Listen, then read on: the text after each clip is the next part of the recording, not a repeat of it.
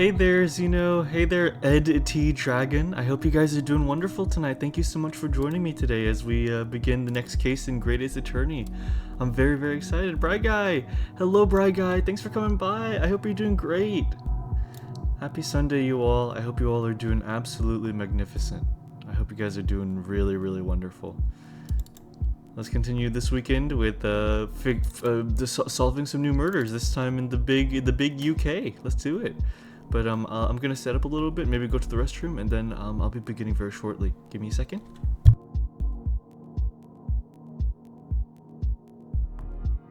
Oh, awesome, Zeno. That sounds great. Heck yeah. I hope you can enjoy your time off.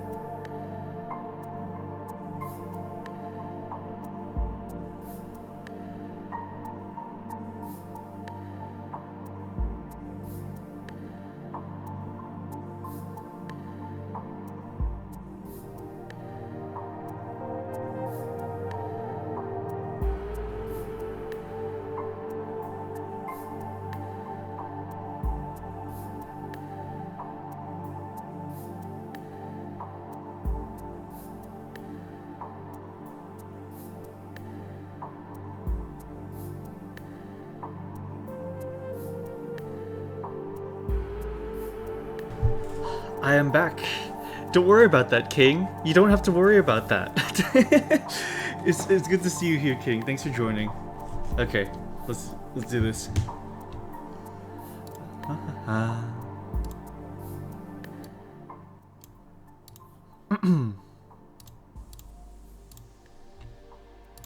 are now watching MrNeutral. Hello, everybody. Hello. I hope you guys are doing all good. I hope you guys are doing fantastic. We're all I wanted when I'm adult. Yeah, no, okay, yeah. The it was a meme. It was like a template somebody made where it was like, "Here lies Mr. Neutral," and the caption for the headstone was like, "He had a fat ass though."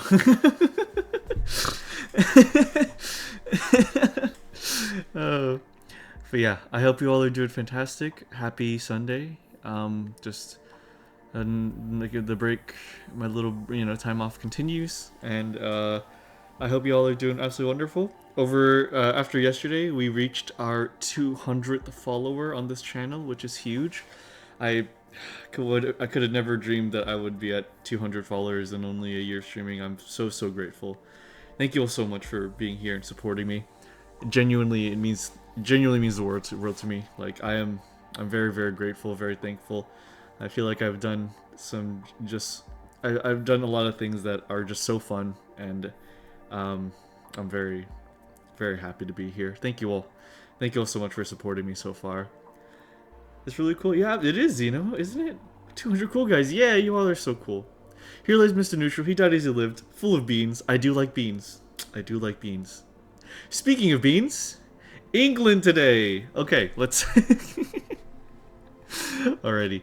Let's yeah, let's do our dailies.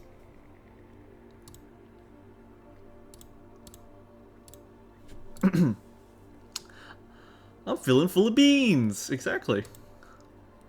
Okay, today we have cockatiel, lemon, hook, swallow, sparrow, unread, turkey, stand, miss, bear, Cameroon, silver, whistle blue, stomach, bust, and luffy. Or Luffy. Cockatiel, swallow, turkey, and sparrow. These are types of birds. Really? Okay, that's supposed to throw us off. Yeah, Luffy is an interesting one. Yo, that's me! I am England! Let's see.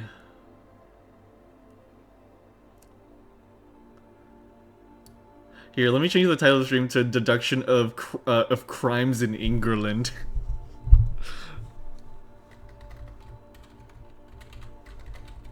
Crime in England.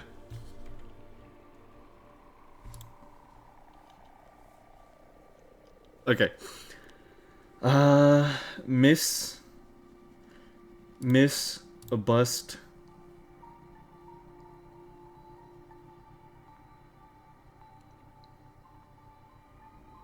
Unread.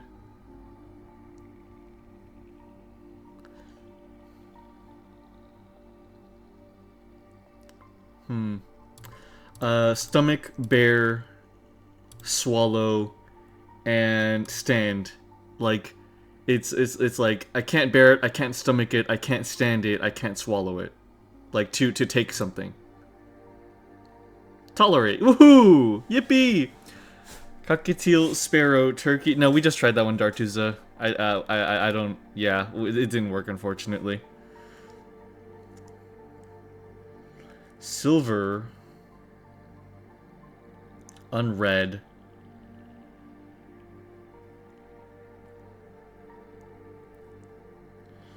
Jack Sparrow. Monkey.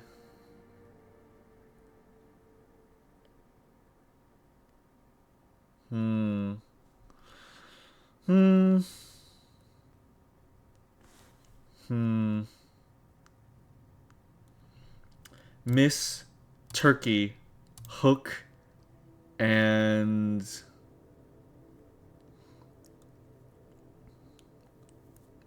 okay, Cameroon, whistle blue, cockatiel, unread. Okay, I will trust you. Cockatiel, whistle blue, unread, and Cameroon. Ending in color homophones. Oh, teal, red, blue, maroon. Wow, Zeno. Wow. That's crazy. Okay. Okay, the homophone ones are always the hardest. Luffy, Sparrow, Silver. Pirates. Sparrow, Luffy, Silver, and Hook. Fictional pirates. Okay. Captain Hook, Monkey D. Luffy, I don't know Silver, and then Jack Sparrow. Okay, cool. Very cool. Yeah, good point. Good point. Turkey, Miss, Bust, and Lemon. These are all like just to mess something up. Flop. Long John Silver. Long John Silver. Gotcha. Long John Silver. Okay. Cool. Very cool. I learned that a Twitch streamer I follow, I don't remember when or why, has a buy thing to turn their avatar into a bimbo version of themselves. Oh, that's stupid. Oh my god. Who would ever want to do something like that with their avatar?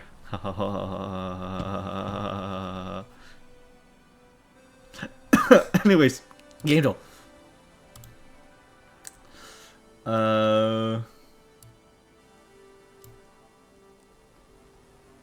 Is this that one vampire game? Newt, what talking about? I'm just saying I wouldn't mind that. Bro, that's a dime a dozen here somehow. I think it's epic, honestly. Vampire... No, it's like V... V Uprising? No. V Rising, thank you. No. It's not that. I don't know this one.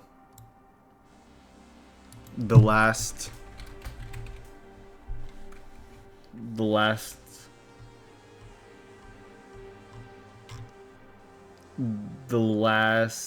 Blade to Last Faith. Okay, never mind.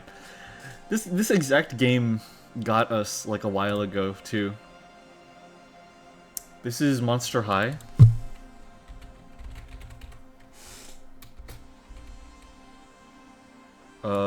What was it again? Monster Prom, thank you. Cool. I don't care for any of the characters in this game except for the Eldritch Girl, I would like to say. I just want to put that out there. The one-eyed Eldritch Girl is the only one I care about. Next one. This is Astrobot. Cute. Gangs, trauma, bandits, hideout, mutants, Fallout 4.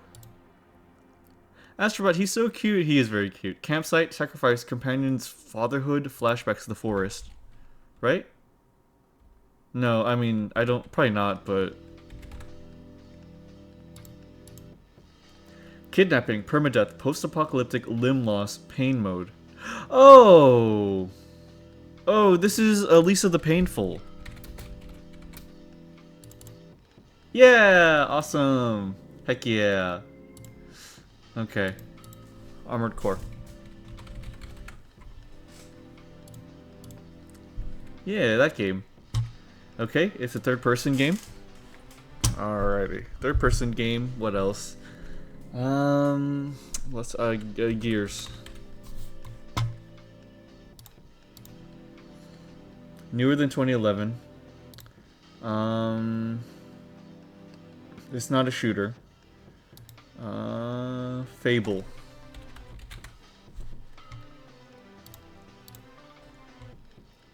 Oh, I didn't realize Fable was that old. Bao. Hi, Bao. You're the cute one. Hi, Mooney. It's good to see you, Mooney. Thanks for joining. Hi, Ace. Good to see you guys. Thank you all for joining. I'm just finishing up my dailies, and then we'll be beginning Ace Attorney. I hope you guys are doing awesome. Thank you so much for coming. Batman Arkham Knight? Oh, huge. Huge. Older than 2015, but it is a single-player only game. It is a single-player only game, younger than 2015, but newer I mean, sorry, older than 2015, but newer than 2011. It is not a hack and slash beat 'em up. It is not an adventure game. It is not an RPG.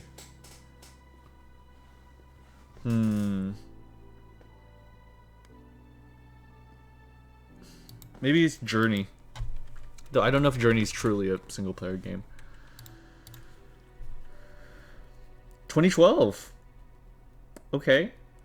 2012. 2012 either platformer or indie game. On the PC. Single player only. Let's get a clue.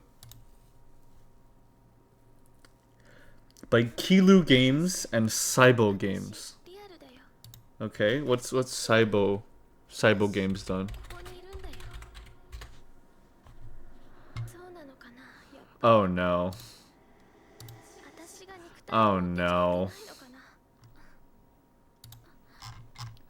Oh no.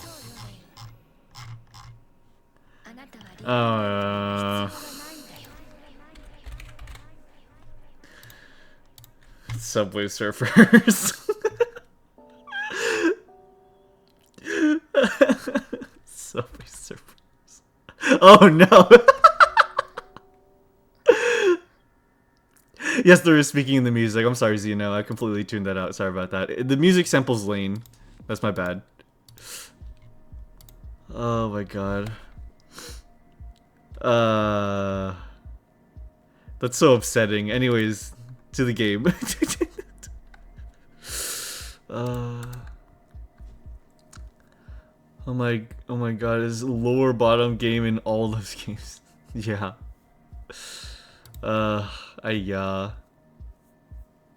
God. Alright. Okay, dudes. Well, I'm wanting to just get right into it personally. So let's begin Ace Attorney, how about, huh? Okay, let me move everything over. I'm very excited to continue. I am excited to see the great UK. The great UK itself.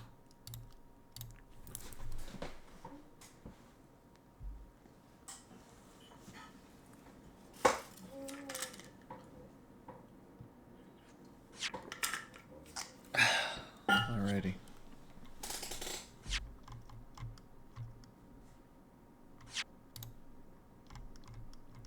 Game capture. Great Ace Attorney.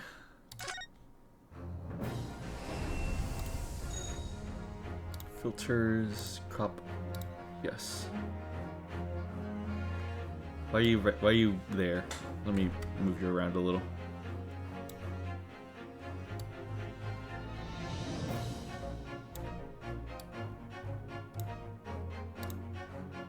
There you go.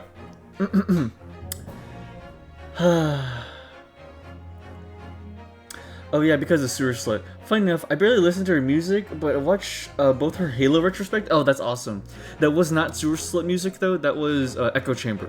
But Sewer Slut does use a lot of voice samples. Great Ace Attorney. Give Ryunosuke some respect. Sorry about that. Yes, it is Great Ace Attorney. The background. Oh, the background did change. You're right. Heck yeah. Huge. Okay. We are in England. Let's do this. Alright, guys. Let's continue.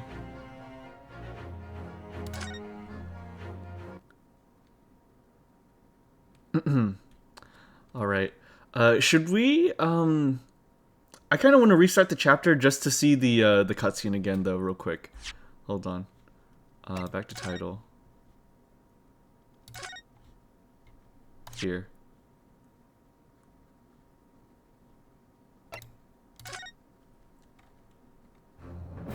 Loving the screens, loving title screens do that? Absolutely.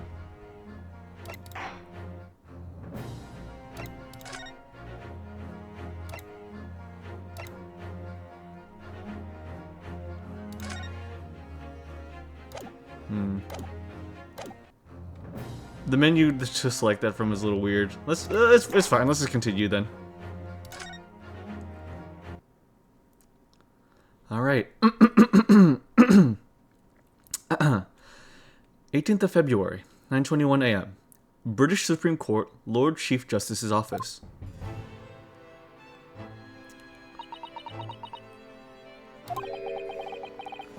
What an incredible place. It's so imposing. It's almost suffocating. This place is breathtaking. It looks like a fortress. There's some stone buildings like this in Japan now, of course. But they've only been built in the few short decades since we opened our borders to the outside world. An authentic example like this has quite a different impact, wouldn't you agree? A far cry from the wood and paper most of our buildings are constructed from. It's certainly unfamiliar. But I think there's more to the differences than just construction materials. What is this place again? This is the Lord Chief Justice's office, Naruhodo-san, in the Supreme Court of Great Britain. The Lord Chief Justice.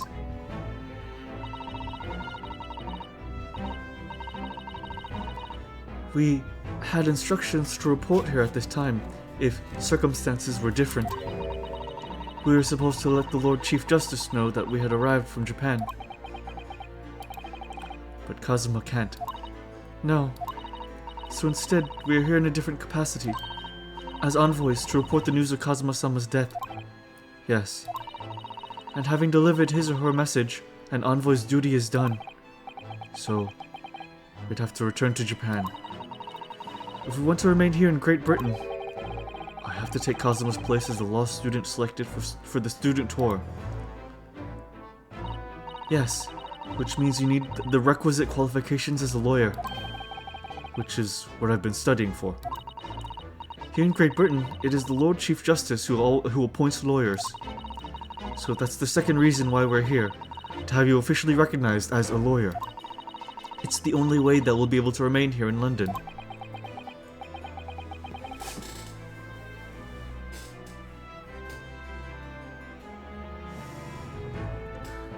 Oh, sorry. I hope I'm up to scratch. Ah, good morning. Sorry for keeping you. Whoa. Oh.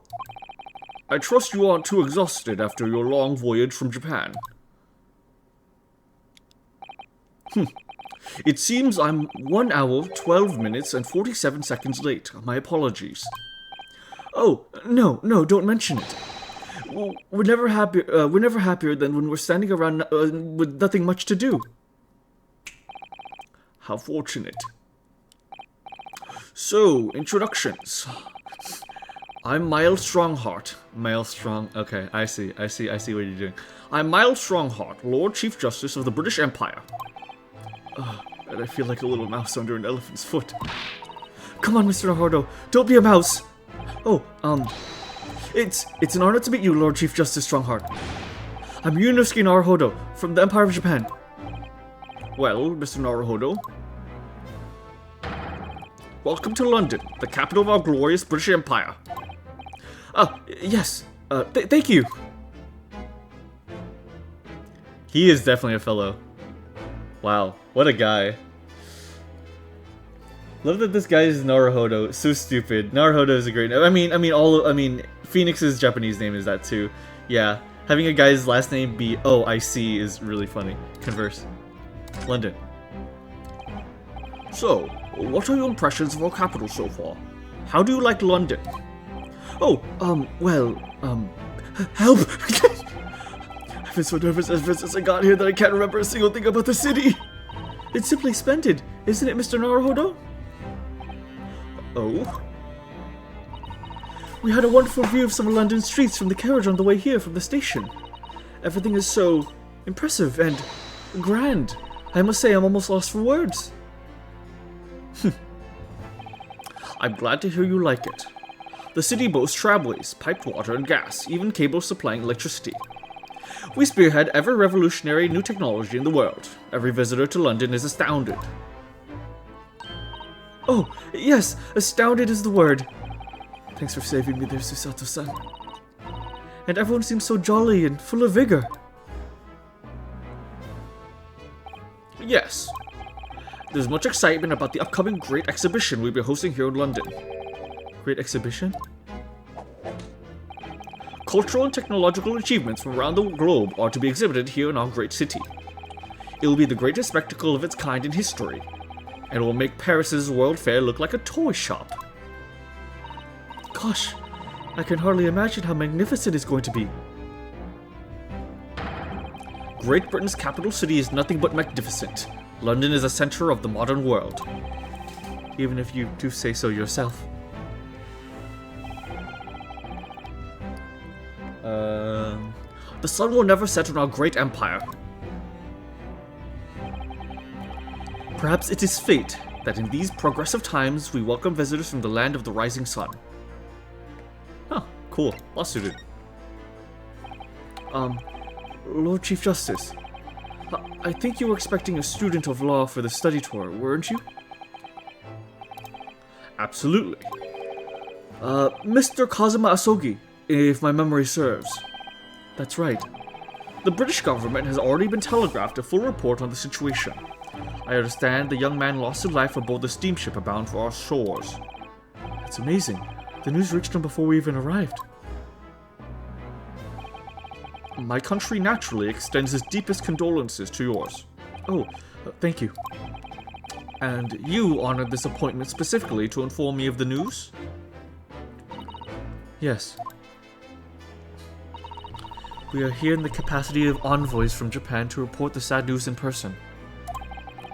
They tell me you Japanese are a people of protocol and courtesy, and I see that it's true. And it is with some regret that I must inform you that the death of the young lawyer means this study tour arrangement can no longer proceed. If you would just hear us out, Lord Strongheart. What do you have to say, madam? It's about the study tour. Mr. Naruhodo here would like to make a proposal. Would he now? Well, Mr. Naruhodo. This is it then. The moment of truth. Let's do it. Let's become a lawyer. The thing is, Lord Justice, Lord Strongheart, I was wondering if perhaps you would consider allowing the study tour to go ahead. Don't misunderstand me. Britain would ideally like to see the tour go ahead, but without a lawyer from your country, there's nothing to be done. Well, in that case, what if there was someone else? Another lawyer from Japan, I mean. Is there something I don't know? Only a single lawyer was invited to Great Britain from your country. And that was Mr. Asogi. At least that is what I've been led to understand. Well, the thing is, this really isn't going well at all. I just can't seem to find the right words to say to this man. Mr. Naruhodo, I could ruin things here if I'm not careful. What am I going to say? If there's someone else here from Japan who could be described as a lawyer, it's me. It's me. I can do it. Is that so? I mean, I don't actually have any qualifications as such, but... No qualifications, you say? And yet you still claim to be a lawyer? I have acted as a lawyer in court before. Only once, as it happens. And I had Kazuma help me, and I was the accused, but glossing over the details. I've been spending every spare moment on the journey here to Great Britain studying. I've learned all about British law and court proceedings while I was aboard the SS Buria. The voyage from Japan is some 50 days, I believe. Not what you might call a full education. To become a qualified lawyer here in Britain, not only do you need a university degree in law, you must also complete several years of training. I realize it's far too short a period of time, but I can't just go back to Japan. Kazuma, Mr. Asogi's journey had only just begun. Coming here on this study tour was all he thought about. I had to carry on and do everything he planned to do. I know it must sound like I have an overly inflated opinion of myself, but I would do anything to prove that I have what it takes. Any test you care to set me. It's just one chance. That's all I'm asking for. Please. 31 seconds. Sorry? Your opening statement there, Mr. Naruhodo, it was 31 seconds long. Not too brief, not too protracted. A perfectly judged appeal, I would say. Which is a skill that would stand you in good stead as a lawyer. Oh, thanks. So, you're willing to put those words to trial, are you? Well, I'm all for entertainment. Huh? But let me ask you one thing first, sir. Yes. You say you intend to do everything Mr. Osogi planned to do. Are you firmly set on that path? Well, yes. That's my intention. I see. Am I imagining things? Or did his expression just alter a fraction there all of a sudden? Very well. You have your wish. I'll give you a chance. A test to become a specially certified lawyer. Whether you pass or fail is entirely down to you. Really? The test. So, what form will the test take exactly? Tell me, Mr. Naruhodo, what do you consider the role of a lawyer to be? Well, defending people, of course. Well said. So, let's have you defend someone. Huh? Your timing is perfect, in fact. There's an apt trial about to begin later today. No advocate has been appointed for the defense as of yet, so this will be welcome news. Today? Straight away? If you manage to secure a verdict of not guilty, you'll have passed my test. What could be simpler? How do I get myself into these situations? Well, could I ask, what sort of trial is it, Lord Strongheart?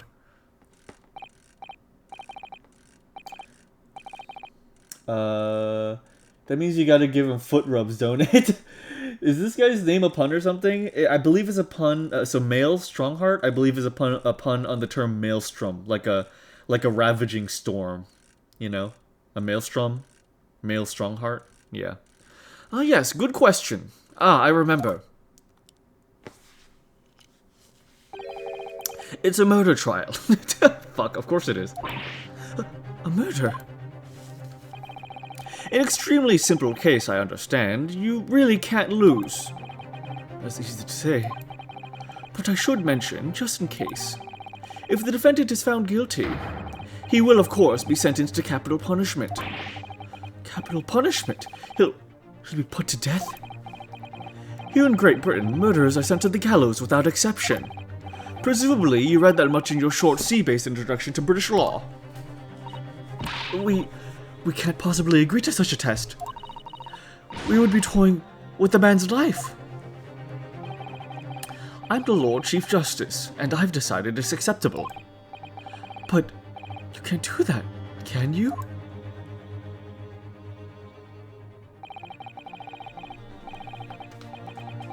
That's a real thrown into the deep end and expecting you to learn to swim or die. Exactly. If I'm not wrong, his hair is supposed to look like a tornado, as you pointed out, like a maelstrom. Oh, that's awesome. That's super good. There's no need to overcomplicate this. All you have to do is ensure that you don't lose. So the defendant may live or die depending on how well I perform in court. If I lose, he'll be hanged. Mr. Naruhodo, you've come to me claiming to be a lawyer. Is this the first Ace Attorney game where the death sentence is like the possible like outcome for the defendant? Because every previous Ace Attorney game, like localizations aside, are all set in Japan. So it's like the death penalty isn't really that much, that like not as big of like a threat. But this might be like the first time in a game that the defendant may get the death penalty. Mr. Sideburns. Maybe. Oh, interesting. Mr. Naruhodo, you've come to me claiming to be a lawyer. If you want me to take you seriously, you need to prove you're willing to do a lawyer's job. And you say you intend to see through the will of your compatriot, Mr. Osogi. I would like to understand just how far you're willing to go in order to make that happen. He's testing my resolve. What's the matter? You've fallen silent. I'm sorry, but time is pressing. The trial begins shortly. I need an answer from you now. What's it to be? What do I say? Do I agree to this absurd test? I'll do it. Alright then. If I have to give you a decision now, my answer is I can't do it. I can't get the words out. 15 seconds. Your decision making needs work if you want to be a lawyer. That was too slow. Huh. So, it's as I suspected, is it? Sorry? You have noble intentions, but lack the resolve to see them through. The test is cancelled. Thank you for stopping by. Go and acquire your ticket for passage back to the east tomorrow. This conversation is over. Yes, Lord Strongheart. Thank you for offering me a chance. Mr. Naruhodo. I'm sorry, Mr. Sato, but what could I do? It's alright. I understand. You do? It's not an easy decision to choose whether to defend a man in these circumstances, but resolve has absolutely nothing to do with it. What are you trying to say, madam? I think what Mr. Sato means is that no matter how badly I'd like to be recognized as a lawyer and stay here in Great Britain, to risk another man's life by treating his one and only chance at a trial so trivially would be utterly unforgivable, and I feel exactly the same way. Hey, haircutter, give me the tornado style. I think they mentioned that serial killer in the Blue Badger. Oh, that's true. That's true. That's true. That wasn't our defendant, but he was put to death. That's true. That is true. I'm sure the defendant won't see this trial as a test, as some kind of experiment.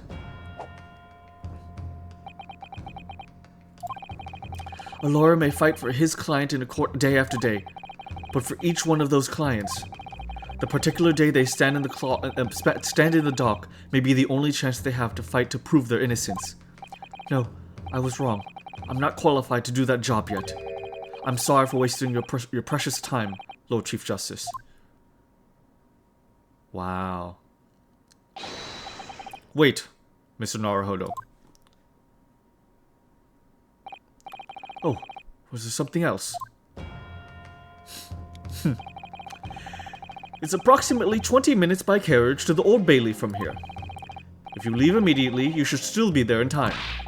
But I just said that I was quite serious in what I told you. The defendant in this case has literally no one to advocate for him. What? At this point, he can't hope to find someone to represent him. The trial will begin without a defense. And if that happens, there's only one possible outcome.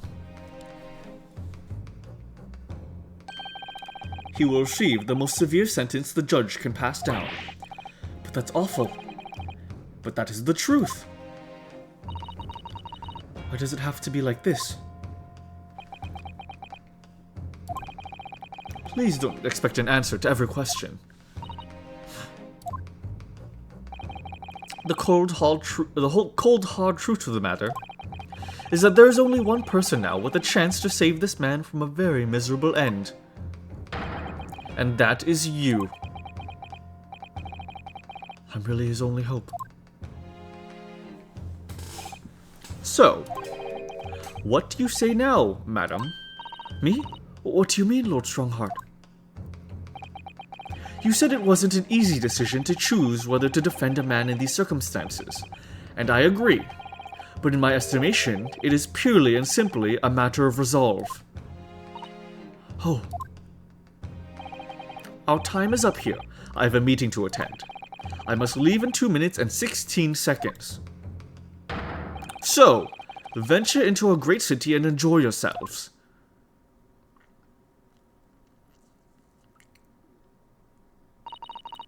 He's gone. He just jumped out the window. The Old Bailey. If we're going to do this, Mr. Naruhodo, we must leave at once. What to do? Mr. Sato, can I just ask you something? Oh, don't throw me! Don't you throw me! Careful.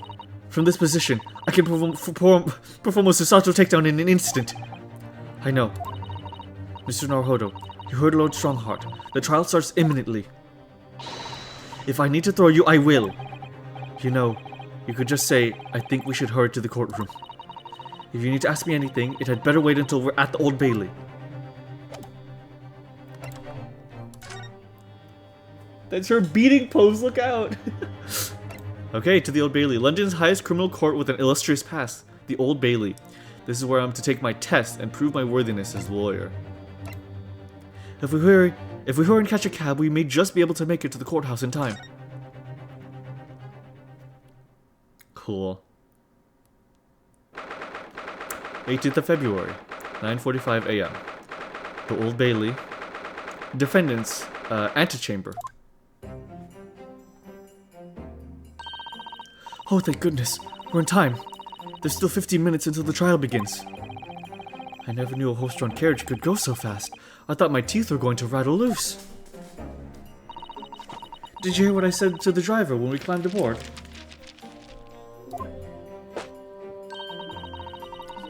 Get us to our destination in 5 minutes, driver, and there's a guinea in it for you. It's one of my favorite lines from the Herlock Sholmes stories, and it worked quite perfectly. I'm not sure why you're so pleased. I thought we were going to die, and we had to pay gold for the privilege. Well, at least we arrived here before the trial started. Yes, I suppose there's that. Anyway, I don't understand it. The court clerk said the defendant should be here, but there's no sign of him at all.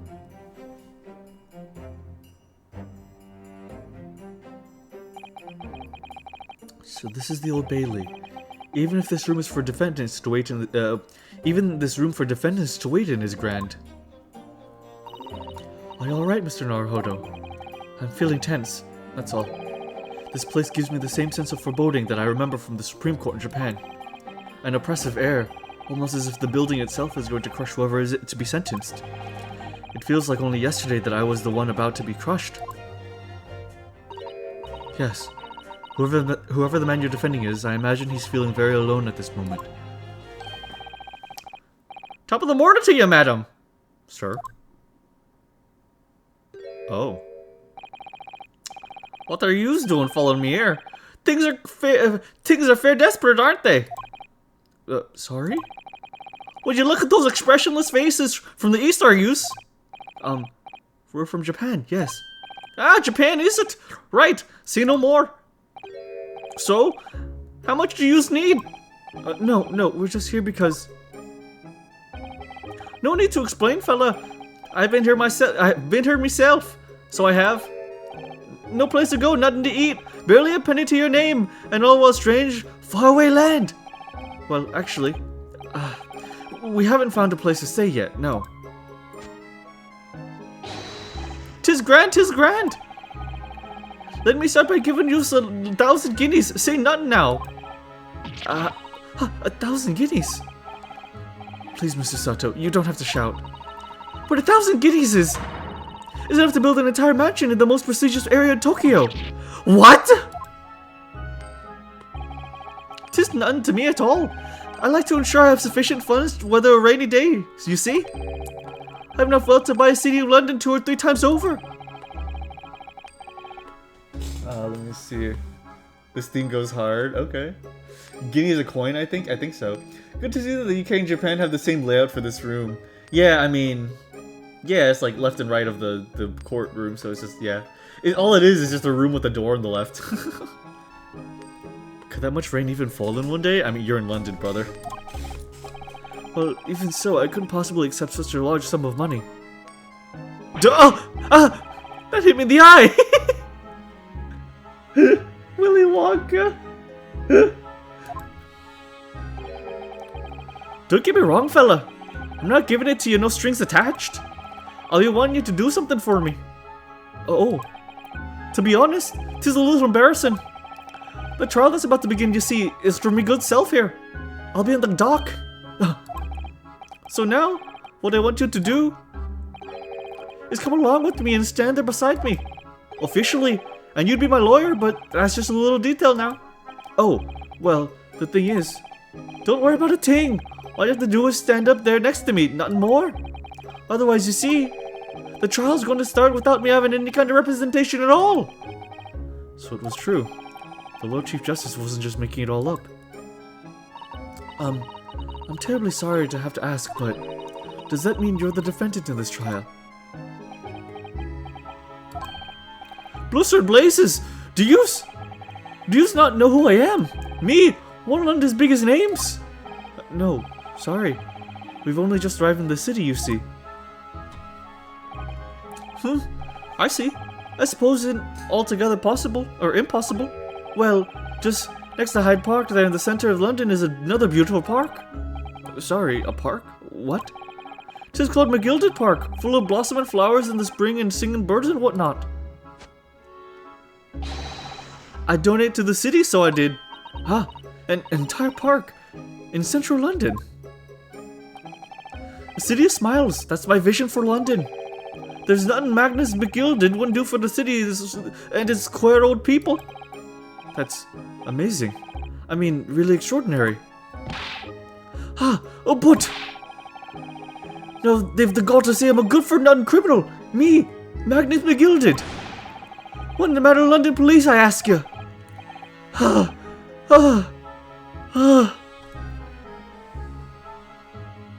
Hey, Shu, thanks for being here. I'm happy that you could make it. I looked it up. A guinea is 1/4 of an ounce of gold. Nothing to see that in terms of value. Today it would equal $1,050-ish. That's crazy. Alright, don't pass out. Mr. Naruhodo? Perhaps now would be a good time to introduce ourselves, while the gentleman catches his breath. Good idea.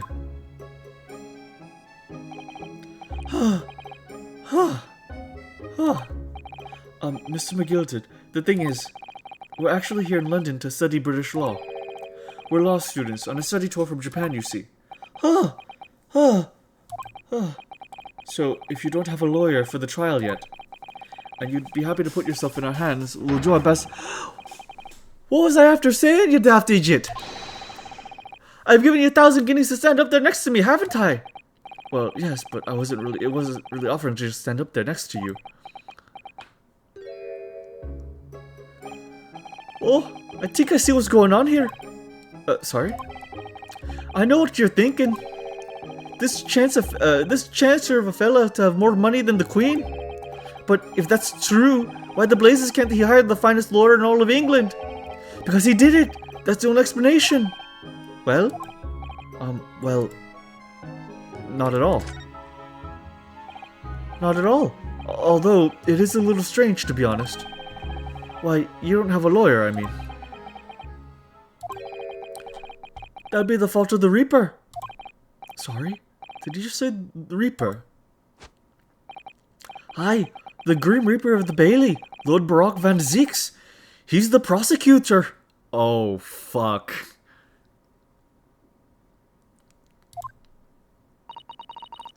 The prosecutor is the Grim Reaper? When Van Zieks stands for the prosecution, they call the accusers sacrificial lambs. Huh. And to this day, in every single trial in which he's been the prosecutor, the accused has been damned. What? So it's reached the desperate situation where there's no one willing to stand in defense against the fella at all. You could say he's a living legend of the Old Bailey. Goodness, Lord Baroque Van Zieks. He must be an exceptionally talented prosecutor then. Talented isn't the word you're looking for, madam. It's cursed? Cursed? What on earth? The defendant is summoned, and his counsel.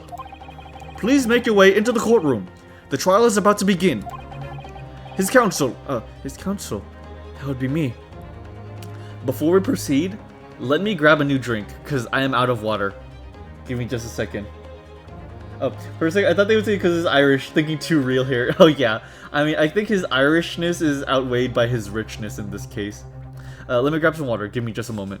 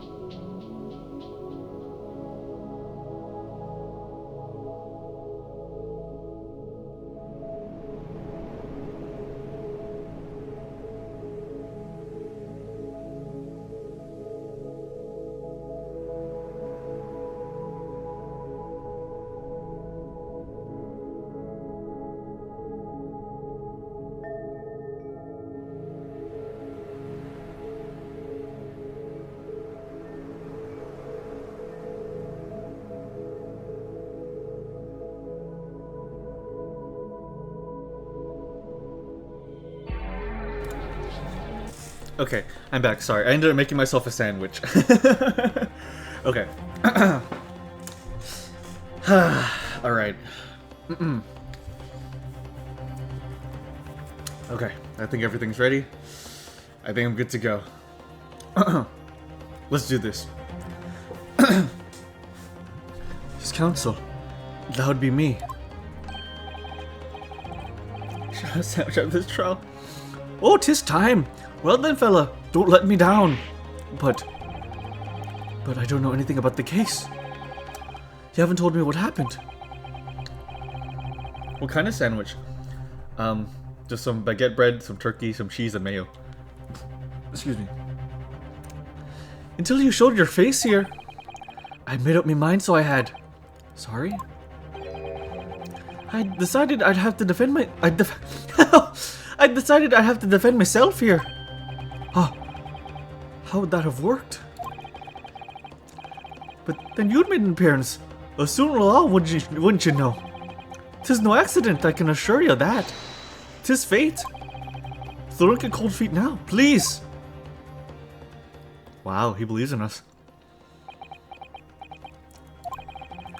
I literally know nothing about the case, or about this man who stands accused. In fact, the only thing I do know is that I can't just turn my back on him.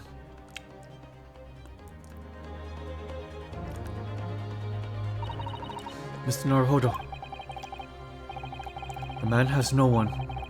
He'll need to stand alone in that courtroom, armed with nothing to defend himself. Yes, something that Cosmo would never have allowed to happen. Huh. Counsel for the defense, what are you doing? If you're late for the start of the trial, you will lose your right to stand. I'll be right there.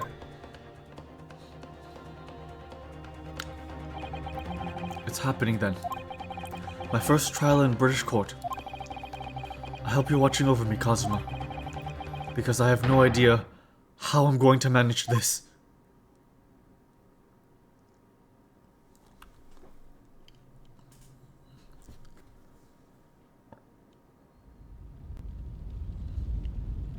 The 18th of February, 10 a.m., the Old Bailey courtroom.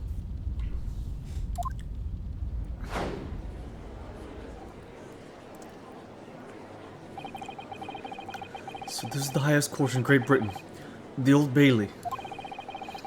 The centuries of history in this place is palpable, isn't it? It's so different to the Supreme Court in Japan. It feels so imposing and serene at the same time. The atmosphere almost makes words redundant. Whatever the country, determining a person's guilt or innocence is always a solemn affair. May I say something, Mr. Naruhodo? Oh, yes, what? Your eyes look ready to pop out of your head again. I know, but I just can't help it.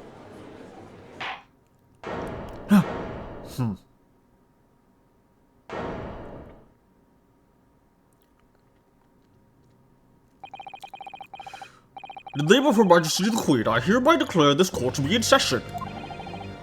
We are here today to determine the guilt or innocence of Mr. Magnus McGilded. I now call upon the counsels of the prosecution and defense to declare the willingness to proceed. The prosecution is fully prepared. That must be the Reaper of the Bailey. He really does fully look prepared to dispatch his next poor victim to the underworld. Oh, fuck. Holy shit! Counsel for the defense. You appear to be Eastern. You appear to be an Oriental. Do you have some Kung Pao chicken ready for me? Are you ready to do flying karate and do some chopsticks at me? Do you speak English? Huh? Oh, yes, of course. All of that, and that last one specifically, yes, sorry. But he asked if the defense was ready. And I couldn't be further from ready if I tried. Those eyes please me, Nipponese. They shroud your fear, your doubt, your trepidation. They run wild, clinging to some phantom notion of courage. The quintessential look of a sacrificial lamb. A cold shiver just ran down my spine, all the way to the tips of my toes, and my you-know-what. Holy fuck! Also, I didn't realize he had blue eyes. That makes his stare even more chilling. What the fuck? Damn, Van Zieks could get this Vantique. Van Zieks the goat. Oh man. Uh-huh. Now, Mr. McGilded. Yes, my lord. You stand accused of murder, a capital offense. You could be sent to the gallows if found guilty. Are you quite sure you wish to entrust your defense to this? I restrain my words. As I've always said, my lord, 'tis a grand thing to give opportunities to the young. Even if the fellow is a student from some little island off in the Far East. Is it not the British way to ignore the dangers of yourself and give the less fortunate a fair chance? I'd like to think that acts of chivalry do Great British Empire proud. Listen, Mr. McGilded, what a fine gentleman London has in him. To hear that he donated £5,000 to the government the other day? Will it please me go and play in McGilded Park? It seems as though everyone in the public gallery is firmly behind Mr. McGilded. That's definitely welcome news. And he certainly has a way with words. I'm surprised he couldn't convince anyone to defend him. Eloquently put, Mr. McGilded, and most laudable sentiments. Now, ladies and gentlemen of the jury, I'm sure I need to hardly remind you that you 6 members of the public have been selected for your impartiality. Are you ready to proceed? Yes, my lord. If the task is to send rotters to the gallows where they belong, I'm more than ready. At the manor, his lordship... This is so fucking cool! This is so cool! At the manor, his lordship always says we should dispose of rubbish properly. And promptly. Naturally, I agree. Any criminals here would soon be wishing they never set eyes on me.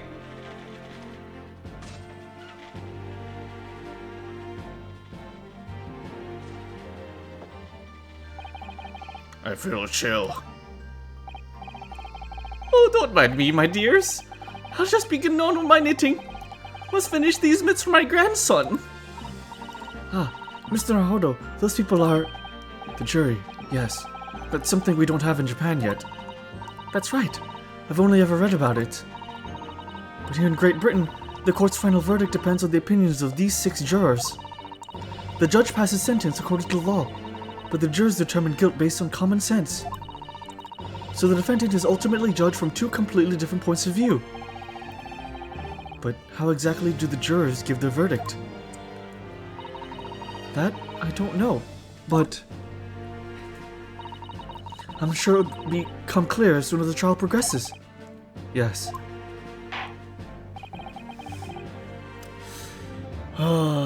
Glad they just took the menacing version of Edgeworth and made him into his own character. Yeah. Yeah, bro with the knife. Everyone is cool with that? Yeah, of course. This is a stenographer. What is this stenographer or juror? So we have a jury of the deal now. Yes, we do. The final mechanic of the game. British jury. Prosecutor Van Zieks. My lord. It's been a number of years since we've seen you here in the courtroom. I thought you'd renounce your fame. I'm known as the Reaper of the Bailey, my lord. Infamy rather than fame, I would say. But yes, 5 years have passed since I last spread my wings in this capacity. So, what brings you back? Is there some change of circumstance which the court should be aware? I heard the Twinks were in town, and I came to collect.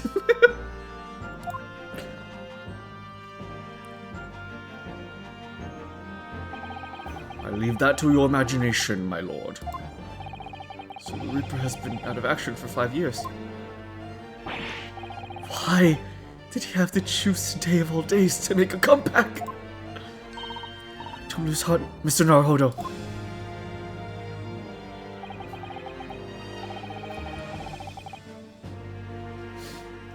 Damn, I wish the jury was, I was part of this school. Being jury isn't actually cool. Yeah, fair enough. I say cool. Pretty thing to enter the game. Anyway, that's just Dragul, fucking vampire over there. Quick, check that man's shoulder! As you wish, sir. The court nevertheless welcomes your return. Now then, opening statements, I think. Summary of the case, if you please. Certainly, my lord. As your lordship is aware, this is a case of overwhelming simplicity. You must be the only ones in here who aren't aware.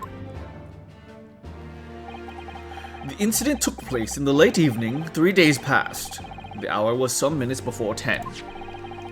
The victim was a maker of building bricks, known in the community as the thrice-fired mason. Sorry, thrice. He was a very accomplished craftsman. The bricks she fired were said to be almost indestructible. Oh. The victim's corpse was discovered in an omnibus in service to the streets of London at the time. A dagger that had been thrust into the victim's abdomen is believed to be the ultimate cause of death. Here's the autopsy report from the investigating medical officer at Scotland Yard. Thank you, Counsel. I shall accept that and add the photograph as evidence. Autopsy report? Autopsy report. A report prepared by the Scotland Yard coroner. It gives the cause of death as internal hemorrhaging as a result of a single stab wound to the abdomen. Photograph of the crime scene. Crime scene photograph. A photograph of the victim taken on the omnibus. The knife in his abdomen is clearly visible, but his face is partly obscured from view by an old crooked hat. And one further item of evidence. The prosecution wishes to submit these as well. And these are... Good lord! Is that blood, Counsel? Yes, my lord. Seized by a policeman who arrived at the scene. These gore-soaked gloves were taken from the hands of the accused when he was arrested. Huh, what? Mr. McGilted's gloves had blood on them.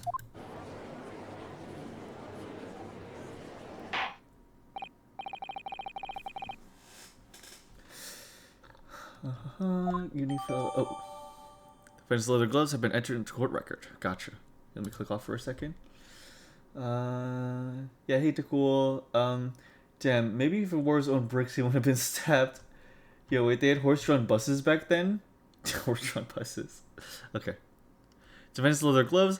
The leather gloves the defendant was wearing at the time of the incident. There's blood stain in the right glove. How did I get into this? I backed into a corner before it even started. Continuing.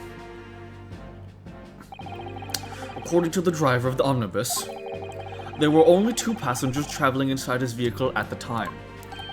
Only 2? Obviously, one of those passengers was the deceased brickmaker, Mr. Mason. The other was the accused Magnus McGilded. Well, rather damning circumstances to say the least. Defendant, what say you? Well, of course, I have no recollection of such a thing. Mr. McGilded. To be sure, I rode the omnibus that evening. But whenever I'm in a carriage, I'm taken with a fierce tiredness, and I always succumb to it. Are you claiming to have been asleep? 'Tis the motion of the carriage, my lord. Lieutenant, so it is. And until when I opened my eyes again. 'Twas a desperate sight before me. The body of a man I'd never laid eyes on before in my life. Now I ask yous, what good-hearted soul wouldn't rush to help a fellow bleeding from his stomach? I was about to start worrying about my gloves now, was I? I reached out to give the man a hand. So the blood got onto the gloves then, after the man had been killed. Unfortunately, that statement of the driver's is only the beginning. What? That's not all of it? There were multiple witnesses to the precise moment at which the brickmaker was fatally stabbed. The hunch. Order! Order! Order! When the killing took place, only the victim and the accused were inside the carriage. When there were witnesses to the crime, This is not just the case of compelling evidence. It's the nail in the coffin for the accused.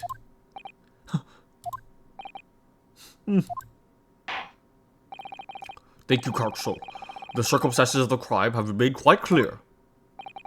I think we will hear the testimony from these witnesses, first of all. Your wish is my command. Bailiff! Bring the witnesses in at once. God, he's so cool.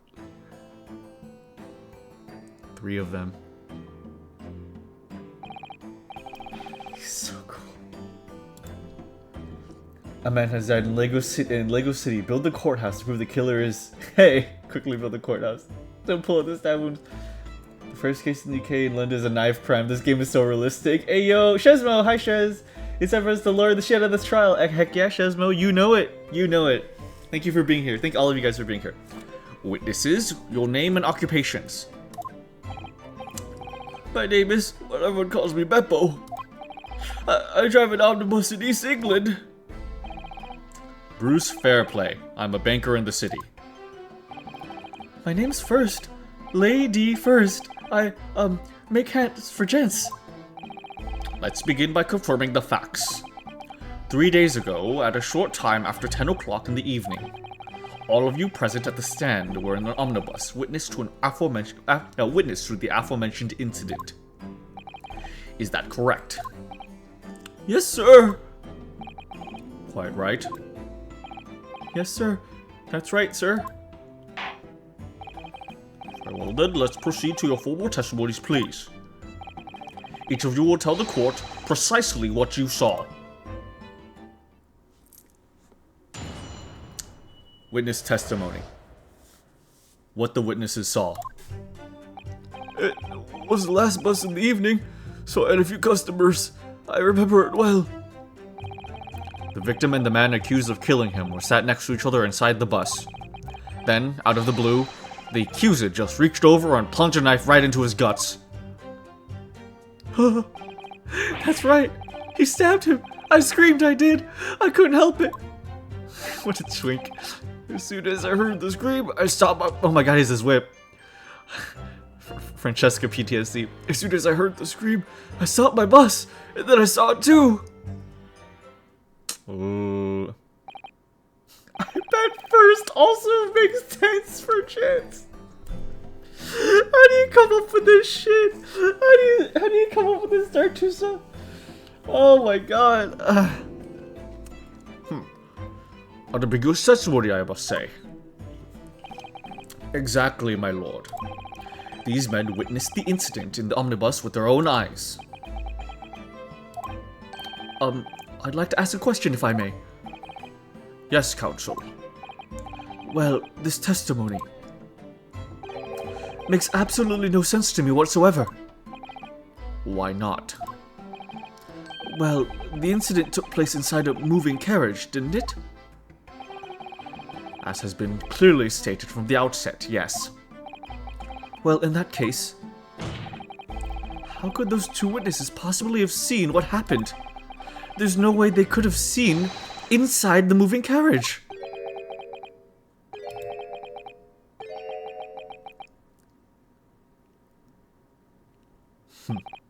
How quaint. I had read that civilization in the Eastern Island nations was a good century behind our own. But you're here in London yourself. Are you really so ignorant about our omnibuses? Huh? Tell me, my Nipponese friend, have you even traveled in an omnibus? Well, no. We only arrived in London this morning. No matter. I've arranged for us all to see for ourselves the actual scene of the crime, that is. What do you mean? The actual scene? How? A carriage is designed to be moved after all. Presumably you understand that much. Yes. The omnibus in which the bloody crime took place is here today, in this very building. Here? What? The entire carriage. Bailiff. Bring forth the stricken omnibus. Oh.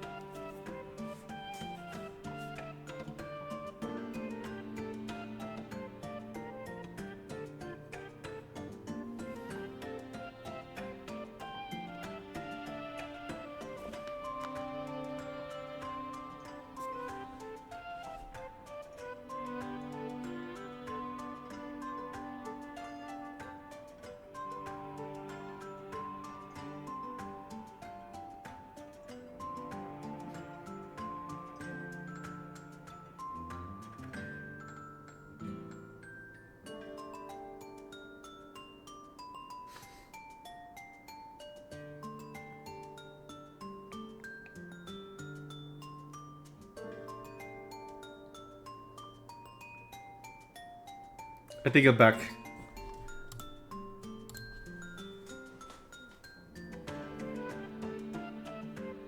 Refreshing.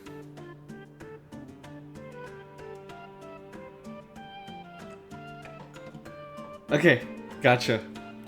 Alright, let's see here. Rip stream, no, I can't help think that the stream crashed just as I arrived when we recorded early recess. Shows my special tag stream stopper, welcome back, thank you! So sorry about that, I have no clue, what, you know, I mean, just, it happens. I don't know how long I was out for, but essentially all that Von Zeke said was that he arranged to have the carriage here in the courthouse so that we could look at the crime scene. Is everything looking good? Shall we proceed? Is everything okay?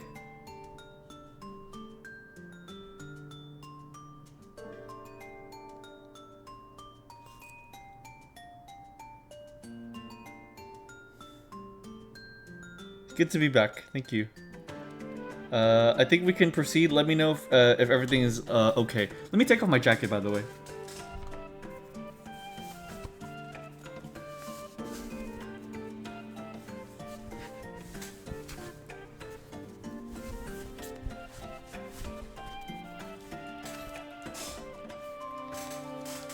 How did he get through the door? I have no clue. Brought the whole carriage? I guess he did.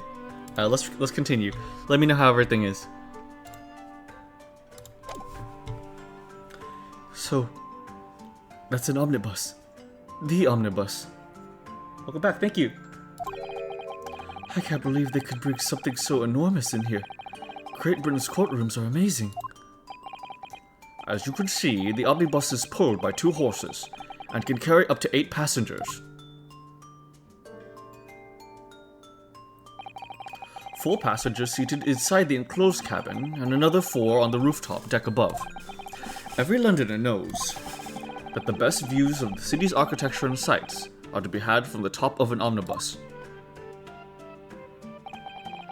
And I should point out to our foreign guests that there's a skylight in the roof allowing a view of the interior from the seats above. Huh, a skylight. Oh! The penny drops at last, I see. These 2 gentlemen were occupying the rooftop seats on this omnibus when the murder took place. That is how they came to witness the grim incident. Through the skylight. Ah, that makes perfect sense. Well, counsel, this is a first. In all my years behind the bench, I've never experienced the crime scene itself be brought into the courtroom. There are a number of important clues remaining inside the carriage, my lord. I would like to submit the omnibus itself as evidence. That is the prosecution's wish.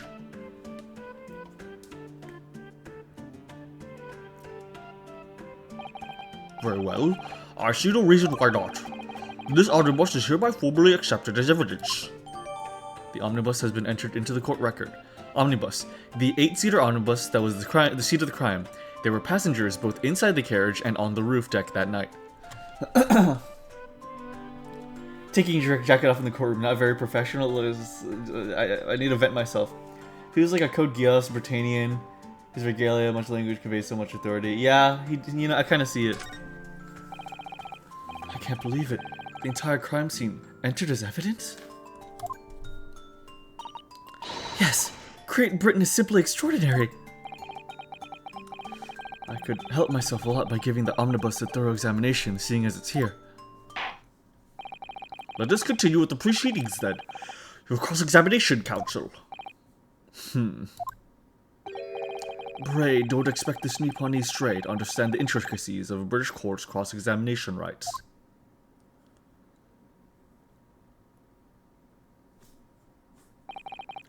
Alright, my first cross-examination in a British court. Focus, Ryunosuke. Focus. The judge design is really good, yeah. Cross-examination. Cross-examination. What the witness saw. It was the last bus of the evening, so I had a few customers. I remember it well. The victim and the man accused of killing him were sat next to each other inside the bus. Then, out of the blue, the accused just reached over and plunged a knife right into his guts. That's right. He stabbed him. I screamed I did. I couldn't help it. As soon as I heard the scream, I stopped my bus. And then I saw it too. Alright. So when it happened, the only two people in the enclosed cabin area were the victim and the defendant. And, so help me, 3 whole people witnessed the man I'm trying to defend do the deed. I don't like to be pessimistic, but we do seem to be in a rather difficult situation here. What am I supposed to think here? Is Mr. McGilded really innocent? Or could it be? But before we jump to conclusions, our first task should be to gather information. We need to understand the case much better than we do at the moment. Yes, you're absolutely right. Let's listen to those witnesses' statements again. A little more carefully this time. Oh, we do. Oh, we have the sword, yeah. Okay, I remember it well. Hold it! Hold it! Oh, yes. Yes. I think it was sometime after 10, wasn't it? Oh, yes, sir. That's right, sir. Yes. Ever so cold it was, sir. Freezing, in fact. And you had 4 passengers on board at time, is that correct? Yes, that's right, sir. Not all traveling in the same parts of the bus, of course. No. And there were no other passengers when the incident took place. No one alighted, for example. You're quite right with that, sir. No other passengers like that. No, none. So nobody fled the scene of the crime then. I have to say, the bus is what run he does every evening. That bus of the day.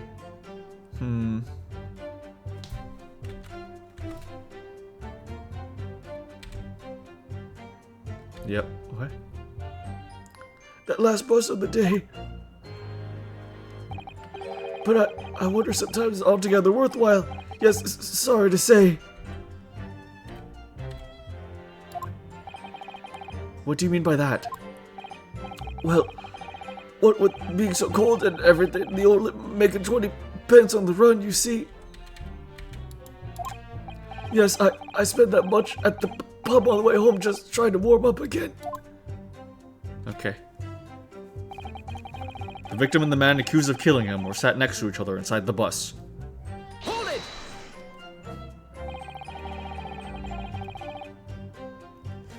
Mail obviously knew the truth or he wouldn't have given us this as a test. Yeah, probably.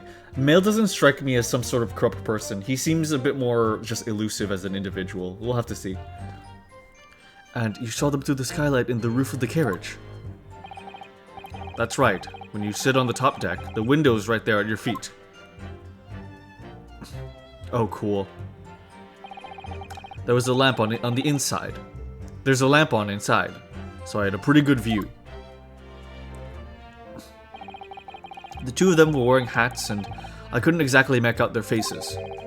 but there's not a shred of doubt in my mind that it was Mr. McGilded. How can you be so sure? Well, how can I put it politely? McGilded is a gentleman of rather small stature.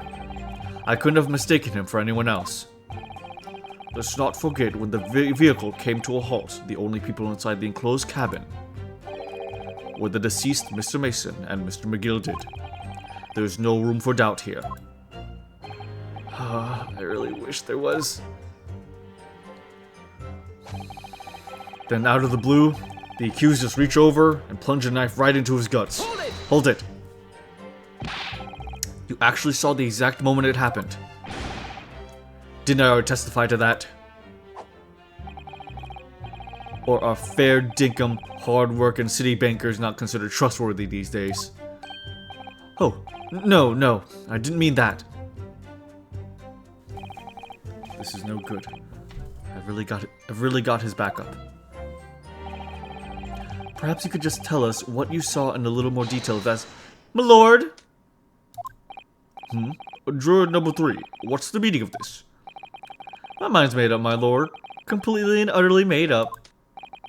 Made up about what? I don't like the stinking rich. Never have.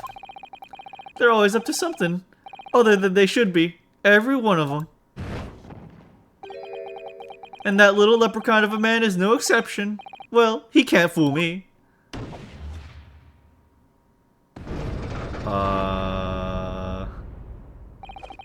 There's no point wasting time listening to any more of this. That's my opinion on the matter anyway. Hold it! That is precisely what I was about to say. As the foreman of the jury, it's my duty to set a good example to my fellow jurors.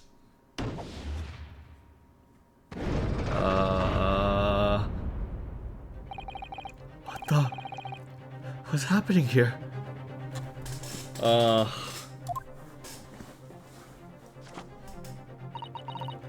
Let me see. Ah, yes, it seems that's how the members of the jury give their verdicts. With fire? Apparently, yes. White for innocent and black for guilty. As the 6 members of the jury make up their minds about the case.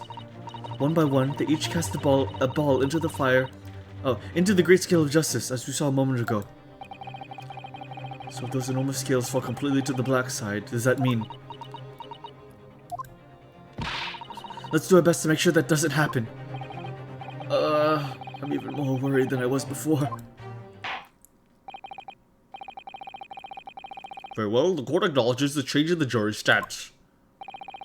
Counsel for the defense, please continue with your cross-examination. This is a nightmare. Man, why don't we have contraptions like that in real courtrooms? Because we're not cool enough. That's right, he stabbed him. I screamed, I did. I couldn't help it. Hold it! Hold it. He stabbed him, you say. And you were sitting up on the roof deck, were you? That's right, sir. I was up on the roof seats.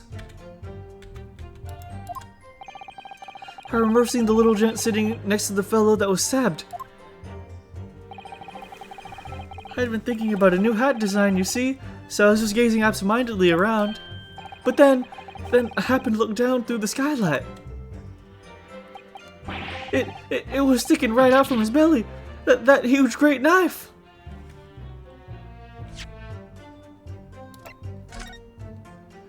That is a pretty big knife. A grim sight indeed. Huh, that didn't help me at all. Uh-oh.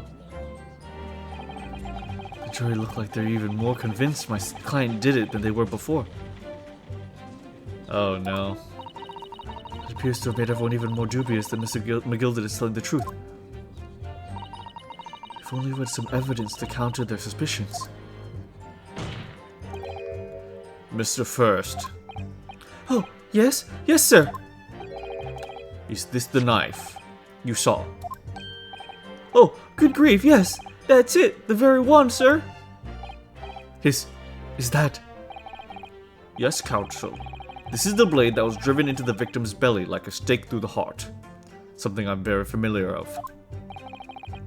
It is a blade of considerable size, counsel. it's nothing compared to my own. It is. And furthermore, the scabbard is emblazoned prominently with a certain initial. The letter M, which seems oddly familiar. Please, no. M, for Magnus, perhaps, or McGilded, probably. Take your pick. It seems this particular big name in London made a magnificent mistake. Objection! But there are M's everywhere. Yes. Like in Mason. Objection!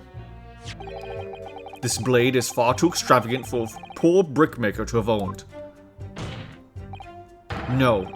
This weapon of murder almost certainly belonged to the accused.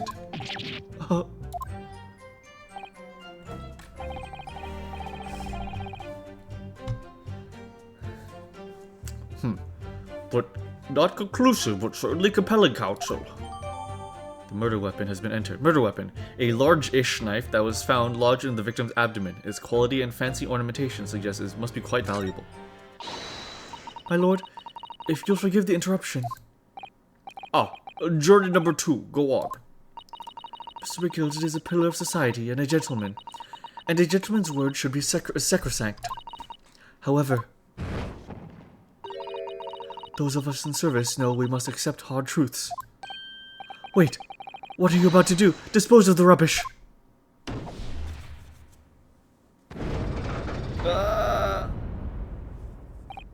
No! I don't wish to cause offense, but I do like to eradicate all traces of filth and grime. Hold it! I have painstakingly typed every word uttered here today and cross-referenced all the facts. As such, I am now in a position to draw the only logical conclusion. No. Not again. That's 4 out of 6 jury members who proposed a guilty verdict. There are only 2 left. We've had it. Every time I press these witnesses for more information, I just make the situation worse. Nevertheless, what we need more than anything at the moment is more information. We're still very much in the dark. I suppose we'll just have to keep pressing the witnesses, knowing that more sparks may well fly. We mustn't give up the hope that we'll uncover something that will give us a way to fight back. But... alright, I'll keep trying. I can't give up. I just need to keep calm and listen to the witnesses' statements again. Okay, so that was... oh. As soon as I heard the scream, I saw my buzz, and then I saw it too! Oh, Debbie Momi? Hello, good to see you. Hello, mate. I love your streams, and I would like to be a fan for anime. My username is... That's a bit of an odd first message, Debbie. I appreciate it, but starting with your Discord is a little strange. Like, I'll have you know, like, just that's a little odd. Okay, I hope you know that. My nickname is Vlad Dracula or Vlad the Impaler. I'm not sure you need to elaborate. Judge, if he has a knife right now, there's a little picture as well. Toasted guilt. Boy, these boys are going to be so stupid when we crack the case wide open and save the day. Exactly. Exactly.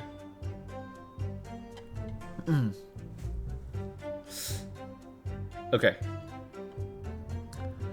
Okay, back to the game. Yeah, press? Hold it! Hold it! What exactly did you see? Oh, well, sir, that'd be a passenger, sir. Yes, collapsed on the floor he was. Ah! He was not collapsed on the floor. And by passenger, obviously you're referring to the victim, Mr. Mason the brickmaker. And then the passenger had that knife in his head, like this. No. By the other passenger, obviously you're referring to the accused, Mr. Magnus Begilded. And he plunged it out like this, stabbing the other passenger in the belly. What? My lord, I wish to speak. Yes, juror number 5. Do I take it you too? As the master of the London Guild of Coachmen, the idea of a murder being committed in one of the city's carriages is utterly abhorrent to me. It wouldn't be right to make a decision before hearing all the facts, though, I said to myself. But I've heard enough now. The horse has bolted, as they say. No, please! Just keep an open mind a little. Gee up now, Silverblaze. The finish is in sight.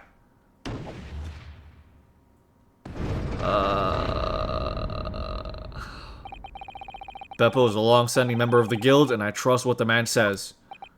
Oh, thank you, sir. You're too kind, sir. This is too unkind, sir. Which now means that 5 jurors agree to condemn this man.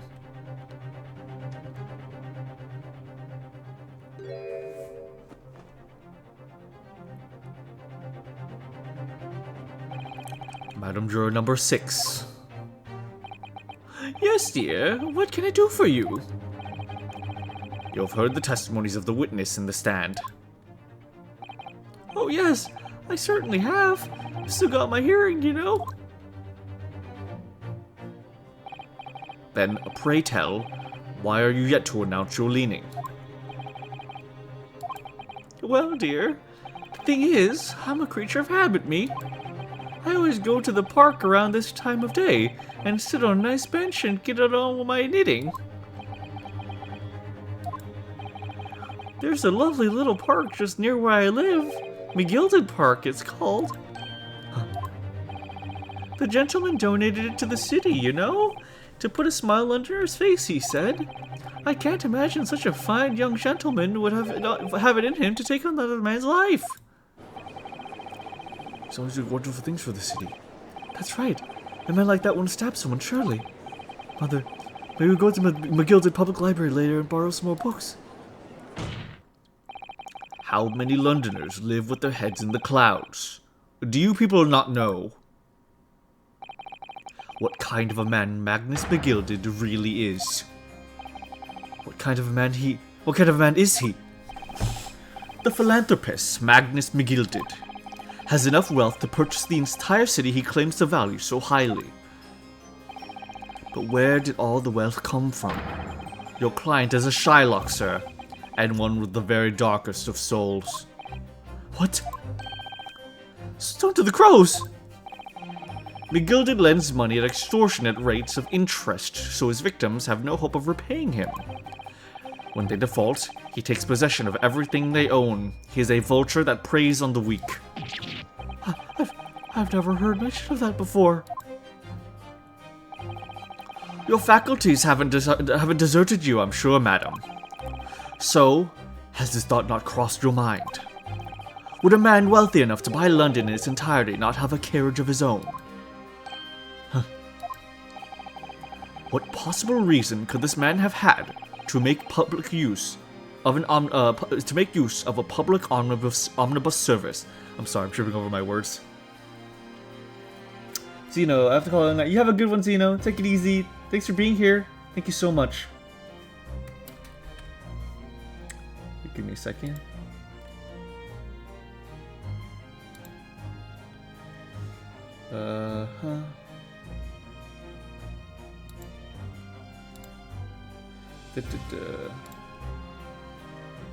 There we go. Let's see. He just contracted himself. He said the knife was in his head, so pull it up with the belly. Or yeah, that was a little interesting. That was a little bit interesting, King. You're not saying that. The victim, a poor brickmaker, had next to nothing to his name, save considerable financial liability. It will come as no surprise that his creditor was accused, Magnus McGilded. But let it also be known that the very day Mr. Mason was killed, the final repayment date for his debts. Good gracious! The brickmaker was destitute. He had lost his house. He had not a shilling with which to repay his debts. And in the end, this pitiful soul had the very last thing he owed taken from him, his life. By the merciless philanthropist pretender, Magnus McGilded. I don't believe it. Hold it! If I might add something briefly, Mr. Sato. You claimed that the victim had been lent money by Mr. McGilted. But where's the evidence to support your claim?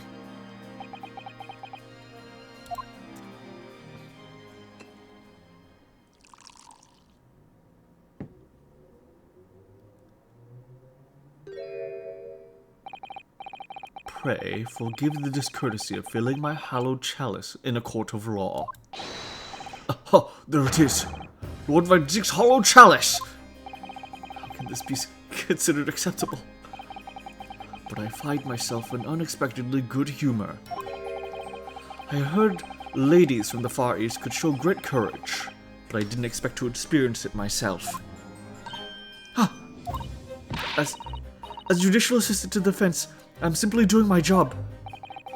What a pity that your display of courage is in vain. This is the debtor's ledge, which details all monies loaned by the accused. You will find the victim's name clearly recorded inside. Oh. Allow me to present this ledger as evidence. And pray forgive the discourtesy of raising my chalice in a toast to the enigmatic East at the same time. A marvelous toast, Counsel. I will gladly accept this due evidence. Debtor's ledge. Debtor's ledger. A catalog of people who had borrowed money from the defendant at a high rate of interest. It includes the victim, who owed 20 guineas. Woof. I love attack on his character to get the jury to hate him. Yeah, right? It's just an attack on his character. It really is.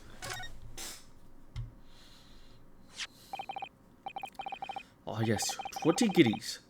The victim owed a considerable sum, and the accused made quite certain he had ample recompense. Well, it would seem I've had the wool pulled over my eyes. Regrettably, madam, that is the modus operandi of the accused. And it's such a pretty little park, too. What a scoundrel! Oh no. Still, maybe it's all for the best. Huh. Wait a minute. Let's think about this a little more before... I don't stand for nonsense! Oh.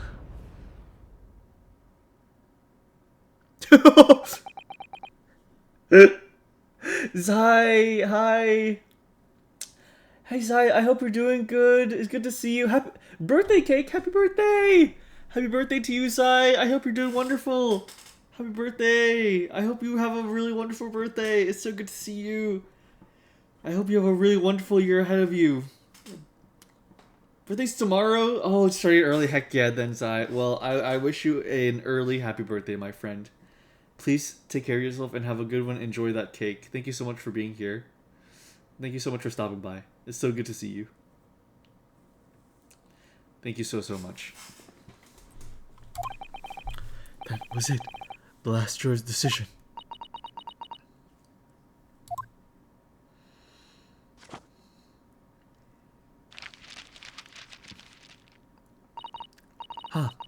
According to this encyclopedia of British law, when all members of the jury have concluded that the defendant is guilty, court proceedings are suspended, and the presiding judge will deliver the final verdict and sentence. That's what it says here. The final verdict. It's over then. Oh. There's a footnote, though. A footnote. However, the defense... All 6 members of the jury are now in agreement in this case.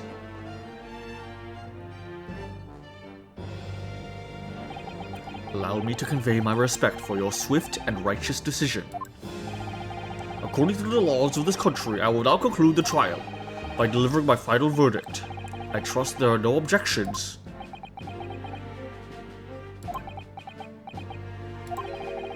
Mr. Sato, just tell me one thing. Oh, yes. You were in the middle of saying something before. The footnote in your encyclopedia of British law. However, the defense... What did it say next? Oh yes, of course. One moment.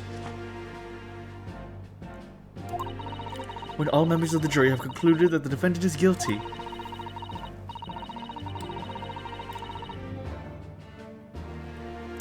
court proceedings are suspended and the presiding judge will deliver the final verdict and sentence. And the footnote says, however, the defense has the right to demand a summation examination of the jurors at this point.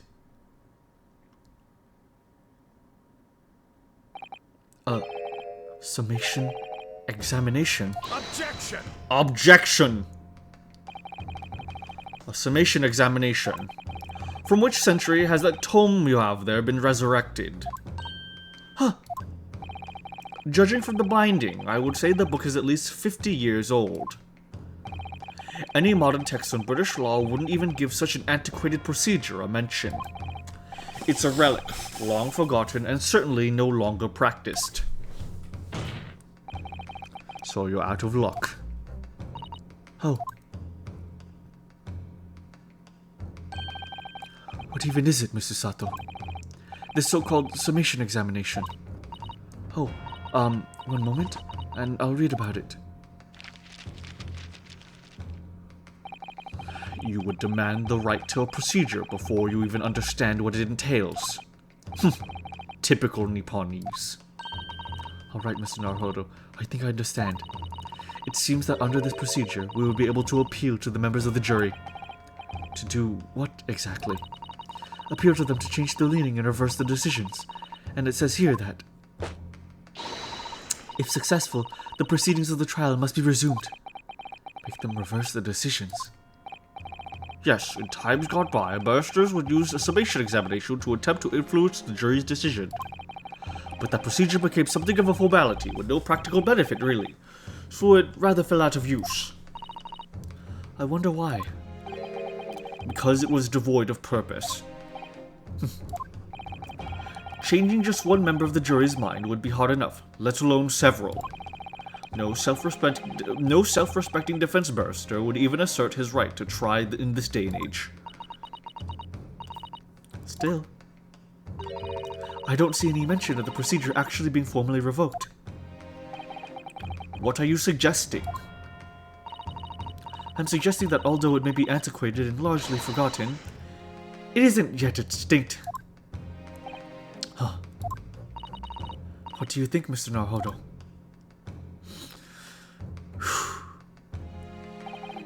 A summation examination. Our last possible option. Do we assert our right to carry it out, or admit defeat? Let's do it! The defense wishes to assert its right to a summation examination, my lord. Objection! Objection! London is the capital city of the most powerful nation on earth. We have a duty to the world to exemplify the very highest standards of judicial procedure. Summation examinations are embarrassment that should be remain buried. Objection! Objection! But if it's alright, it's alright. I believe it could prove vital in this trial. The defense's petition is perfectly valid. The court will proceed with the summation examination. We Nipponese like to add new game mechanics to the court. So true! This is madness. Foreman, are you and the remainder of the jury ready? Huh? Well, I'm not, There was no mention of this in the letter I received, you see, so... All members of the jury will be asked to explain on what grounds they've reached the decision. On what grounds? You must all justify your decisions. Explain why you believe the defendant to be guilty. Well, my lord, you're rather putting us on the spot. This is most irregular. No mention of this was made before. I don't really hold with all this justifying lark. It seems to have thrown the jurors off. It seems none of them have experienced this before. Alright then, the summation examination. A defense procedure no practicing lawyer has attempted for years, is it? Well, just maybe. It might be the opportunity we've been looking for. To turn this trial around. So be it then, ladies and gentlemen of the jury. The court hereby calls upon you calls upon you to state the grounds on which you find the defendant, Mr. Magnus McGilded, guilty of the most serious crime. Cool. Judicial findings. The jurors' contentions. Cool. There's no one else in the carriage at the time, so it has to have been him. I trust the driver. He has an excellent memory, it seems. 4 passengers with fares totaling 20 pence. He stuck the chab next to him just like this. Brazen, I must say. Absolutely brazen. I have simply typed and collated all the statements made thus far and drawn the logical conclusion. You can't trust the guild. Oh, you can trust the guild. Fair fares is our motto. We haven't raised prices above 4 pence for years. The scoundrel! Stabbing that poor man on the floor! It beggars belief! How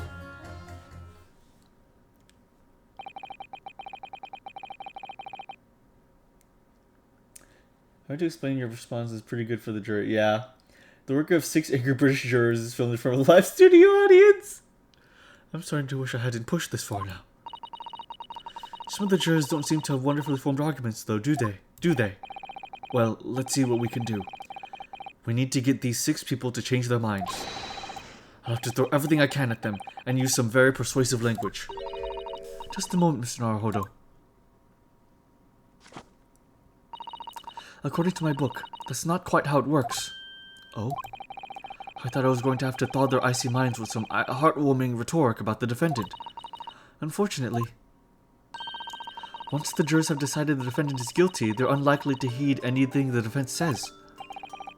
But then, they've reached their conclusions by their own reasoning, you see. Your pleas will sound like excuses. In fact, it could recoil on you. The more you try to persuade them, the more entrenched they may become. Then what on earth am I supposed to do? Oh dear, I'm just citing what I've read about the British law. Not Mr. Naruhodo. Right, I'm sorry. Do you have any idea how to make this work then? Well, from what I can understand, the key to this procedure is using the jurors' own words to make your arguments. What? What do you mean? Well, the 6 members of the jury are randomly selected members of the public. They may appear to be to present a united front, but the truth is, they are complete strangers who just happen to find themselves here in the courtroom altogether. And that's the way to break them down, you mean? Yes, exactly. We must listen very carefully to what each member of the jury says, and see if we can identify any contradictory statements. If we can, then contrast the statements and pit the corresponding jurors against each other. I see. So it's contradictions in what 2 or more jurors say that we're looking for. In a way, then, this is similar to a regular cross-examination.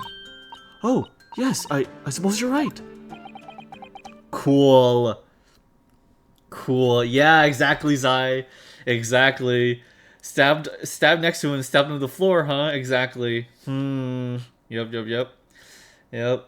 Haven't raised the price above 4 pence in years, meaning they did raise the price? Yeah, they just haven't raised it in 4 years. We need these of adding new mechanics to your face, Your Honor.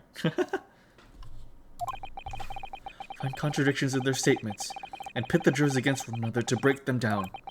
Alright, I might be able to pull this off. No, that's not right.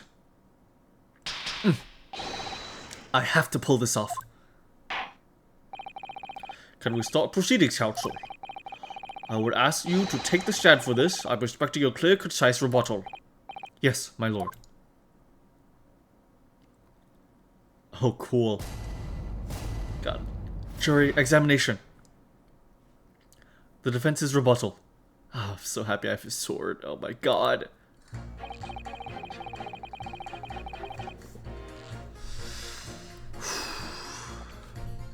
No one else inside the carriage at the time, so it has to have been him.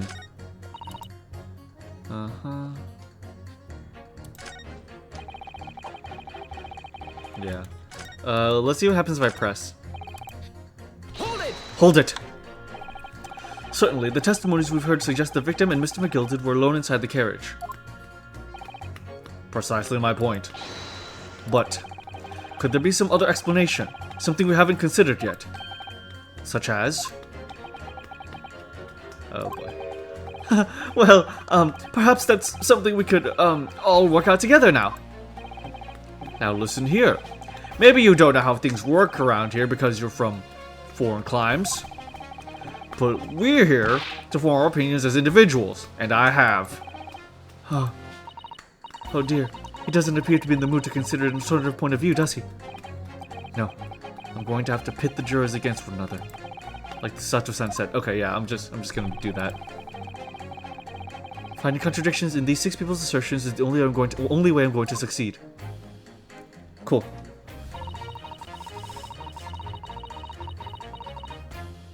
So Zai, I think when the guy says that they were alone in there, I think he means the 2 of them were alone inside the carriage. In total, there were 2 in the carriage and 2 on top of the carriage. So I don't know if they contradict. It just depends on how they're saying it, you know? So I might try it if we need to find another contradiction. Yeah. But here, let's put these 2 against each other.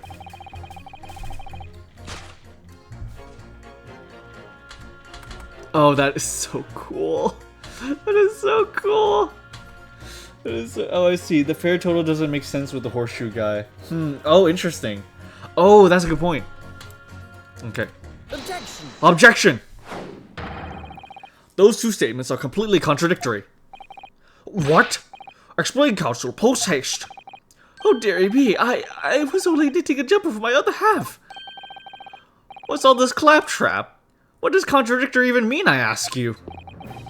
We've heard from more than one witness that they allegedly saw the actual moment when the defendant stabbed the victim. Now, out of curiosity, juror number 3... What? Can't you see that I'm busy here? How would you say the defendant stabbed the victim? What sort of motion was it? Ha! Want to test me, do you? It was like this. Struck the fellow next to him without even getting up. Just like the prim breaker said. Yes, that was Mr. Fairplay's testimony. Quite true. Now then, juror number 6. Oh, is that me, is it? What can I do for you, young man? How would you say the defendant stabbed the victim, madam?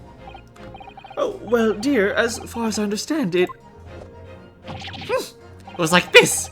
He stabbed the poor man after he'd collapsed on the floor! The coachman said so. Now don't move. Take a look at these 2 jurors. He struck the fellow next to him without even getting up. And he stabbed the poor man after he'd collapsed on the floor. Well, I never. They're stabbing in totally different directions. What? Bless my stitches! What a muddle! What this tells us is that there's a strong possibility one of the witnesses isn't telling the truth. Oh, but why? Why the dickens would they lie? I don't know that yet, but what I do know is that if the trial ends at this point, we may never find out. We may never know the real truth. Ladies and gentlemen of the jury, can you really let that happen in all good conscience? Lies, you say? Oh, dearie me.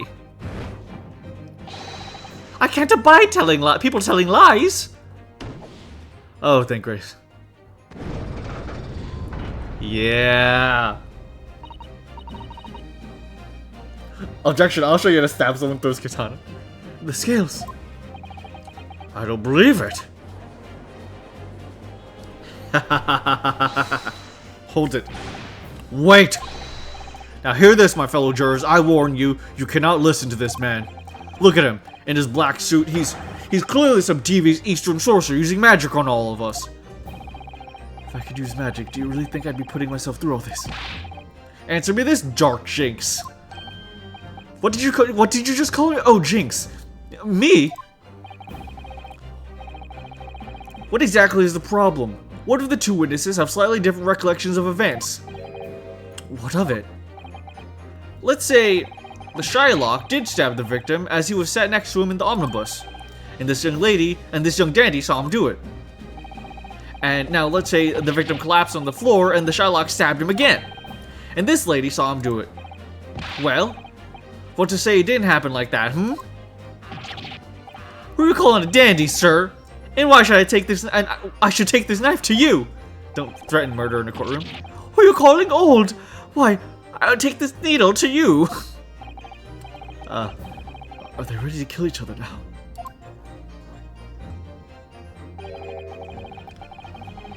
Sorry, jury number 1. That'll happen in the future court. But could the foreman of the jury be right?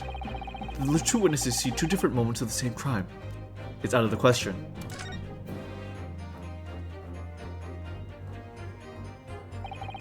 Unfortunately, Mr. Foreman. What is it, you dark jinx? Come out with it. Excuse me. What you're suggesting is impossible. It's out of the question. What? What are you talking about, man? How can you possibly say that? You do realize that I'm only doing my job. As foreman of the jury, I have responsibility to steer everything in the right direction. So where's your evidence, man? That's what we want to see. I say the two witnesses saw two different moments of the same crime. If you say that's out of the question, show me some proof. It looks like the only way I'm going to convince him is to present him with something that he can't dismiss. Some irrefutably hard evidence. Irrefutable hard evidence. As you wish. What? I'll give you the proof. It's out of the question that the two witnesses saw two different moments of the same crimes, as proven by the autopsy report. Take that! Take that! This is the victim's autopsy report. According to what's written here, Mr. Mason was stabbed in the abdomen. Only once. Huh! Only once? It's quite simple. The victim was stabbed precisely one time. Which means the witnesses can't possibly have seen it happen two different times. Alright. I can see defeat. Oh, well then, Mr. Naruhodo, you did it! If we could manage to change two more jurors' minds, we can force the trial to continue. Two more. Actually, there is something else that's bothering me about a couple of their assertions. Then that's where you must strike next. So we need to pit two more jurors against each other and show their minds' contradiction in their assertions. Exactly.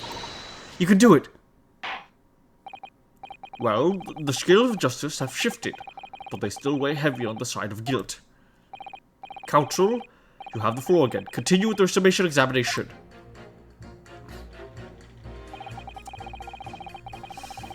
Alright. For now. Oh, cool. Oh, that's cool. Oh, so they bowed out. That's so sick.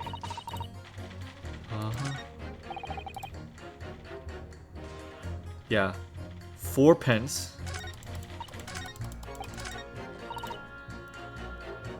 4 passenger, totaling 20 pence.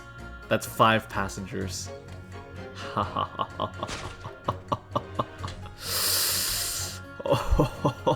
Objection! Objection! Those two statements clearly contradict each other. They do. Explain yourself, counsel. Me? Oh dear, what have I said? I swore in Silver Blaze's mane and name I haven't the first idea what you're talking about. According to the group testimony we've heard so far, there were 4 passengers on the omnibus the night in question. And according to the coachman, Mr. Beppo, he took 20 pence in fares. Quite right. I have those precise details typed neatly here in front of me. And juror number 5 also told us the following. The fare of the omnibus is always 4 pence. That it is, a fair and convenient single price. Just the way London's carriages should be operated. But that doesn't add up at all. In fact, it leaves a glaring discrepancy in the facts. Why, man? Why? 4 passengers paying 4 pence each. If you do the multiplication, it would be 16 pence. Exactly. As I said, it doesn't add up. The figures are different. By 4 pence, in fact. Or precisely one person's fare. What person's fare? Yes, in other words, on the omnibus that night, it's distinctly possible there was another passenger we've heard nothing about. Good gracious! This can't be right. His mustache is a horseshoe. That's very good. The coachmen of the guild are good, honest men, one and all. Trustworthiness is our watchword. The figures your coachman claims most certainly do not add up. Your watchword, good sir, is a fallacy. I beg your pardon? Mr. Guildmaster, I think you ought to consider that if this trial were to end now, the news will surely spread all over London. The news that one of your coachmen tried to hide the fact that he lets nefarious characters ride in his omnibus. Yeah! Yeah! Otter! Hi, Otter. I hope you're doing good. Thanks for joining. I'm playing Great Ace Attorney. I hope you're doing absolutely amazing. 420. Thank you so much for coming by. It's so good to see you. I need to get a sip of water.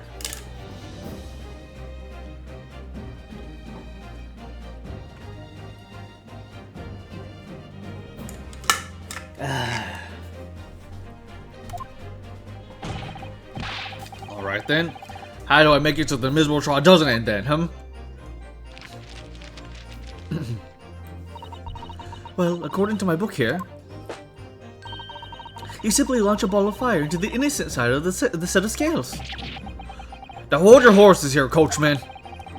We were all in agreement. Why do you have to go in? Wait till I get my hands on you, Beppo. Yeah.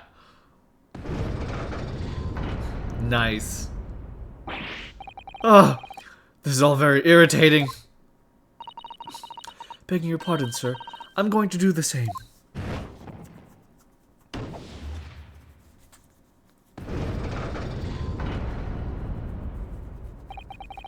For the love of Mike. Not you as well. A penny can be the difference between a smile and a tear, after all.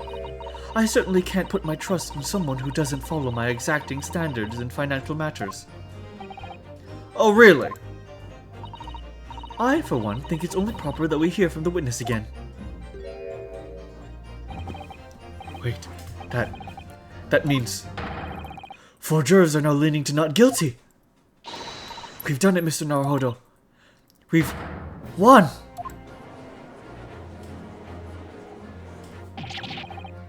What are you playing at, you dandy fool? Shut your trap, sir. No one deceives me. But we had a consensus. I said shut your trap.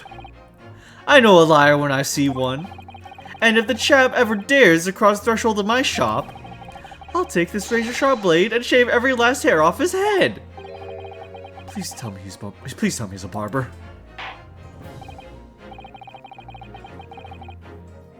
Hell yeah. Well, a quite remarkable turn of events. The defense's summation examination has flipped the balance of the scales of justice. The jurors now stand at 2 for guilty and 4 for not guilty.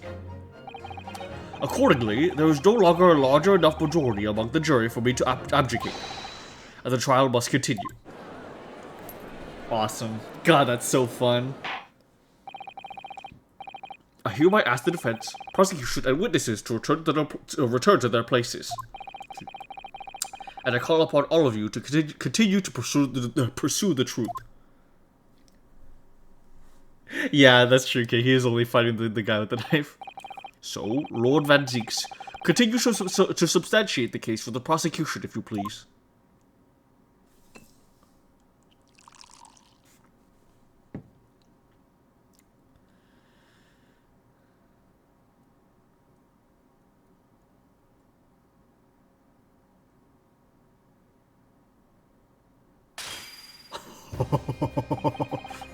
Having savored the rich aroma of the calming contents of this hollow chalice,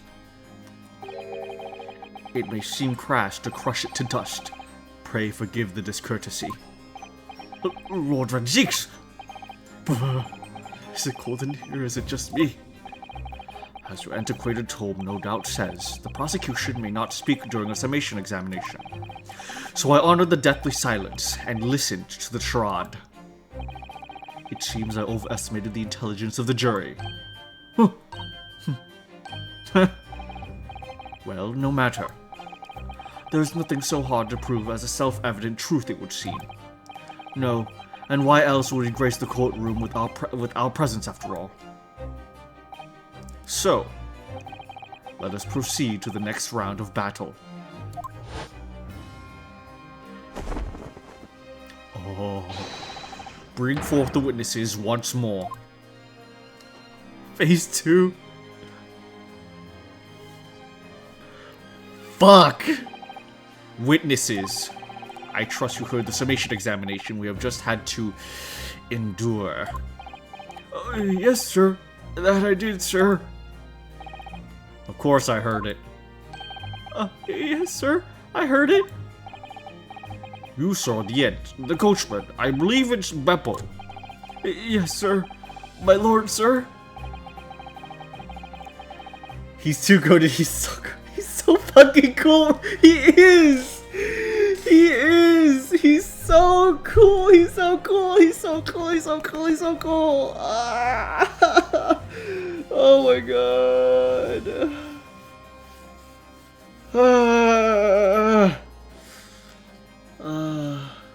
He is aura farming. Fuck.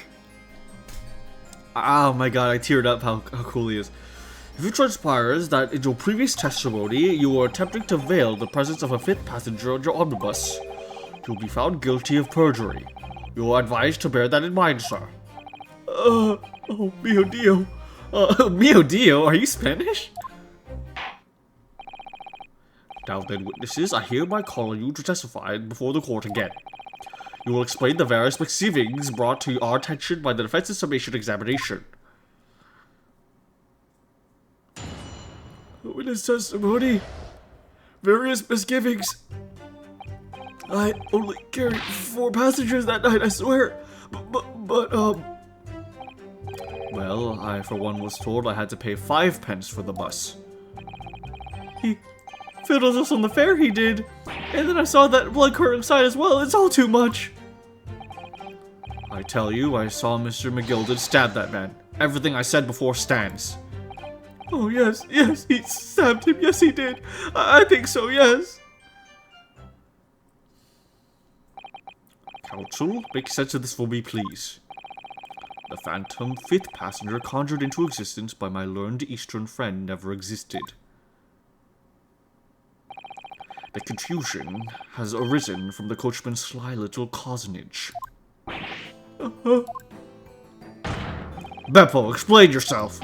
I'm terribly sorry, Mr. Guildmaster. Oh, he opened his eyes. That's cute. He's actually adorable.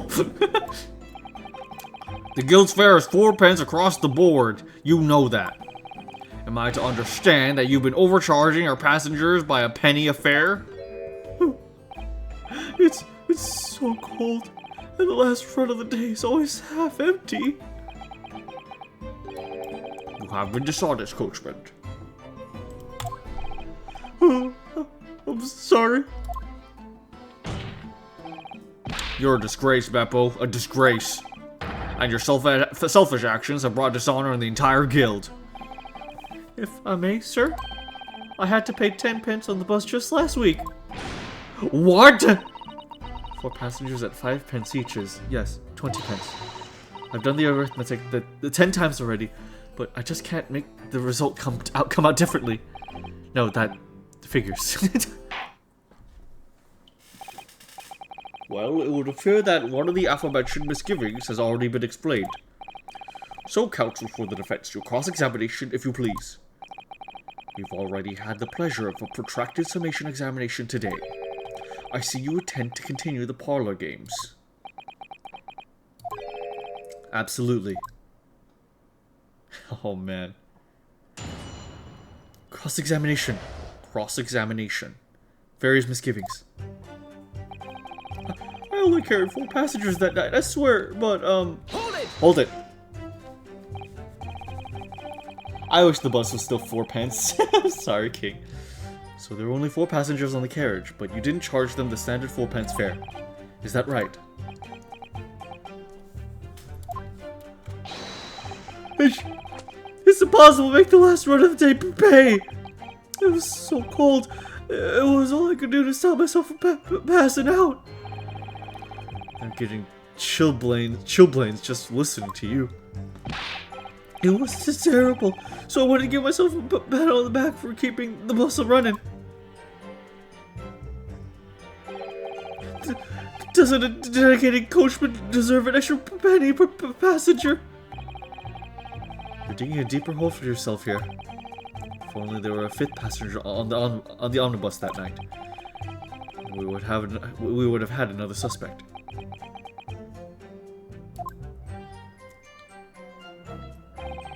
Well, I for one was told I had to pay 5 pence for the bus. Hold it! Hold it. Does that mean everyone on board that night paid 5 pence instead of 4? Well, I paid 5 pence too, sir. And I just told you that I did. A flat fare of 5 pence across the board. Sorry, I had to. Sorry about that. It's now $2.40 for the trip, but it's $3 for a return trip. Oh, interesting. A flat fare of 5 pence across the board is not something to be proud of. The so-called discrepancy my learned friend identified was nothing of the sort. Much like the phantom killer you so desperately needed, it's gone. Dead and buried. I'd have been happy if it had never existed in the first place.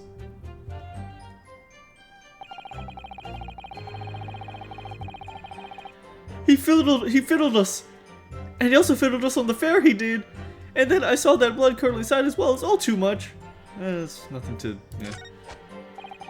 I tell you, I saw McGilded stabbing that man. Everything I said before stands. Let's press this one. Hold it. So you saw the defendant, Mr. McGilded, stabbing the victim, Mr. Mason, who was sitting next to him. That's right. That's what I said, isn't it? It was bothering me before this was. For just a brief moment, he hesitated before answering the question.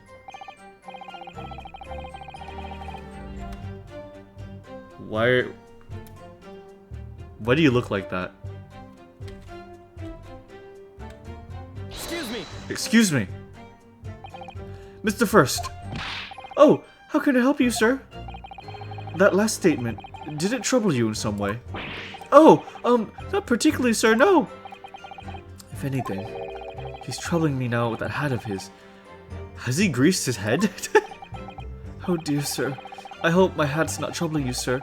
It's still just I'm still just an apprentice, you see. Mr. Naruhodo, even the witnesses can see what's going on through your mind. You really must be more careful. Ah, I wish it were that simple.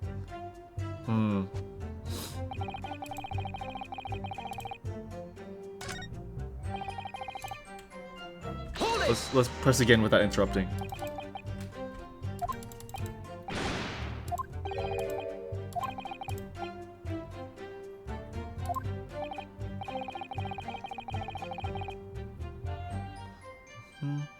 There's only 2 of them inside the carriage, wasn't there?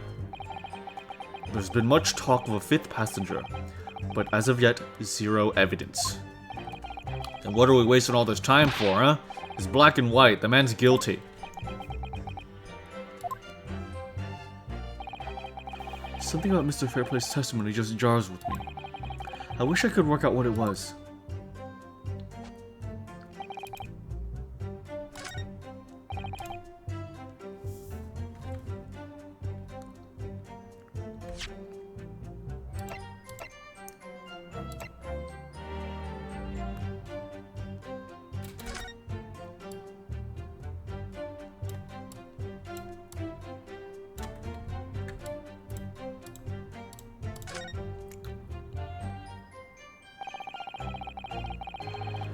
You can certainly see inside the carriage through this opening, that's for sure.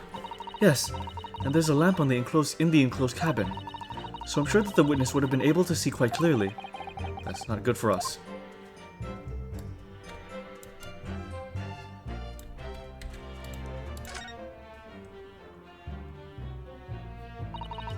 Well, let's open the door and go inside, shall we? The scene of a murder. It's horrible.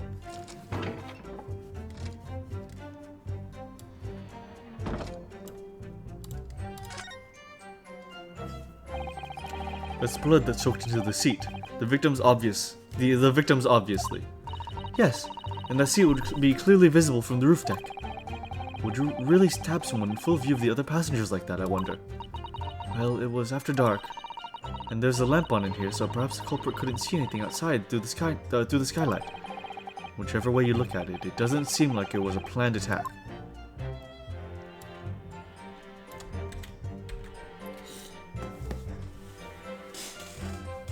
If the other witness reacted to the statement as a sound effect and a visual, gotcha, Mooney, thank you.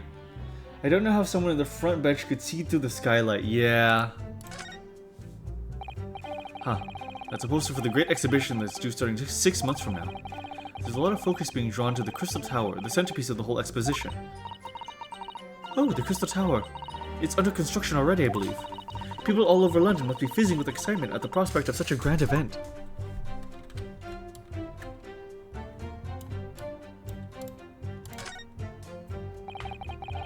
Ah, these seats can open.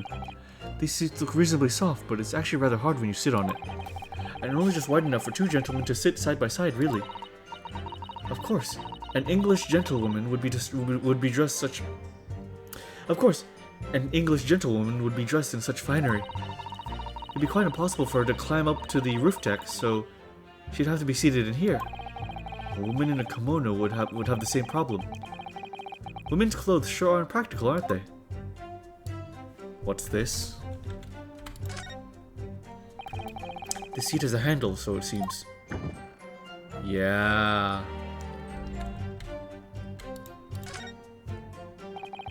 This looks like all sorts of equipment that might be needed to keep the omnibus running. Feeding tubs, tools to repair wheels, blankets, horseshoe tools. So it's a storage compartment for the coachman to keep his things in, it seems. There doesn't seem to be any space for passengers to store their luggage, that's for sure. Well, I don't imagine it would be very convenient for that purpose anyways. But over here.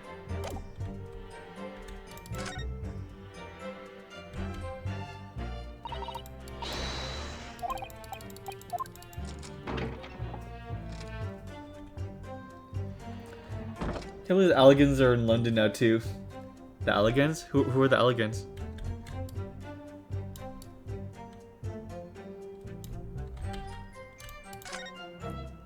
Who are the Alligans, Dartuza?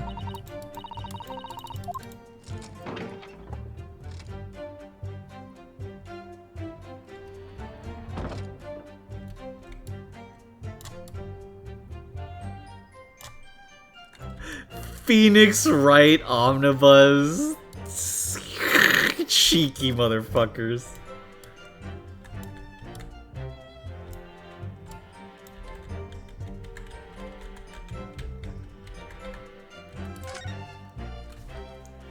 They built a crystal tower. Oh, got you.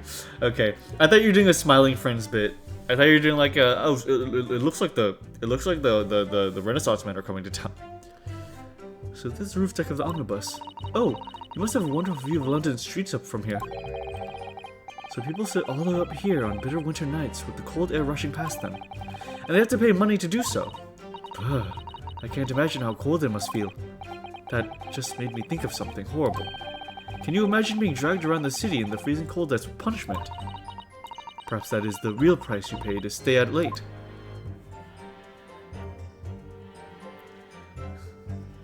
Oh god, he's in the game! Okay, I don't think I'm getting anything else out of this.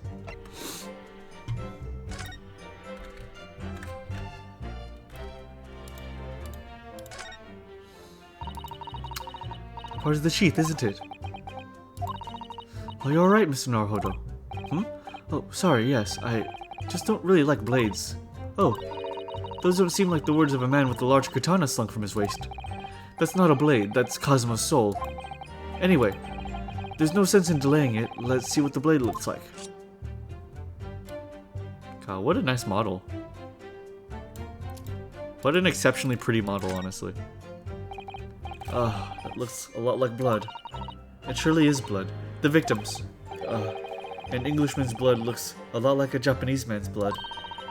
Did you think it wouldn't? Sorry, it's just that we've only just arrived here in Great Britain. I'm finding it a little hard to adjust. Yes, I do understand.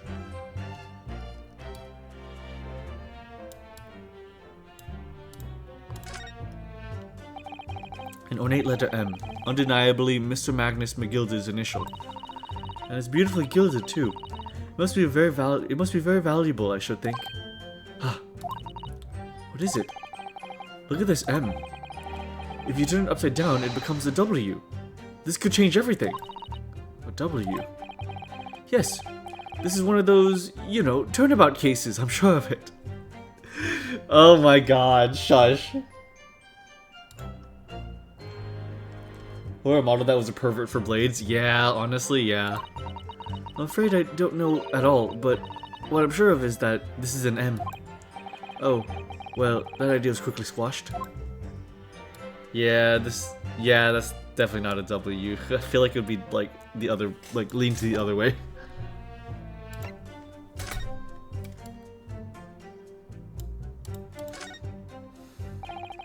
This portfolio must contain all sorts of secrets of London's gentry.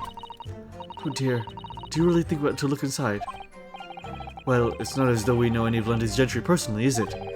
Apart from our great detective friend, perhaps. Actually, I wonder. I assure you, we will not find Mr. Sholm's name inside. Well, let's see what we find.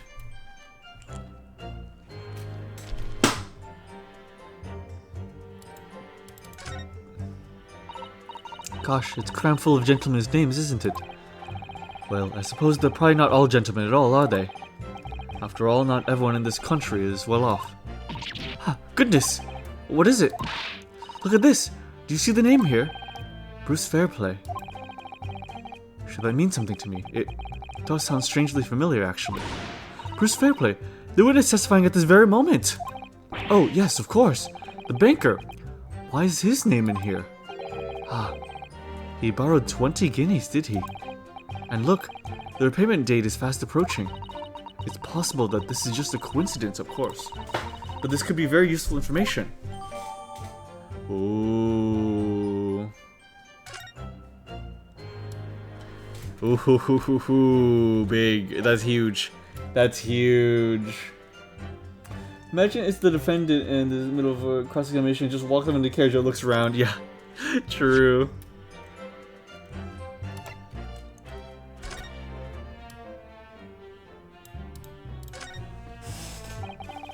This is definitely blood, isn't it?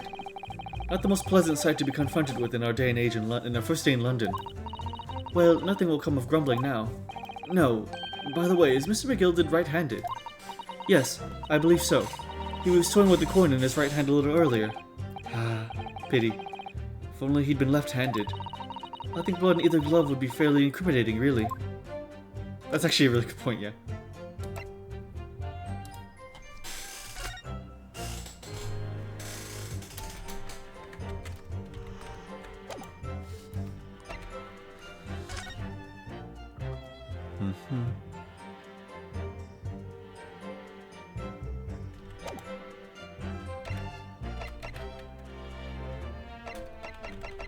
Okay, that's everything.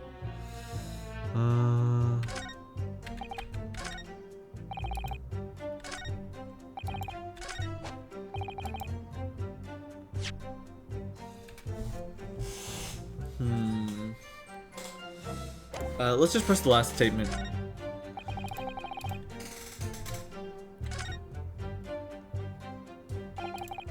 Not long ago, this trial very nearly came to an end.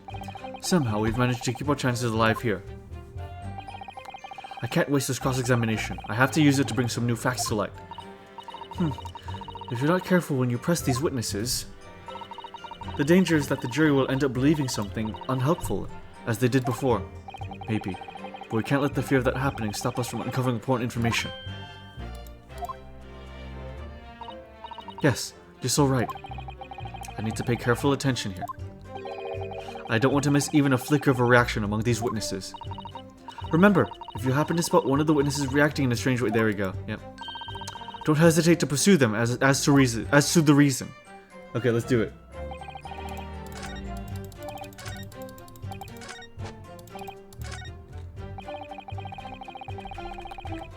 Hold it. Earlier, you testified that you saw the moment when the defendant allegedly stabbed the victim, didn't you? Oh yes, that's right. You said that the victim was on the floor and described the assailant holding the knife in an ice pick grip. I suppose I might have, you know, yes, put the cart before the horse, maybe? What's this? Well, I'm quite sure about most of it. I was driving the horses when I heard a scream from the seats on the roof deck. Oh, I expect that was me, sir. Then, when I turned around, yes, I saw it through the skylight. The gentleman was on the floor and the knife was sticking up out his midriff.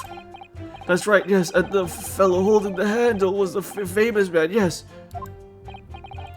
So, in short, you didn't see the moment when the victim was actually stabbed at all.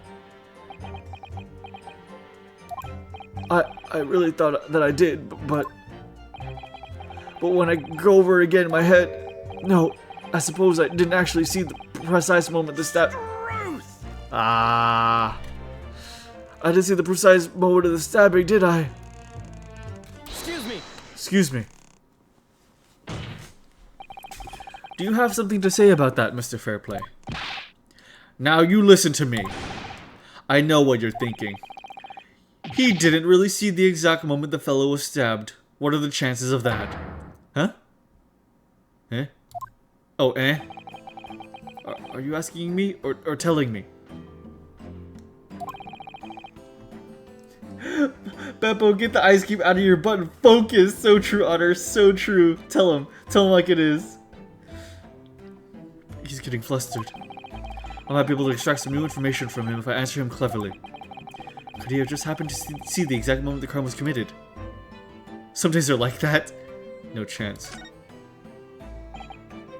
Well, it is a little hard to believe, certainly. Unless you spend your time peeping through a skylight on top of an omnibus, that is. Huh. Peeping? I'm a respectable city banker, I have you know. And I know what I saw. I remember as clearly as a Ballarat day. It's a grim scene, I don't mind telling you. Thank you, Mr. Fairplay. Oh, excuse me if I was getting a little hot under the collar there, my lord. I'd ask you to supplement your testimony with a clear statement about what exactly you saw. Oh, I can do that alright. I'll tell you just how grim it was.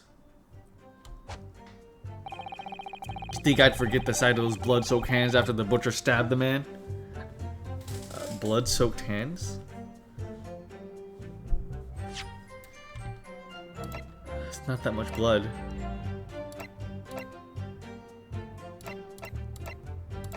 Objection! Objection! Blood-soaked hands? Well, I admit that soaked might be laying it on a little thick, but anyway, there was definitely blood all over them. Both of them were covered in it. Well, I'm very sorry to disagree, Mr. Fairplay, but that's a little more than peculiar. What? Here are the gloves worn by the defendant, Mr. McGilded, on the night in question. Oh, yes, right. And there certainly does appear to be a sizable dark-colored stain there. But, as I'm sure you can clearly see, it's only on the right-handed glove. Huh. Ah! This animation is really good. That's a really good animation. Judge Santa. Maybe Ryunosuke is right about the M being a W. Fairplay just happens to have a W-shaped mustache. Interesting. Sketchy and quite unreliable. Oh yeah, of course. Slobbering on it crazy style. Oh yeah, this is what I look like when I'm going at it. It's short, Mr. Fairplay. Your testimony is inconsistent. Gah! But no! That can't be right. So you're the liar here then? Gah! That's right. You were quite clear about it. You said, ugh! It was both hands! Gah!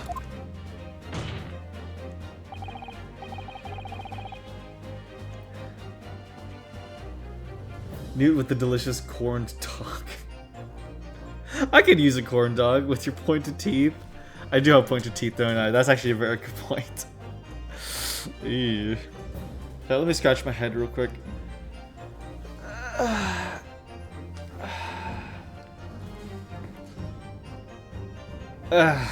And get a drink of water. Newt's powerful milk teeth. They're all adult teeth, I'll have you know.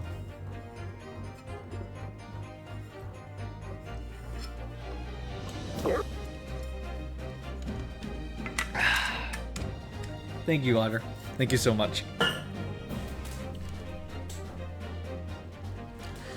Mr. Fairplay, if your last statement was a lie, it calls your entire testimony into question.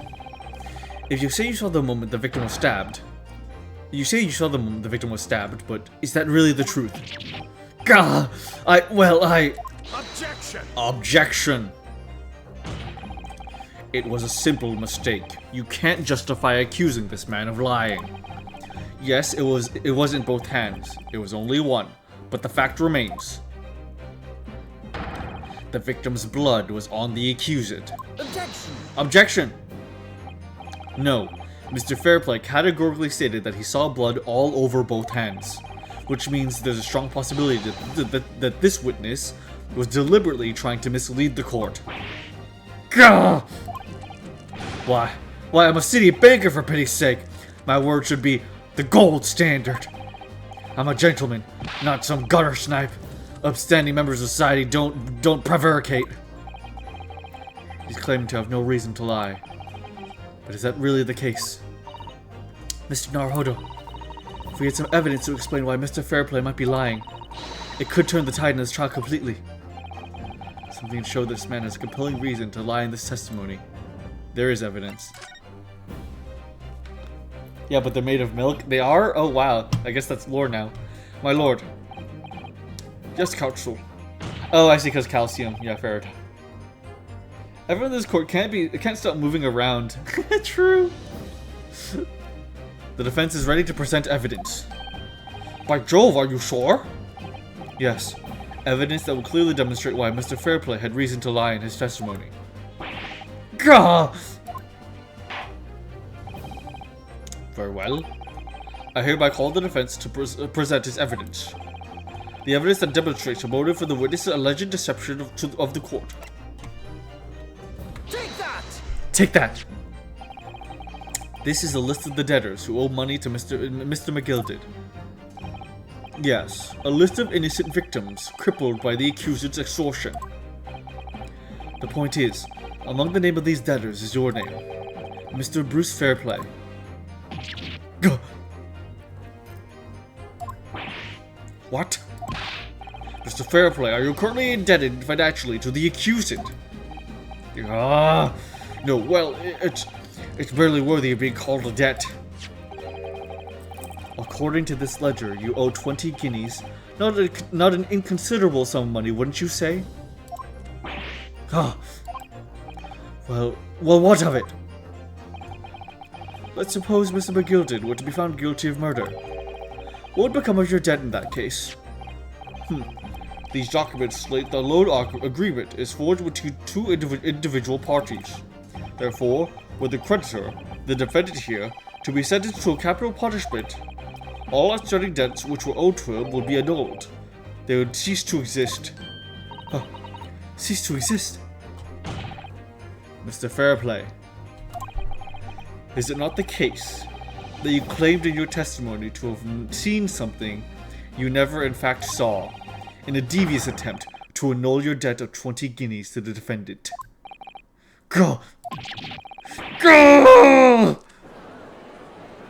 Nice. Order! Order! Order! Mr. Bruce Fairplay. Yes, my lord! Let me ask you again. Rumble. And be aware that your action may have most serious implications upon your future, sir. God. Did you not see the precise moment in time in which the defendant is alleged to have thrust a knife into the victim?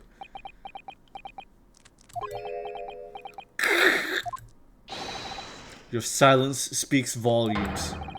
You did not tell the truth in your testimony. Alright, now let's make a melodrama out of this. Perhaps I did overstate the truth a pinch. A pinch? But it makes no difference.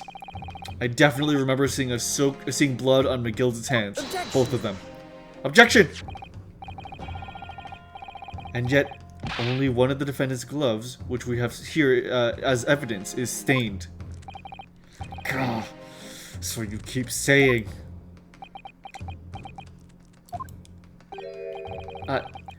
I wonder if I might be allowed to speak, sir? Go ahead, Mr. First. Well, the thing is, I think I remember seeing it myself as it happened. Seeing what? The blood, sir, on the assailant's hands. I think, yes. I'm almost sure that it was both of his hands, not just me. Not just one. What? What?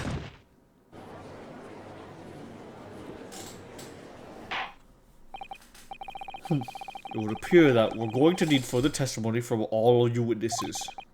This time, I would like to know precisely what you did and what you did not see. Banker and truth-telling go hand in hand, true. Jesus. Robble. How much is that money in, I don't know how to spell that, pounds, I wonder. It says 21 pounds. Oh, neat. Do I make myself perfectly clear? Wait. Yes! Mr. Naruhodo, this is good news. The course of the trial seems to have shifted slightly at last. Yes. I might finally have a chance to turn things around here.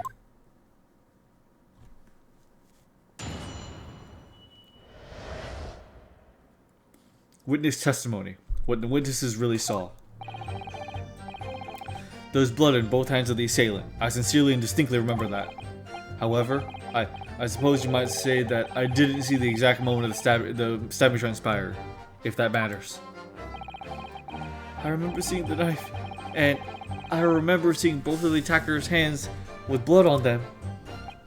I didn't actually see a thing myself. No, not until I heard the scream. Anyway, the fact remains. There can't have been anyone else inside the carriage, or we all would have seen.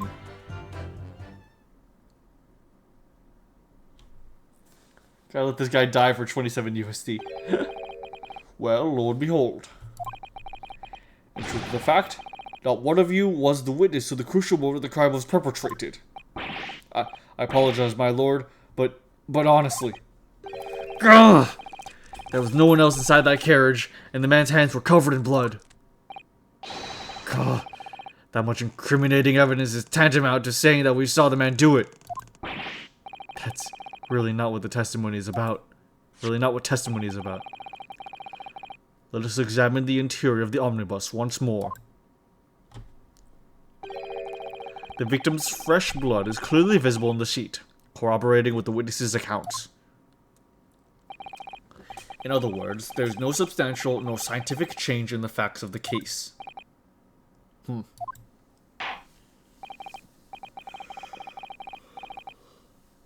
Very well. Your cross-examination, please, counsel. Yes, my lord. Cross-examination. Cross-examination. What the witness really saw. And that's the amount we just, for inflation, yeah. There was blood on both hands of the assailant. I sincerely and distinctly remember that. However, I suppose you might say that, here actually.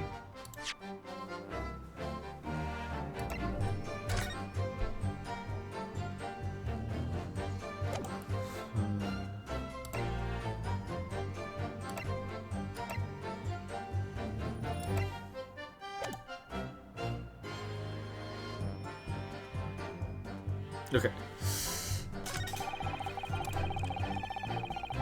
So remember that. Hold it! Hold it? No. The evidence tells us otherwise. Stay hydrated? You know what? Let me hydrate real quick, and also let me splash some water in my face. Whenever I have to read a lot, I get a little bit lightheaded, and let me just splash water in my face. Give me a second.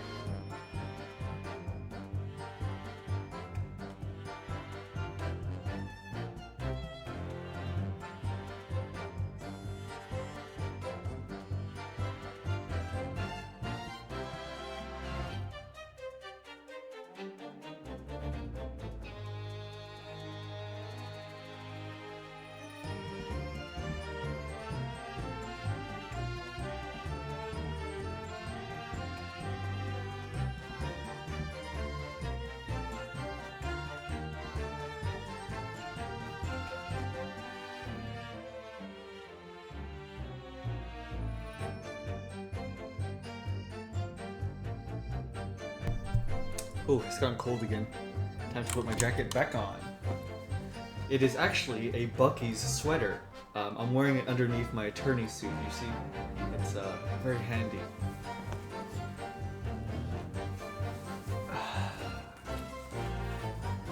Goodness, it's actually getting very cold. I just realized, oh my god, the cold wind is setting in tonight. Goodness.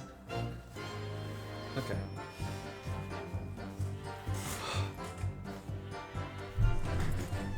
Okay. Good boy. Thank you. Sweaty? I'm not sweaty, I'm just get a little dizzy. Okay. Alright, sorry about that. We continue. I'm feeling good now. We have the glove the defendant was wearing on the night in question in the court record.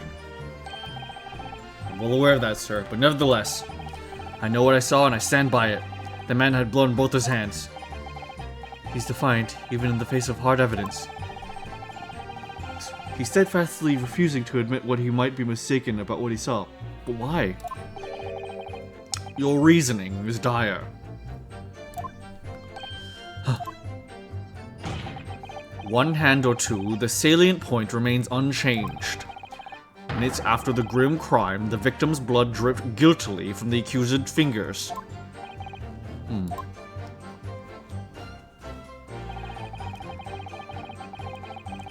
However, I suppose you might say that I didn't see the exact moment the stabbing transpires. If that matters, it does matter. Hold it. Don't try to downplay this. Whether or not you saw the exact moment of the crime is a matter of fundamental importance, as well you know. But for crying out loud, we all know that no one else could possibly have done it.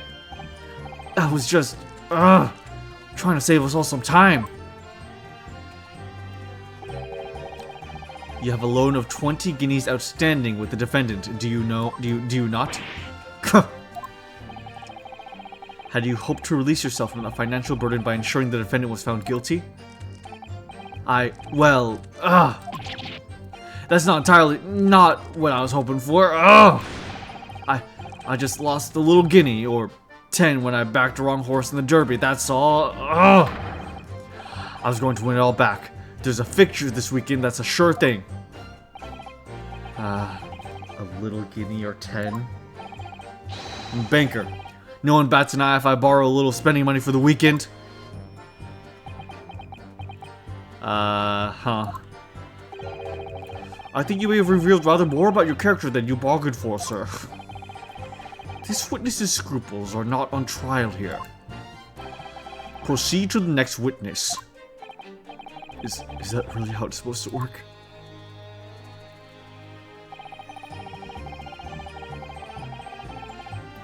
God damn it, Umu was to me.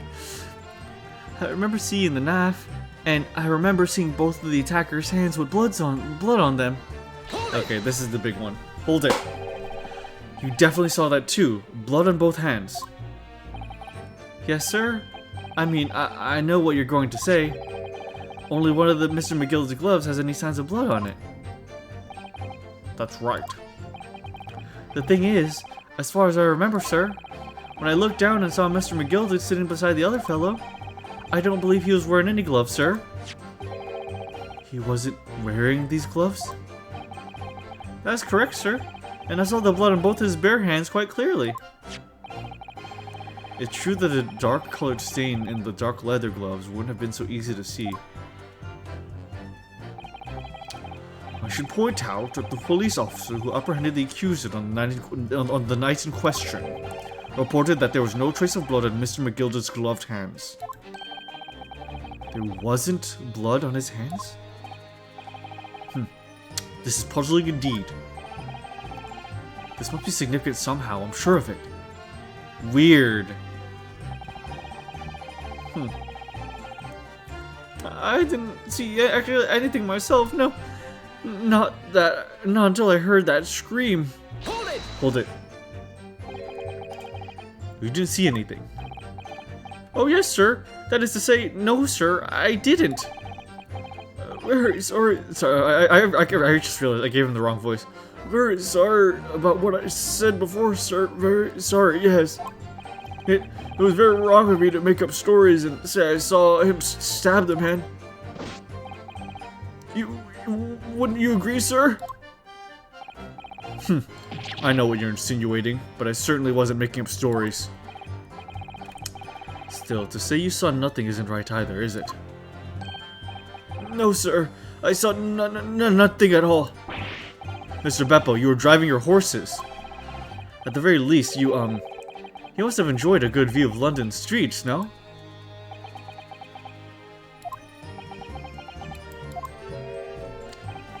Oh, please. You didn't even see that? It was so cold that night, you see. It was all I could do to keep from passing out, sir. Yes, my head was fairly frozen solid. Sorry to say, sir. It would seem prudent to avoid travel on the last omnibus service of London's cold winter nights. Beppo! That's very funny. Anyway, the fact remains, there can't have been anyone else inside that carriage or we all would have seen. Hold it. And everything you saw of the incident was through the skylight of the roof on the omnibus.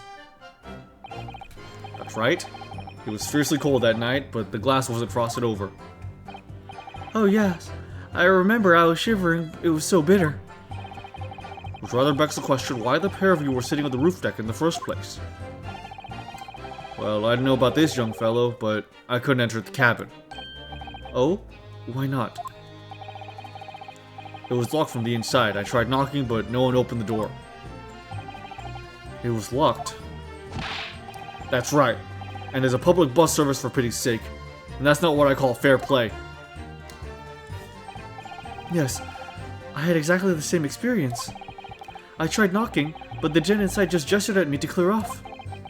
So I had no choice but to climb up the roof deck and look down longingly into the warm cabin below. Well, I can assure you, I was just looking down. I wasn't just looking down, I was glaring, long and hard. And that's precisely why I can't tell you with absolute confidence that if there was anyone else in there, and anyone else at all in that cabin, I would have noticed. Unequivocal, I would say. I'm not sure about these two witnesses. Could they really have seen everything inside the cabin through the skylight?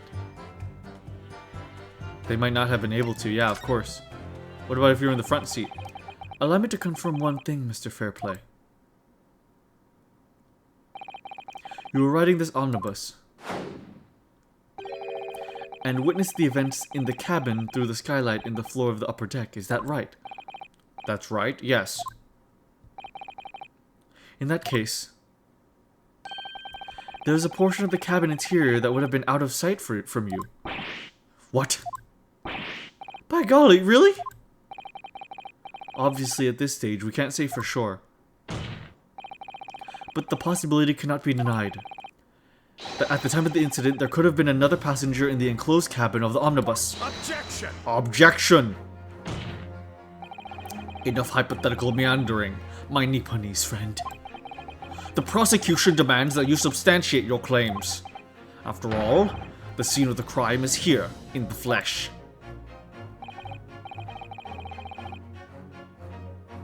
They're gonna need another murder trial after Juror 5 gets his hand on Beppo. Super true.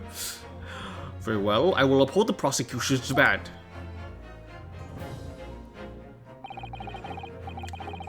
You will identify the error in this cross-sectional plan of the omnibus. Where exactly in the omnibus are you suggesting that this potential extra passenger could have been situated?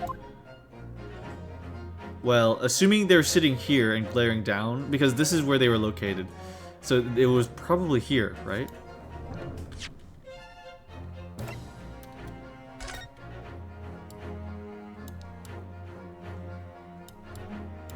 So that's the front to the left.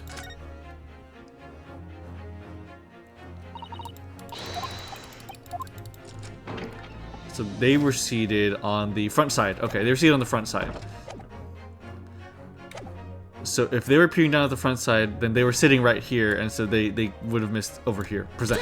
Take that! Both rows of seats on the top of the roof face in the direction of travel.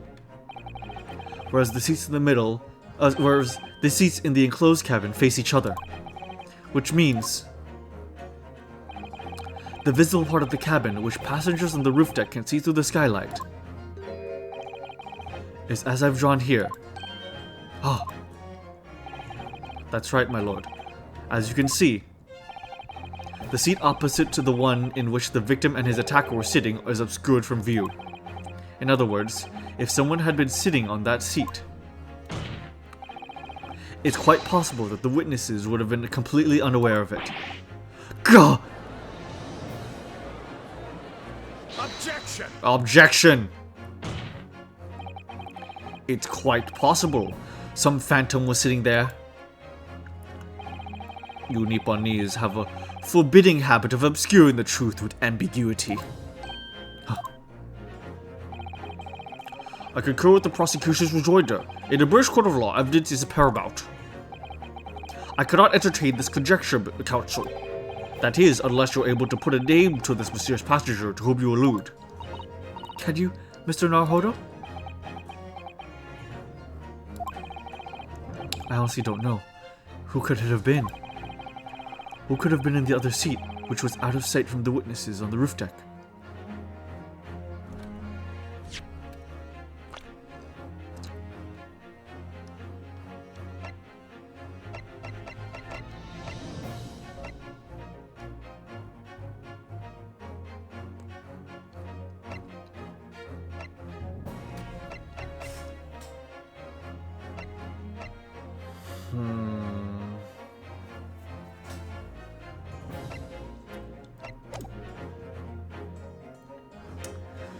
I don't think I know.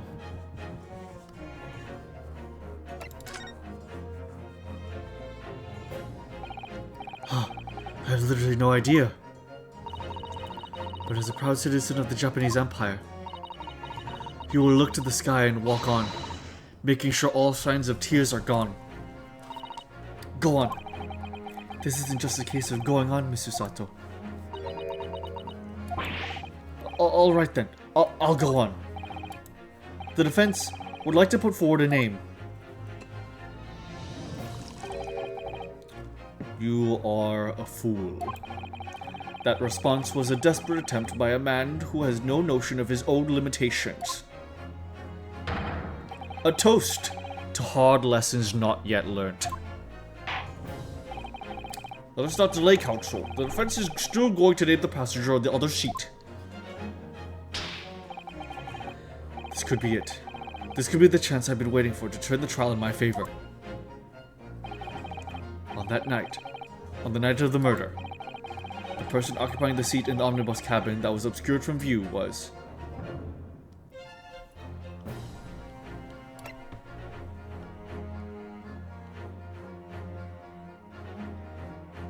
Here, let me see.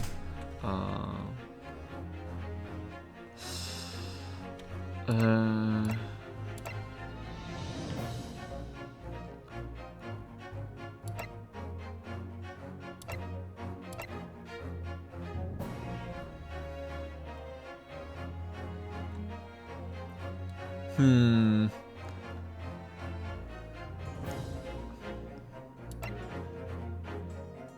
Yeah, it would. Okay, so this would lead to believe that it's McGilded, and the other person, the one who stabbed. Okay, yeah. Take that! Take that. Yeah. The passenger in the enclosed cabin that the witnesses on the passenger in the enclosed cabin that the witnesses on the roof deck failed to see has to have been Mr. Magnus McGilded. Mr. McGilded? What are you talking about, counsel? That's the name of the defendant. Yeah, Otter, I think that was it. Objection! Objection! Oh! If I desecrate this chamber by smashing my hollowed chalice, do forgive the discourtesy. Lord Van Zieks. People talk of those tiny island nations of the Far East as having a learning and culture of their own. But I see they use the terms ill-advisedly. What are you trying to say? Let me explain in terms that even a student of an artless backwater such as yourself might understand. When the bloody scene unfolded, the victim and his assailant were sitting side by side. Multiple witnesses have attested to the fact. It's the very premise on which this case is built. Objection! Objection! But that premise may be wrong. What? If the victim really was sitting beside Mr. McGilded, it creates an inconsistency that can't be reconciled in any way. What inconsistency, counsel? The defendant's gloves, my lord. Huh. Both witnesses made the same testimony. They claimed that there was blood on both hands of the person sitting next to the victim. Objection! Objection! Yet we know the truth to be otherwise. Only one glove bears the gory remains. Objection! Objection! The point is, even in the face of this irrefutable evidence, both witnesses have maintained their stance. Yes, their testimony remains unchanged. Throws it. How many hollow shells does this guy have? He's got like a box of them. Hit a bump on the road and stabbed himself in many such cases. Exactly. They both adamantly swear that they clearly remember seeing blood on both hands of the assailant. In short, their memory of events is correct, and their testimony reveals the truth. Huh. It was somebody else sitting beside the victim that night, a third party we have not yet identified. And the victim's blood was on the passenger's hands, both of them. Objection! Objection! And who was this third party? Obviously, the true culprit. Extraordinary.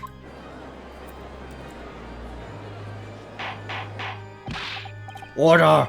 Order! What exactly are you postulating? Objection! Objection! The defense postulation is just that. Nothing more than conjecture. The witnesses have clearly stated that they saw the accused. Objection! Objection!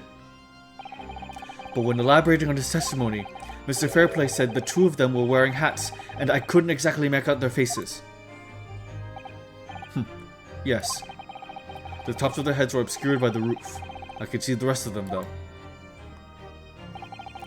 Yes, that's right. Both gentlemen were certainly hatted. Hatters do tend to notice such things, sir. And what particular styles of hats did the two gentlemen sport, Mr. Faust? I'm afraid I don't remember. And you call yourself a hatter? Postulate these nuts, Your Honor. The style of hats makes no difference. There's no third passenger in that cabin. How can you be sure? Because if there had been, the accused of Mr. Gilded would have undoubtedly offered to depose the fact. Unless, that is, you're proposing an even more preposterous explanation. that the accused failed even to notice the presence of the true culprit in the very cabin in which he traveled. Huh.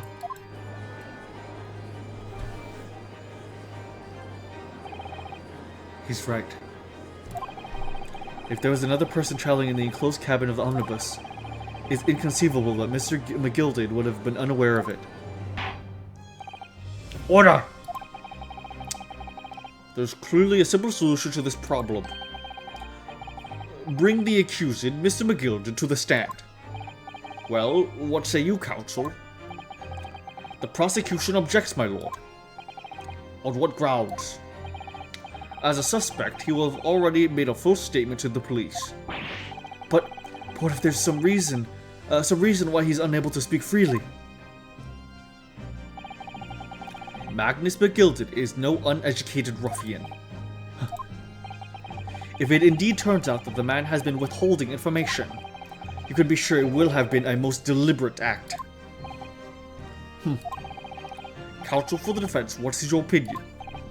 My lord? Should we ask Mr. McGilded to testify or not? Yeah, why not? Yes, we need to hear what he has to say in order to find out the truth. The defense would like to call Mr. McGilded to the stand. In that case, I would like to hear the opinion of the jury. Yes, I need a little time to consider this. If you ask me, I think we should hear what Mr. McGilded has to say. Get the man out here, I say. It would be utterly illogical not to hear his testimony. When something needs doing, get it done. That's how I run things at the guild. Hearing what the patron of my favorite little park has to say? Oh yes, that would be lovely. Yes, the jury says the man must be heard. Very well, the court will hear the defendant's testimony. Bailiff, show the defendant to the stand at once.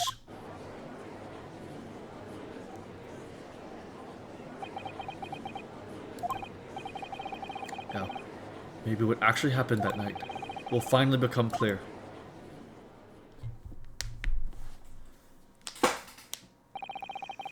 Let the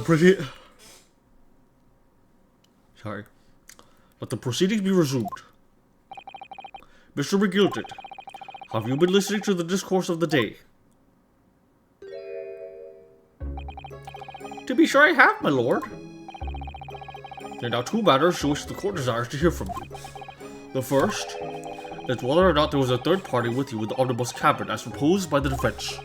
The second is that if such a person was indeed present, why did you conceal the fact from the police? Begad, no, 'tis not my nature to hide anything at all. Just answer the questions, please. The truth of the matter is, I've been desperate about this all along. Do I tell you all, or keep my mouth shut? Tell us what, Mr. McGilded. The fine fellow represented me is absolutely right. In the carriage on the night of myself and the other man, there was another passenger. It's true? Aye, and 'twas me who helped the little urchin get away after it all happened. You... What? It was a child? No. Magnus McGilded. That convenient excuse can't save you now. I'm truly sorry, so I am, Lord Van Zieks. I'm sure you'll be wanting to know why I said nothing when I was taken by the police.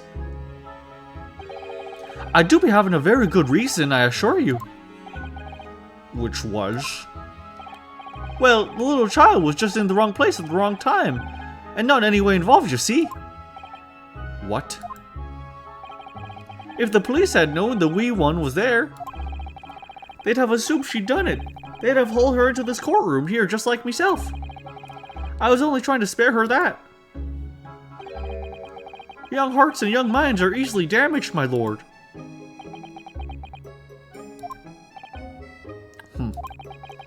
And who is this young child of whom you speak? That I don't know. You don't know? Well, the waiting just happened to be in the carriage that night. I never saw her before or since. Objection! Objection! We have absolutely no reason to believe this man. The prosecution calls for the witness's statements to be disregarded by the court. You know, I wouldn't be surprised if the urchin isn't here in this courtroom as we speak, listening to the proceedings. What? Ah, smoke! Ah, fire! There's a fire! Look! Someone's trying to get away! After them is no use! I can't see anything through the smoke! What's going on? What the fuck? Be careful, Mr. Naruhodo. Cover your face.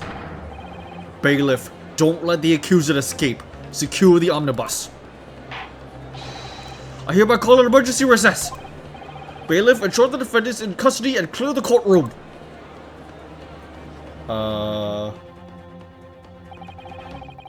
We were hurriedly removed from the smoke-filled courtroom by the bailiff. Amid scenes of chaos, as people stumbled over one another in the desperation to flee the chamber, we had no idea what was happening. All we knew was that, for the time being at least, the trial was suspended. Whoa. Holy shit, dude.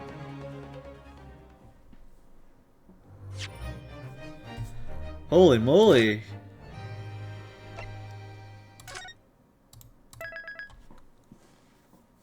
Save complete. Smoke bomb. Okay, you guys down to continue? Connor.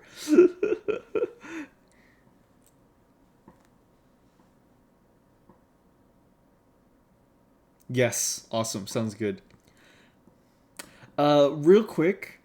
Okay, I noticed here it says trial part 3. Is this trial only 1 day long, or will it be over a few days? Like, essentially, how's my progress looking through it? Do you think we could finish it tonight, is what I'm asking, for those who played it. They killed Otter in the confusion. No! The smoke subsides and it's just Otter in the Simpsons pose. And I mean the Family Guy pose. But how are we looking? Can we complete this tonight?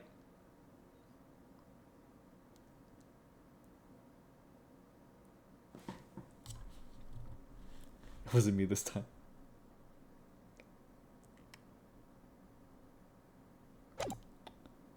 I guess we could, but it's quite lengthy. Okay, gotcha.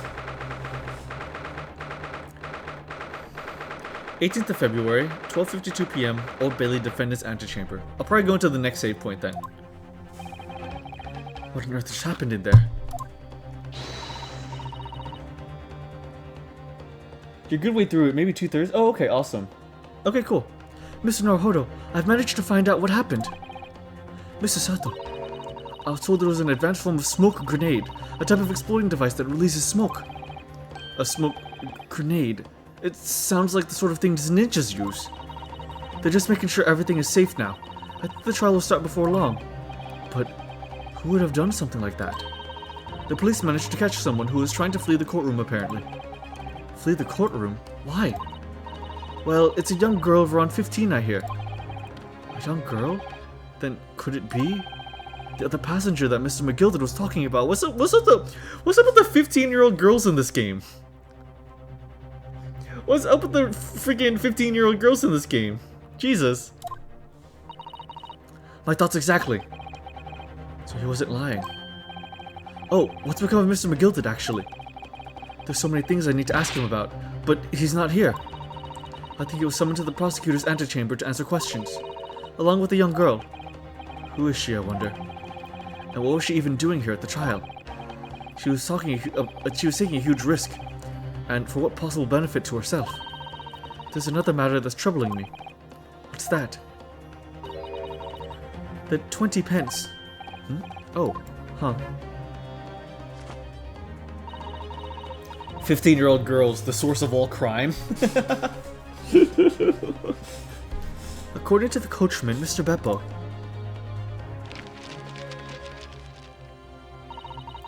he took 4 passengers that night at a fare of 5 pence each.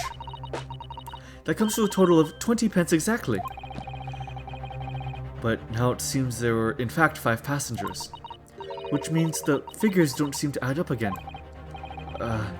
She's right. That is strange. Counsel for the defense, kindly proceed into the courtroom. The trial will commence in 5 minutes. Oh, thank you, officer. We'll go in straight away. Well, whoever she is, I imagine this young girl will be asked to take the stand and testify now. Excuse me, sir. I can't really imagine what she's going to say, but it could alter the whole direction of the trial. Well, we'll know soon enough, Mr. Sato. Yes. Me when I'm a 15-year-old girl in Ace Attorney. Oh boy, here I go killing again. 18th of February, 1 p.m. The Old Bailey courtroom. Oh.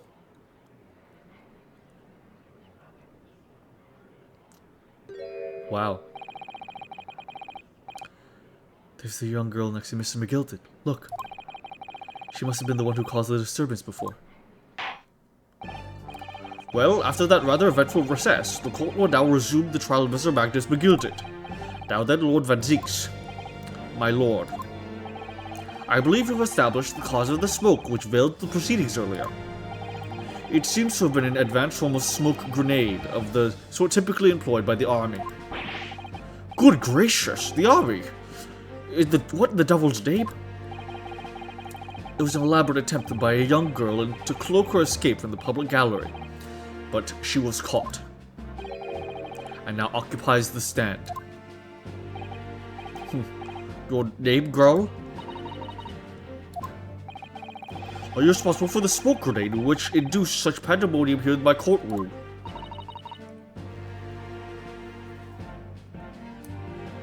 My lord, I spilled my wine during the smoke bomb.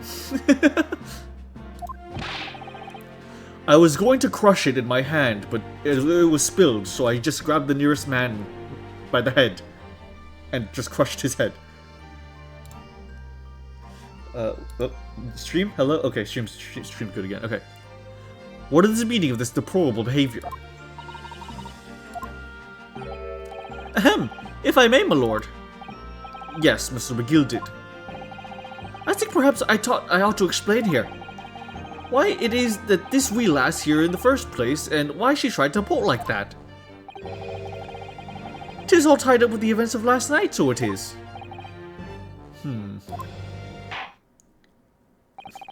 I felt the urge to crush skulls. He's bold. He's related to Japanese judge after all. Very well, Mr. McGilded. Give your testimony. He is bald, yes. You explain to the court exactly how this young woman is involved in the case. Just what did happen that night. It's not like a defense lawyer needs that information or anything. Witness testimony! The young girl! On the night in question, I took the back seat in the omnibus and promptly nodded off. Then, bagra! A loud thud and wee scream woke me up with a fair start. There was a fellow collapsed on the floor at my feet, so I sat him up on the seat across from me. Then I turned to find out where the scream had come from, and bless my soul, what did I find? There was a child in there, all curled up in a ball, hiding her wee self away.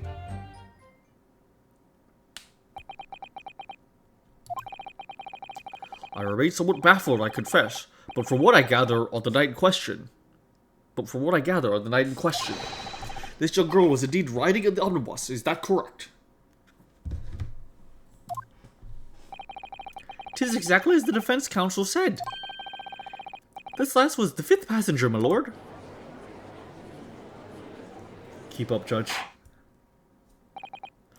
Very well. The defense may now cross-examine the witness. Are you ready, counsel? Yes, my lord. Or rather, no. I have no idea where to start.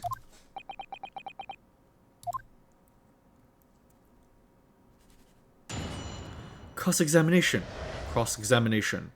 The young girl. On that question, I took the back seat in the omnibus and promptly nodded off. Then Bagura, a loud thud and a wee scream woke me up with a fair start. Hold it! Hold it. A loud thud, you say, and a scream. Aye, that's right. How can I explain it? 'Twas like the sound of someone falling to the ground. That's what a noise. So you think it was the ground of Mr. Mason falling to the floor having been stabbed? Well now, you'll remember I was asleep at the time, so I wouldn't like to say. And when the sound woke me and I opened my eyes, there was a soul to be seen in the carriage, but the fellow on the floor. There wasn't a soul to be seen in the carriage, but the fellow on the floor. You didn't see anyone, but at the same moment, you did hear a scream. Ah, from the seats above you or the roof deck, I presume? Not above me, no, my lord. 'Twas from inside the cabin. But I wasn't altogether thinking about the scream. No, I was too stunned by the desperate sight before my eyes. There was a fellow collapsed on the floor at my feet, so I sat him up on the seat across from me. Hold it! Hold it? You sat him up? The victim, you mean? That I did. The seat across from me, I said. I could plainly see the poor devil's already gone. And you wouldn't leave a dead man just lying on the floor now, would you? 'Tis common courtesy, so it is. I find that a little hard to believe. Ah, Lord Van Zix. Now why would that be? You wake to find a man lying dead at your feet in a carriage. Any normal person would hail the cabman. Any upstanding member of London society, that is. Well now, as you know, I'm in something of a special line of business. The business of lending money at exorbitant rates of interest. Unfortunately, my lord, not everyone is thankful for the help I offered them, and some would even see me dead. So I do try, where at all possible, to avoid getting myself entangled with trouble. Are you suggesting that you are going to leave the man there? Heavens alive, no! I was always intended to report it, so I was. Only, I had a mind to find out whys and wherefores first. The whys and wherefores. Right you are. There's some details I wanted to understand before anyone else got the meddling. That wee scream I heard, for example. Wouldn't your good self do the same? Just do the same? Yes, the scream he says he heard at the same time as the thud of the victim collapsing. I think Dartes has figured something out. Then I turned to find out where the scream had come from. Bless my soul, what did I find? Hold it! Hold it? I'm afraid I don't understand. I'm sure you told the courtroom that there was no one else in the carriage except yourself and the victim. So I did, sir, so I did. As far as I could see, that is. What do you mean by that? Well now, 'tis a queer thing. The wee scream I heard as I woke up. It came from, if you'll excuse the vulgar expression, under my backside.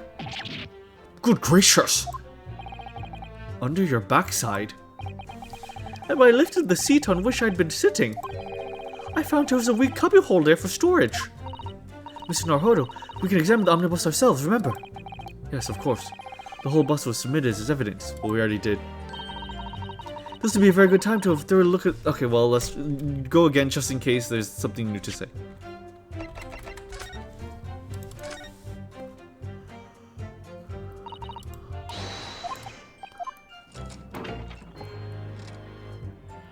Did not notice the big blood stain on the floor. Whoops.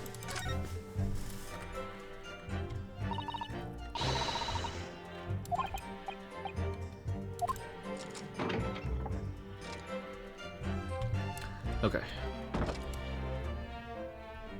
Oh, we can't look at the... Oh. That's blood, isn't it? Is something wrong? Oh, it's just... Well, this bloodstain is so obvious, that's all. And yet, Van Zix has made no mention of it. I suppose it does seem a little strange. Why do I have such a bad feeling about this?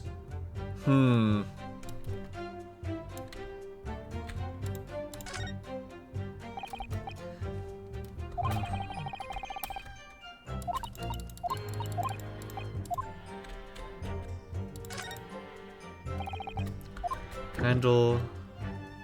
Oh wait, now it's empty. Wait, what? Wait a minute, it wasn't empty before. Maybe it's just a framing device, you know? Maybe it's just a framing device because like before they didn't want us to see it as evidence and then now they want us to. This storage compartment, but there's nothing in here. It's totally empty. Something doesn't seem right here, but I can't put my finger on what it is. Okay, never mind. I think it's wrong. Yeah, I think that's... Yeah, that's...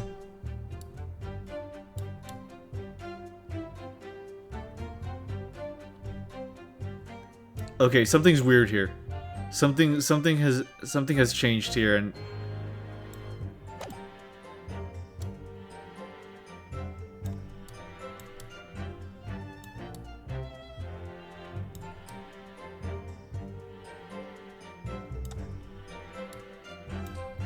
the fact that the scene changed is like very disconcerting to me. And that's when I found her. There was a child in there, all curled up in a ball, hiding her wee self away. Hold it. You say she was hiding herself. Aye, that's right. 'Twas hard to see in the dim lamplight, but she was all curled up in a wee ball when her eyes met. Well, me heart nearly stopped beating in me chest. You're really overacting this. Still no, I pulled her out from under there and sat her on the seat opposite so I could have a wee chinwag with her. The seat opposite. That's right, just next to the dead gentleman there. You sat this young girl next to a corpse, sir. Well, as I'm sure I mentioned, a gentleman in my position can all too often find himself in mortal danger. So, I needed to find out just who this urchin was, you see? While I was in the middle of talking with her, I heard another scream. A fella's voice this time. Presumably, that scream was Mr. First, who was sitting on the roof deck seats. Right you are again, I would say, sir. Looking down through the skylight, he must have seen this young girl and gentleman with the knife in his belly. In other words, the previous witnesses did not in fact see you at all, Mr. McGill did. What they believed to be yourself and the victim was in fact this girl, the late Mr. Mason. Hi, my lord. I was, as I think everyone understands now, sat at the back of the carriage out of sight. Interesting. It is certainly plausible. The defendant is somewhat diminutive in stature, and readily confused perhaps with this young girl. After that, of course, with the scream from the gentleman over us, the driver realized something was wrong and pulled up the horses. I do wonder how you must be feeling, Mr. Naruhodo. Being the defendant's lawyer and yet finding myself as stunned as everyone else at his testimony. Let's just say it's trying. We certainly had a precious little time to talk to Mr. McGill before the trial. But we mustn't be dispirited. We must try to learn all the facts we can. When we arrived in London this morning, I didn't see my day panning out like this. Mr. Naruhodo, no grumbling, even in your head. How did you know? Hold it! Hold it? And when you first got onto the omnibus, were there any other passengers already on board? There were not. The cabin was empty, and there was no one on the roof deck either. You were the first passenger, as it were. I see. Aye, and that's why I took this, the backside as I did. 'Tis the most comfortable, so it is. Could you explain exactly what you mean by the back seat? By all means. 'Tis how you already described it earlier. I'm talking about the seat opposite to the one in which the poor victim, the poor gentleman was stabbed was sitting. Like I said, 'tis the most comfortable and where I feel most at ease. And of course, I enjoy gazing into the skylight from time to time as well. Excuse me. Thank you, I've heard enough. The events as explained are clear in my mind. However, at least one conundrum remains. Who is the girl?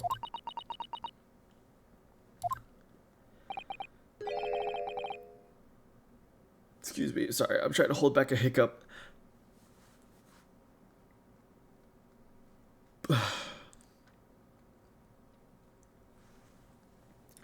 So we know there had to be somebody else. The people on the roof sat there because the door was locked, and the gentleman inside waved them away. McGilded would be asleep at this time. Yes. Yes.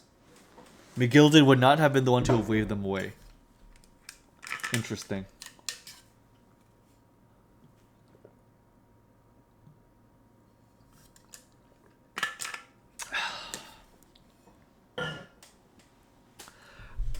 Her name is Gina Lestrade, my lord. She's a chancer, earns her crust among large crowds, relieving people of their purses. What's commonly called a pickpocket. What? This girl here? A petty thief?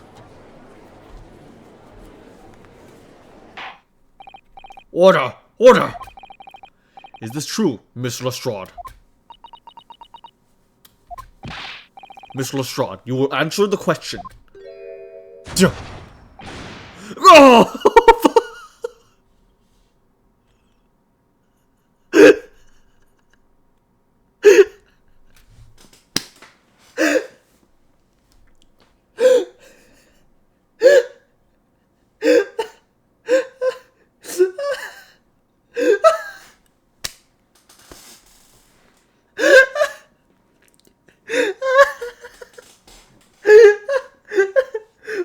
No honor.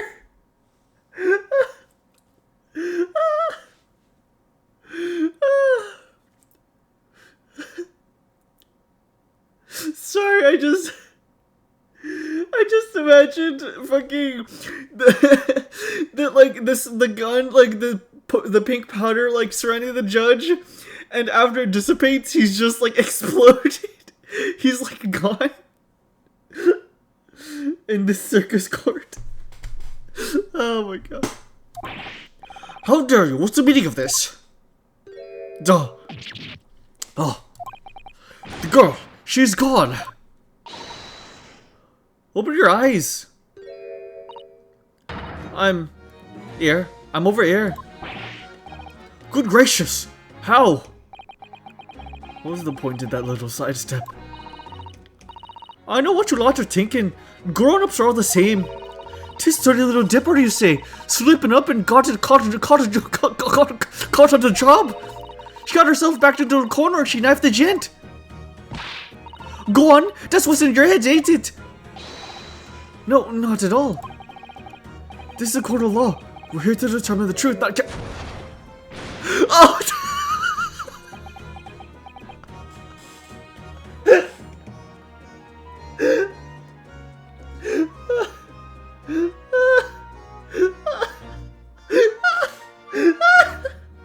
Stinky fart ball.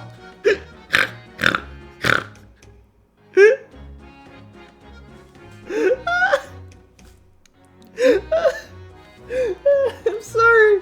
It's funny every single time.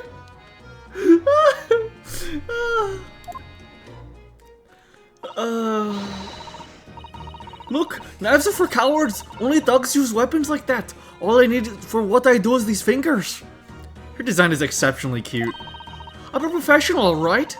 Maybe not your eyes, but I got pride in what I do. Let me guess. You don't count smoke bombs among weapons for thugs. Oh, this? Yeah, this was in the bag I lifted the other day. Oh my god. Oh my god, she stole a smoke bomb gun from fucking Herlock Sholmes. She stole one of Herlock Sholmes' guns. Oh my god.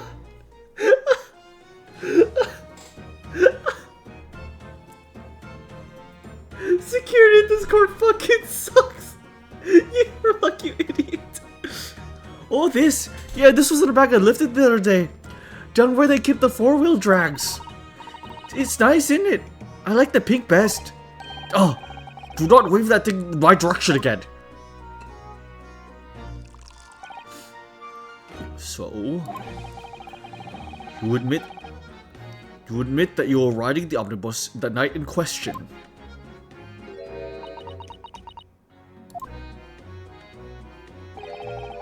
Tis alright, lass. You can tell them the truth now. Alright, yeah. It's just like the Irishman said. So she's Scottish. The court accepts this girl, Miss Gina Lestrade, as a valid and significant witness in this case. Accordingly, young lady, we will now hear your testimony, if you please. No British court back then. True. Mom, don't you throw that. You'll tell the court exactly what happened in the omnibus that night in question. Alright. If I have to. They're literally the exact same height. Or she's a little taller, maybe. What the girl I saw. So I stuck inside the carriage before I hooked up the horses, just like always. But it was right a waste of time. I got nothing to show for me troubles last night. I tell you, you can't see a blind thing in that hiding place. It's pitched there. Then, after a while, I heard this loud bang. Nearly jump out of my skin, I did. And scream just came out. It's because of that, this swell found me. He did help me get away, mind. Okay. Yes, he let you go. I fail to understand why you would let the street urchin go, Mr. McGilded. Oh, 'tis simplicity itself, my lord. You see, she couldn't possibly have killed the other passenger. I knew that for a fact. How? As I'm sure I said before, sir. Yeah, you were sitting on her. I was sitting right on top of the place where she was hiding herself. I think a demonstration is called for. Oh, please physically demonstrate it. This is where I sat that night. And the cubbyhole in which you have spoken is underneath the seat sorry. The cubbyhole which you've spoken is underneath the seat, I presume.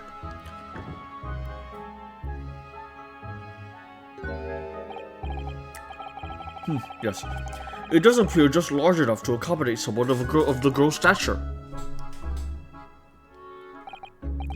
Aye, but of course, the wee lass was stuck in there. Because I parked myself on the seat for the duration. Oh. So you see, that's why I left the last bolt. I knew that if the police found her there, they'd automatically assume she'd done it. But I couldn't live with myself if a young life was ruined when all the time she knew was when all the time I knew she was innocent. Even though you must have realized your action would result in your own innocence being called into question. Not at all, my lord. Not at all. I knew in my own heart that I was innocent. So I thought it was worth taking a punt on my own good name for the sake of this less fortunate lass. My goodness. What a perfect gentleman. My lord.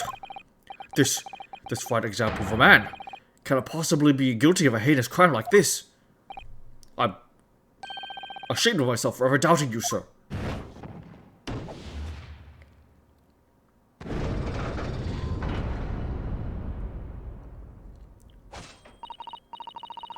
With calm, calculated reasoning, one arrives clearly at the truth every time.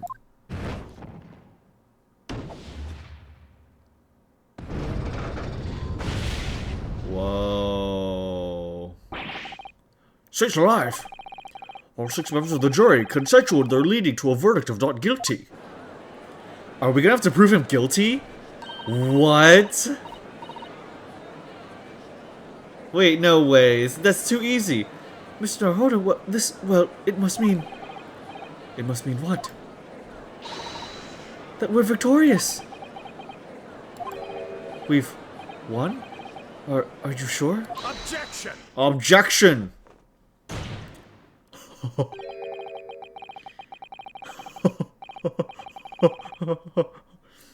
If the sight of my iron-heeled Wellington offends, pray do forgive the discourtesy.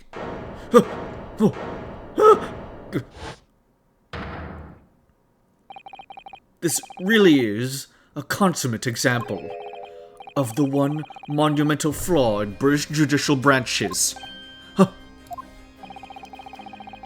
Where evidence and reasoning should be paramount, emotion rules the day.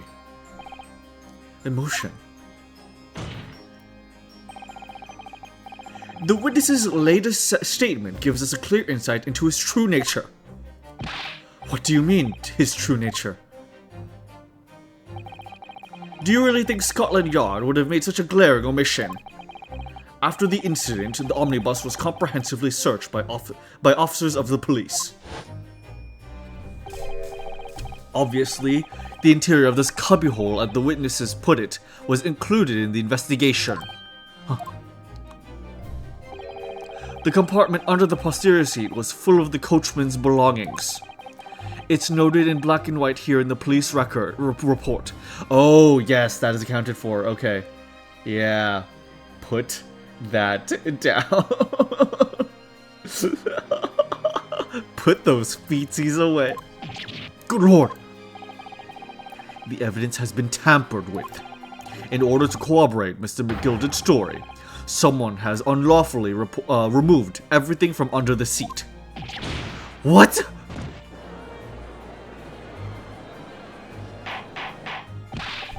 Order! Order! How could such a devious contrivance possibly have been affected, counsel? Naturally, we must acknowledge the deficiencies of the constabulary in allowing this to have happened. However, I assure you, when the omnibus was wheeled into the courtroom this morning, the compartment under the seat was not empty. Well, my Nipponese friend. Me? When the carriage was submitted as evidence, doubtless you examined it in fine detail as would any self-respecting practitioner of the law. Pray, what did you find the condition of the underseat compartment to be? Oh, to be sure, the young gentleman will be able to clear this up in a jiffy. Sorry? Go ahead, you tell the court now, fella.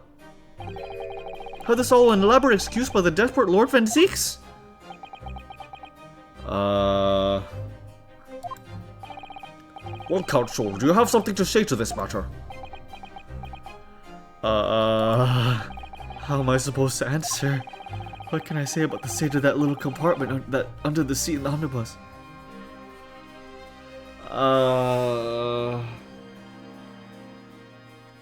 Giving us an out is sus, yeah. Why is my defendant so suspicious? Oh my god. It wasn't empty. I can't lie. I can't lie about it. I really don't know if giving this answer is helping my case as my cause as counsel for the defense. But as far as I remember, at least. When I first examined the compartment, I'm fairly certain there were a number of articles inside it, yes. Oh, are you sure, counsel? Arthur, be whist. What are you saying now, you daft doll? I thought you were on my side here.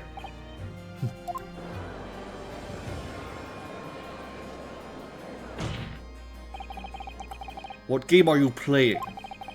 Your task is to defend the man in the stand. Why would you say something to compromise his position?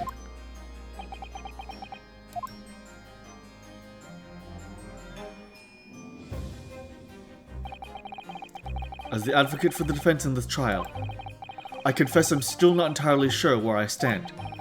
But it seems to me that I should state what facts I do know as clearly and honestly as possible.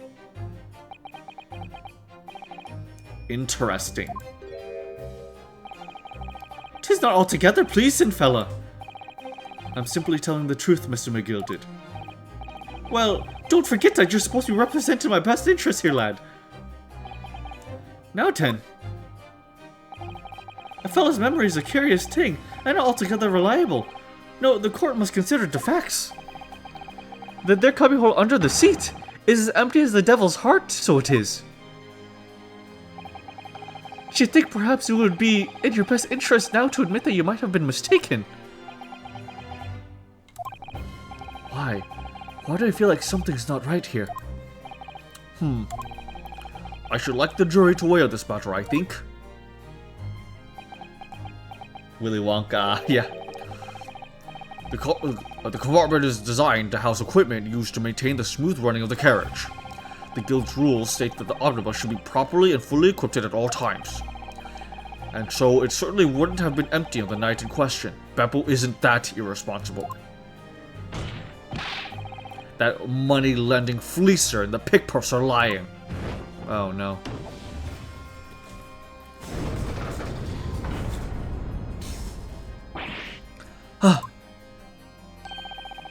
I can't believe I was nearly taken in. The stinking rich are always stinkers. Nothing but cowards, a lot of them. What? Oh no. It's a trick! Of course it's a trick!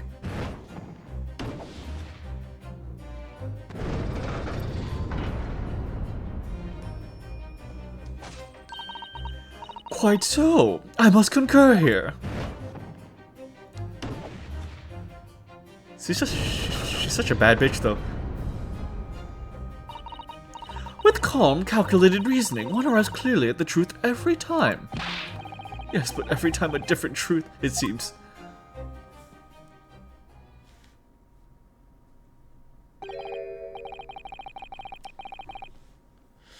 I love this part of the game so much. So many players are conditioned to tell whatever makes the defendant the most innocent, so having the player choose to tell the truth even in the danger of the defendant is such a cool thing. Yeah. Yeah. Oh man, yeah. My lord, I humbly exhibit the scales of justice. Clearly, a verdict of not guilty at this time would be wholly inappropriate. Thank you, counsel. But before we proceed any further, there is the matter of the outstanding cross-examination. Counsel for the defense, begin your questioning of the witness, please. Yes, my lord. What just happened? The whole balance of the trial just shifted, almost beyond recognition. The Reaper of the Bailey is at work, it would seem. Or is at work, it would seem.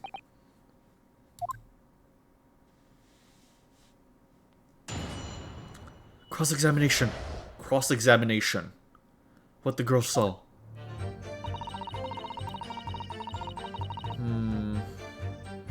Just like always, okay? Hold it! So, you were already in the omnibus before it even set off on its run. Well, yeah, I mean, what's the point of spending the joy to make a few bob, eh? That's a rum idea, isn't it? Okay, she's not Scottish. She's just very, very British. I suppose she means there's no point in spending money to make money. It actually makes sense. Counsel, may I remind you that this girl is a petty thief. Kindly refrain from entertaining her tenants. Well, that does clear up a little bit of mystery of the fares and all. 4 paying passengers at 5 pence apiece, making the 20 to which the cabman testified. And one little scapegoat ran for free. The red conch of a driver always goes for some grub before its last run, see? Oh. So that's when I slip in the carriage and get myself in under the seat. Nice and easy, right? But your hiding place is a storage compartment. Full of equipment for the coach, no?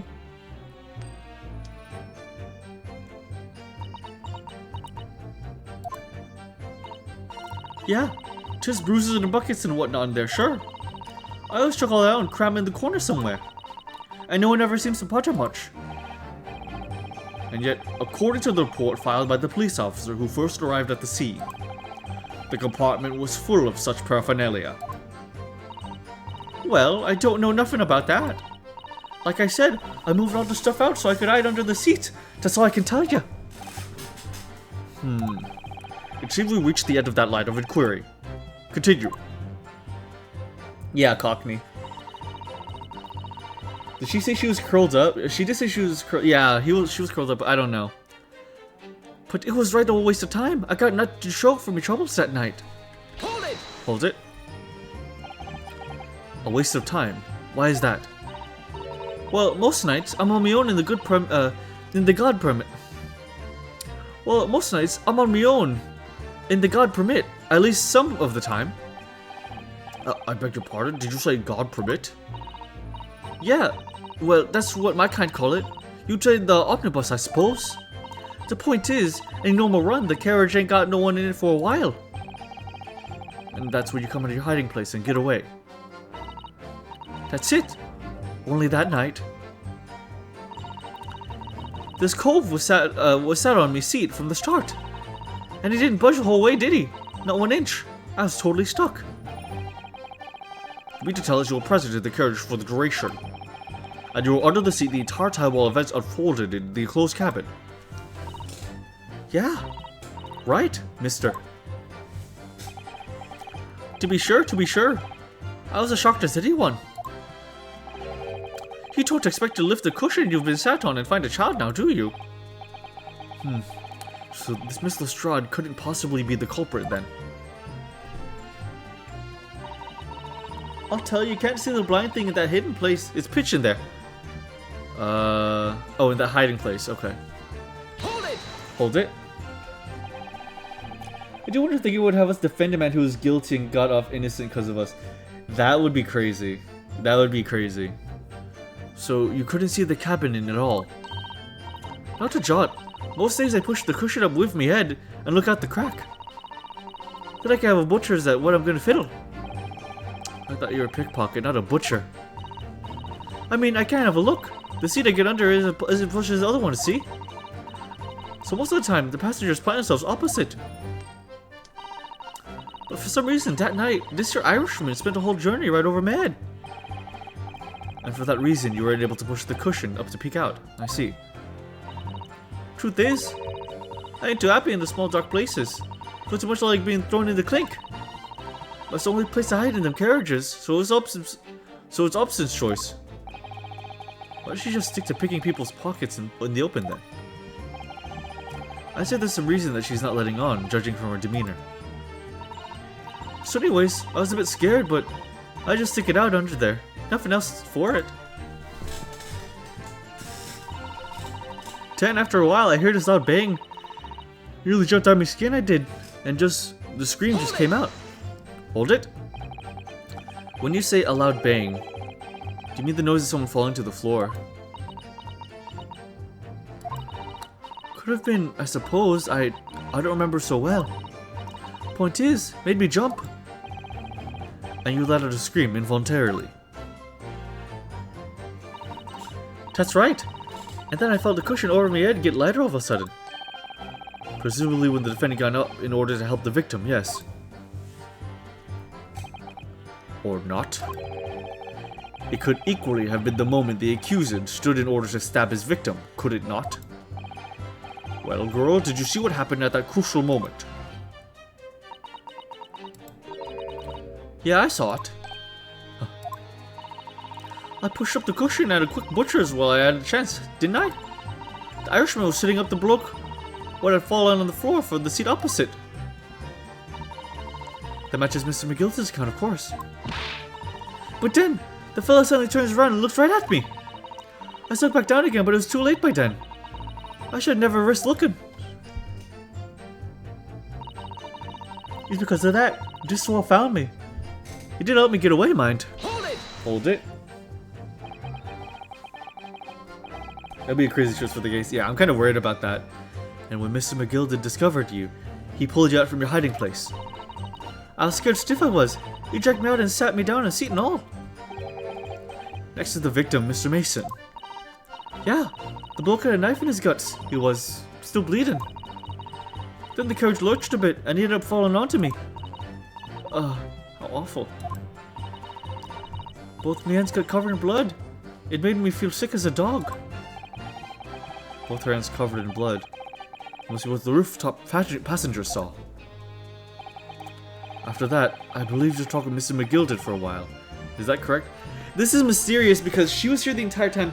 She could have absorbed the entire testimony, and they could have fixed her entire testimony to cover up any single doubt that they had.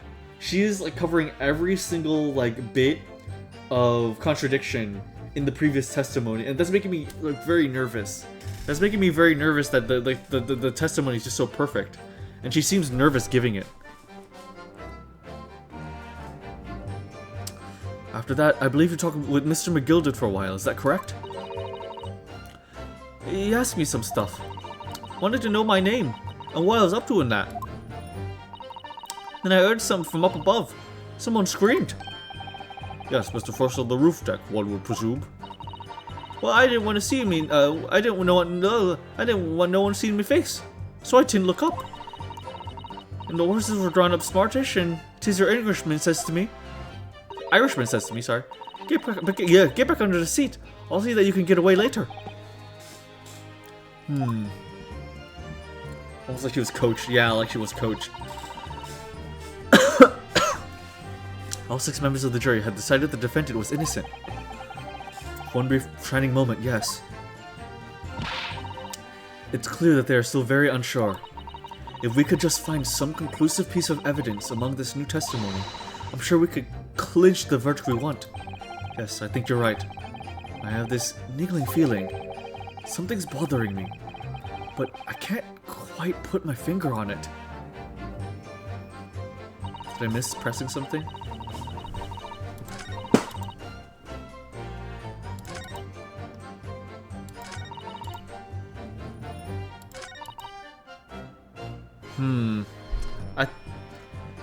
If we provide that the client is a killer, would it be win or fail the test? I don't know. Like, I mean, I guess we would technically fail, but like, we're not supposed to do that.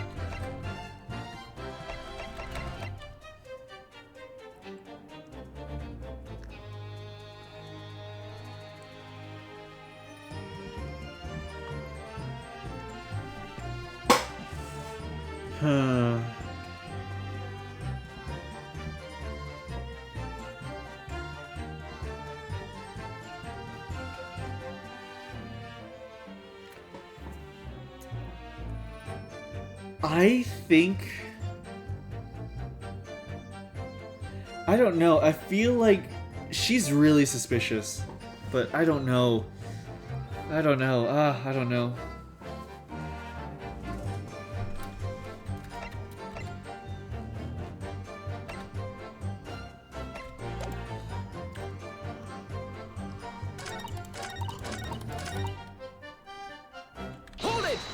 Let me just make sure I press everything.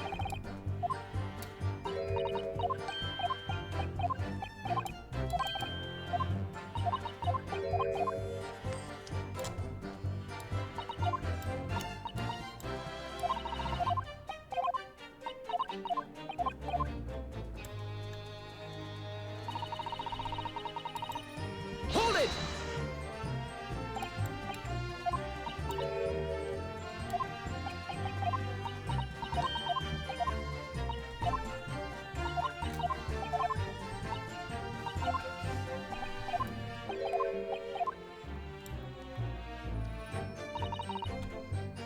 it! I think I pressed all of this.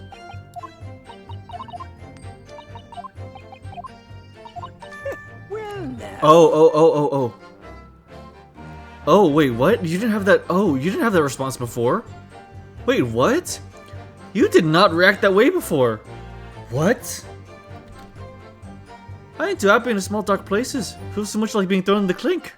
Excuse me. Excuse me. Is something wrong, Mr. McGilded? Oh, I do apologize. Was there something the matter, Counsel? I was just wondering if Miss Lestrade's last comment made something occur to you, perhaps. You seem to be thinking something to yourself. Oh, no. 'Twas nothing important. I was feeling bad for the poor lass is all. I remember feeling desperate myself as a young lad, shut up in the dark. 'Twas terrifying, so it was. I see, yes, I'm sure we can all sympathize. I'm still scared of the dark now. Aye, and I don't know about yourself, but I find that the darkness seems to make everything you hear much louder as well. Yeah. I suppose it does, maybe. Miss Lestrade. Did you hear something that night? Anything? An unusual noise, perhaps?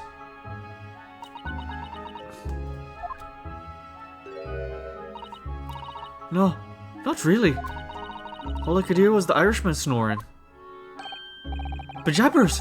There's no need to tell the whole world of me foibles, you little scamp.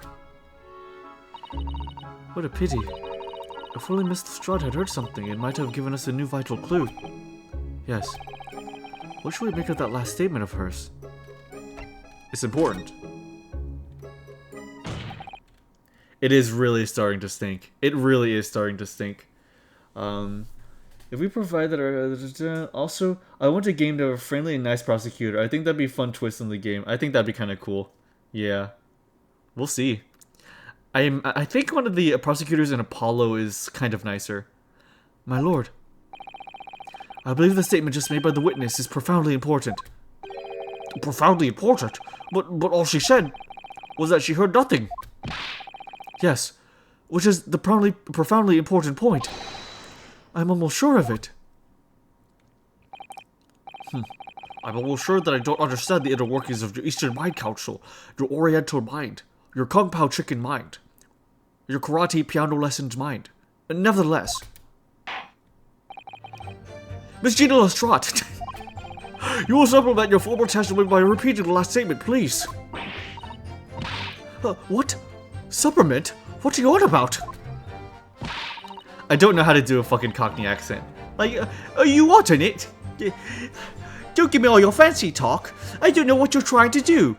Well, it won't work on me. Okay, I guess I know how to do it. Okay, never mind. It's probably the green smoke from earlier, yeah. Don't give me all your fancy talk. I don't know what you're trying to do. Well, it won't work on me. Here we go. I finally broken out of the Irish accent for her. That's right. Insult the judge. Always a good move.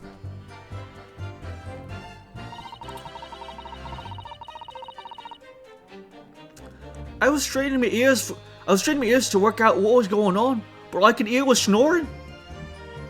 I can't do it process. I can't do it process to do the exact same thing. Yeah.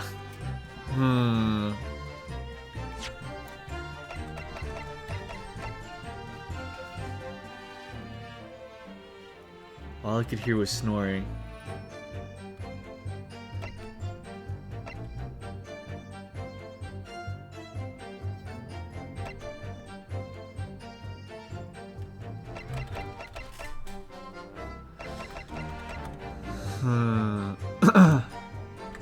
Hold it! Tuesday. So you were straining to hear what was happening the entire time, since the moment you hid yourself? Not exactly, no. Sorry? Well, there was no one in the cabin to start with. I could just push the cushion up and have butchers to see what was what. But then, when I saw the swells getting on, it got me head down, so he didn't notice me. Mr. McGilder sat on the seat under which you were hiding, correct? Yeah. Would you Adam and Eve it, eh? What a mug. So then, all I could do was listen. I was waiting to jump out there so as soon as I heard him leave, see? But, would he? Not likely. Even though we stopped here and there, I never heard the door open. So I just had to stay and listen to I just had to stay and listen to him driving his pigs to market. Snore like an old dog he was. Are there any conclusions we could draw from that, I wonder? It doesn't add up. Miss Lestrade, what you've just told the court is clearly at odds with the facts. At odds? Are you sure, man? Absolutely. It seems my learned Nipponese friend is not as dull-witted as I feared. So Van Zieks realized it too.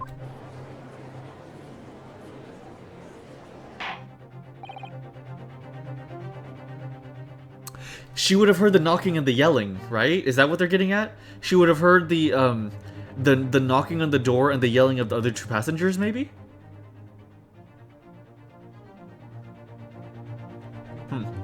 Counsel.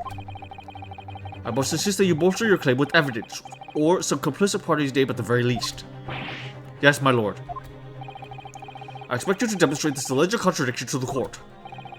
According to Miss Lestrade, while she was hiding in the omnibus that night, she heard nothing but the sound of Mr. McGilder snoring. But think, Ryunosuke, think. There's something else she should have heard.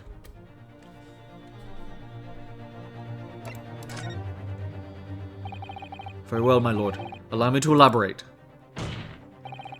On a particular sound that Miss Lestrade could not have failed to hear in the night in question. The sound very clearly explained the presence of the following person. Take that! Take that! No, is that not it? Fuck. It would seem phantoms are at work again. This time in my Nipponese friend's ears. I concur. No sound has appeared to me at all. Oh. Allow me to introduce you to the sound that will be very real indeed, however. The sound of your death throes. Gah! Jesus. Oh, he's right. That was loud. Let me see.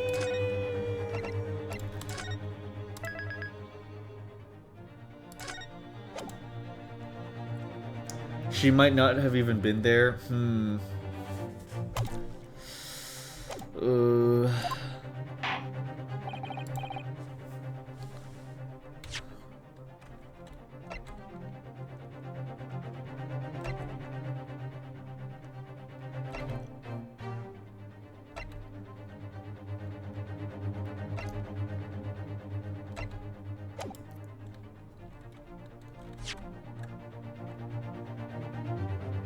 King, gonna kick your ass.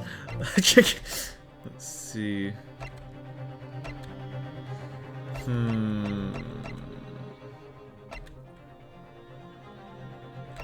Damn it. Whoa. Whoa. Wait. Why is her age listed as 17 instead of 15?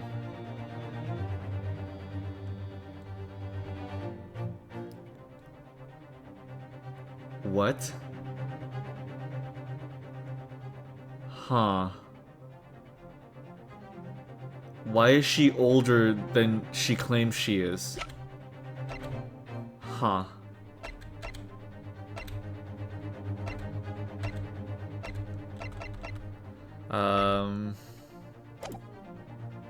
Well then, counsel?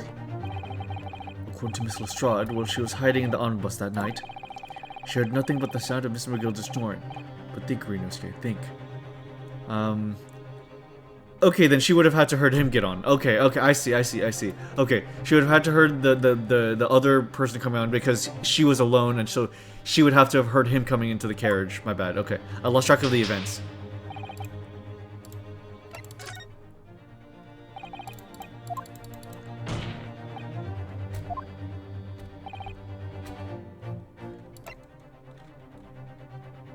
Take that! Take that! Thrice-fired basin. Yes, my lord. The sound that Miss Lestrade cannot have failed to hear is that of the victim, Mr. Mason, boarding the omnibus. There we go, okay. That's my bad. I got things mixed up in my head. Order!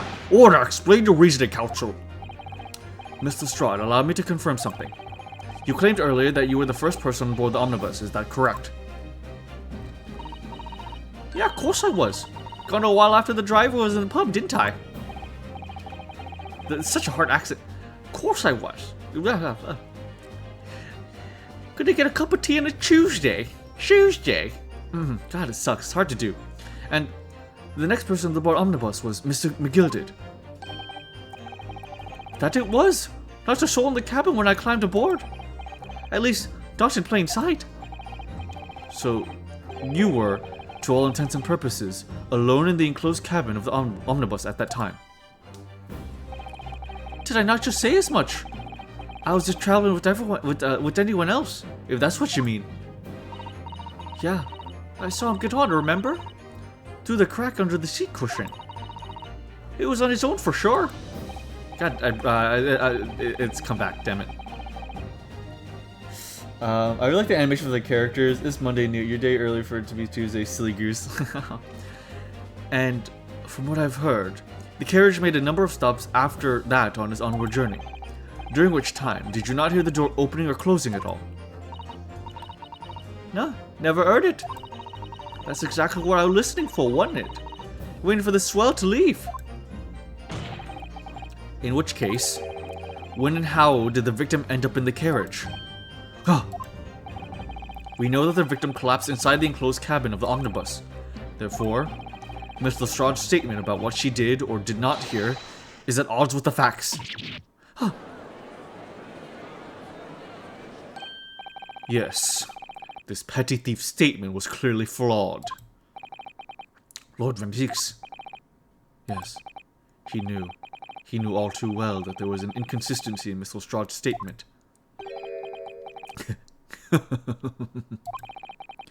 It would seem words of thanks are in order for my learned friend. What are you talking about? You have demonstrated matters impeccably. This witness and her colorful statements are entirely unreliable. Her words are convenient untruths, nothing more.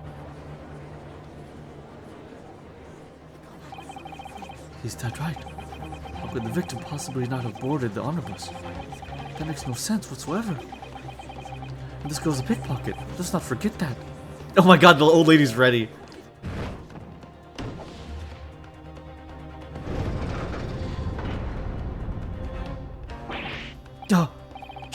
She didn't even say anything. I didn't want to judge the dear little mite just because she has some rather naughty ways.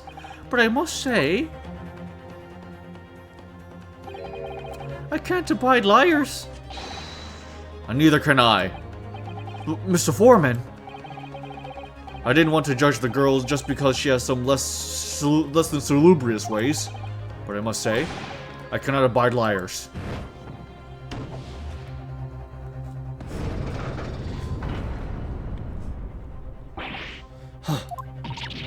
Mr. Naruto, that's 5 jury members leading towards guilty.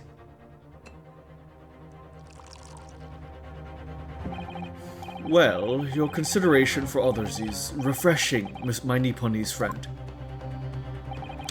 To the considerable troubles you have spared me.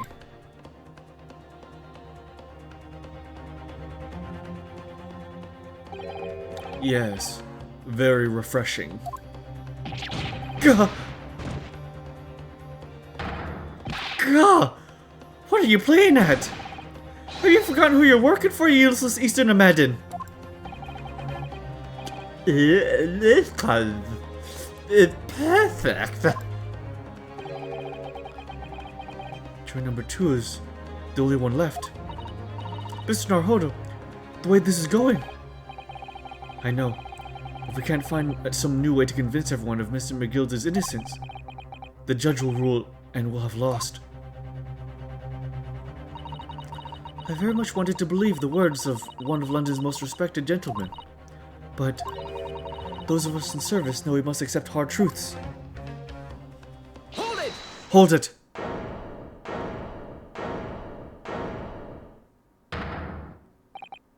Yes, the witness's last statement seems to have revealed a critical inconsistency in her story. However, if we consider the possibility that her statement is in fact the truth, it may shed an entirely new light on this whole case. What are you saying? Huh? Counsel! I'm sorry, sir? What did you mean? Counsel, I will not tolerate you attempting to prorogue my education. Explain yourself at once. When the accused boarded the omnibus on the night in question, the victim was nowhere to be seen. Subsequently, the carriage door was not heard opening a single time, as testified by the witness in the stand.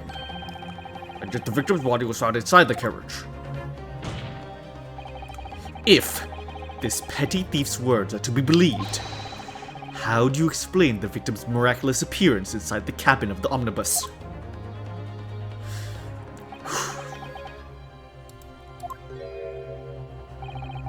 There's only one way to explain how the victim came to be inside the carriage. He's put there after he died. There's another entrance. He was in there already.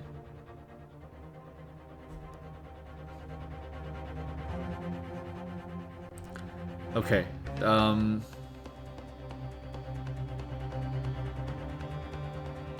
This can't be it, because if there was another entrance, she would still hear it.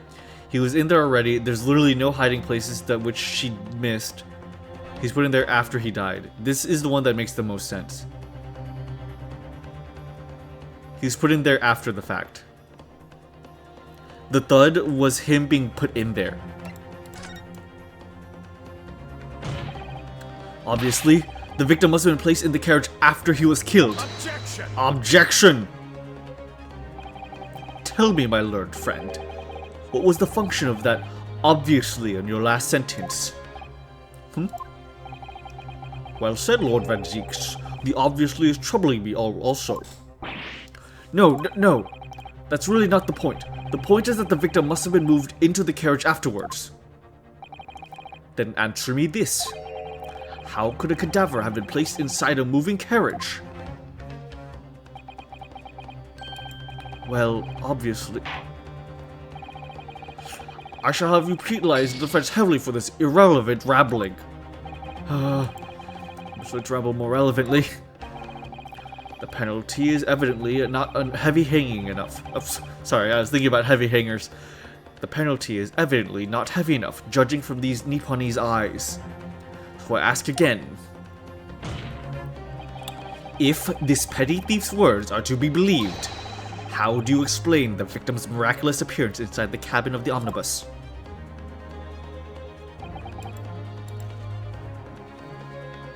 Well, obviously, sure.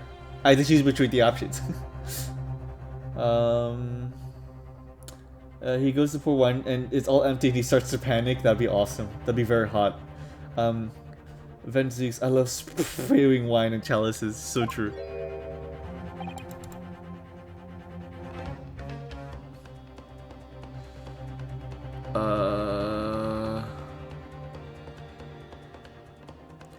I guess it would just have to be there's another entrance.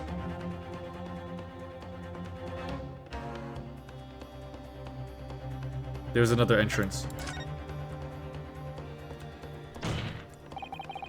If the door wasn't open even once, the only explanation is that the victim entered the enclosed cabin some other way. Objection! Objection!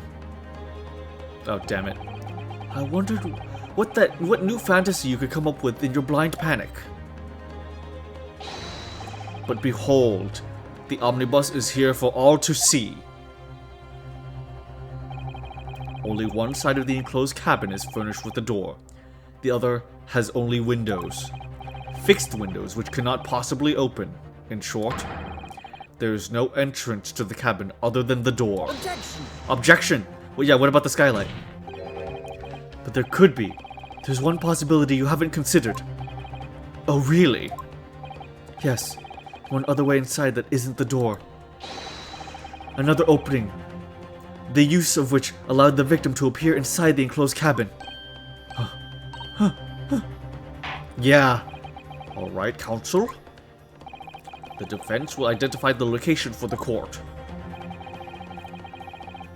Here is the omnibus in which the incident occurred. Where on earth is this entrance by which you propose the victim enter the cabin? Whoa. Whoa, wait, yeah, whoa. Was it the carriage driver? Was it the carriage driver?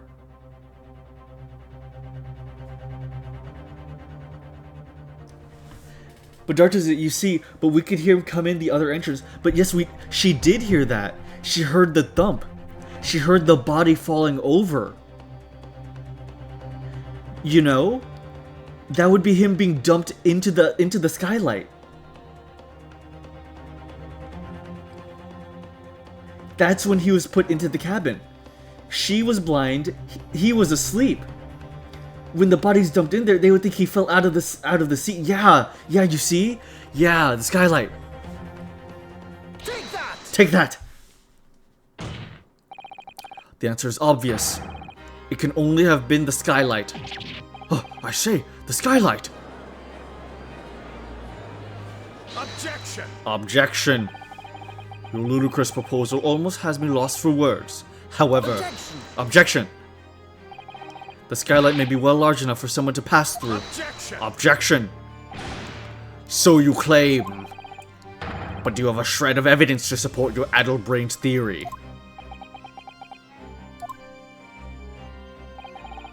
Both Mr. McGilded and Miss Lestrade said the same thing in the testimonies.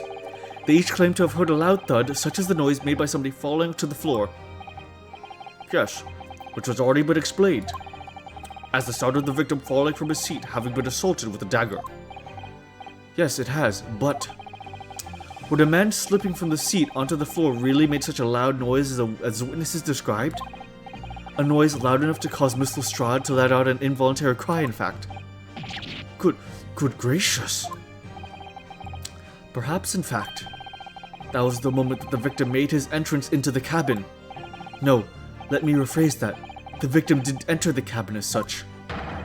He fell into it. Objection! Objection! You're now suggesting that the victim fell from the skylight into the cabin. That's simply impossible. How could you be so sure? Because if the victim had fallen inside through the skylight, as you say, the passengers on the roof deck would have seen it happen. And yet, not one person made mention of such events in their testimony. Well, yes, that's true, but hold it.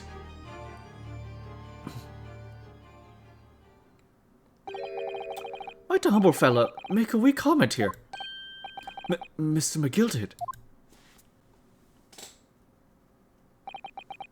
To be sure now, the two fellows who were sat on the roof or that testified before said not to the victim falling through the skylight. But it seems to me, my lord, that 'tis not so much a case of them not saying, but them... Aye. 'Tis a case of them being unable to say. What? I think perhaps the two fellas do be having something of a compelling reason not to mention what happened. Would you not agree, fine ladies and gentlemen of the jury? Humph. Oh my goodness. Surely not. Those two chaps on the roof. You mean the ones who stuck that knife in the man were... Oh! No, I don't. Hold it.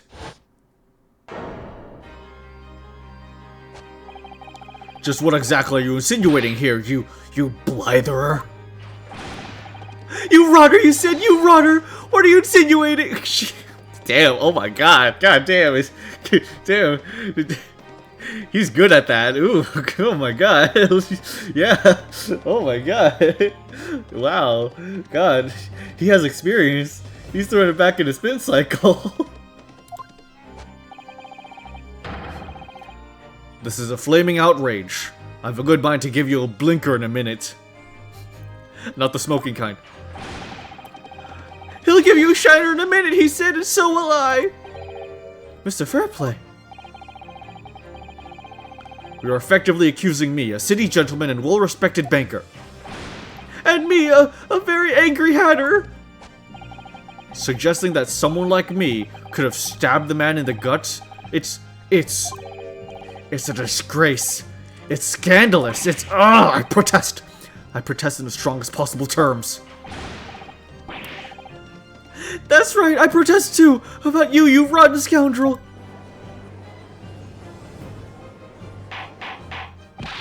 Order, order, order. This is not the time, witnesses.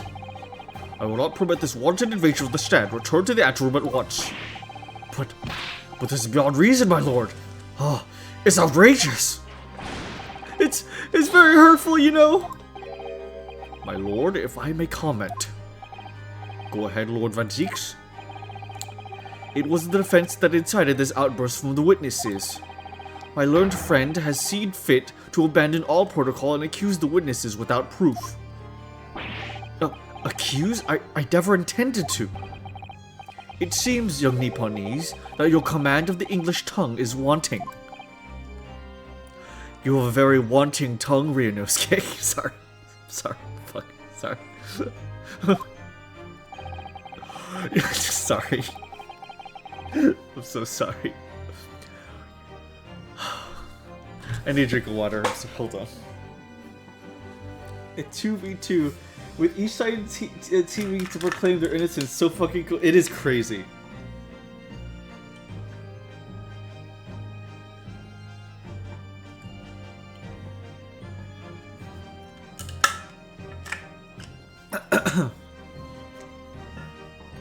You propose to this court that the victim fell through the skylight from the roof deck of the omnibus.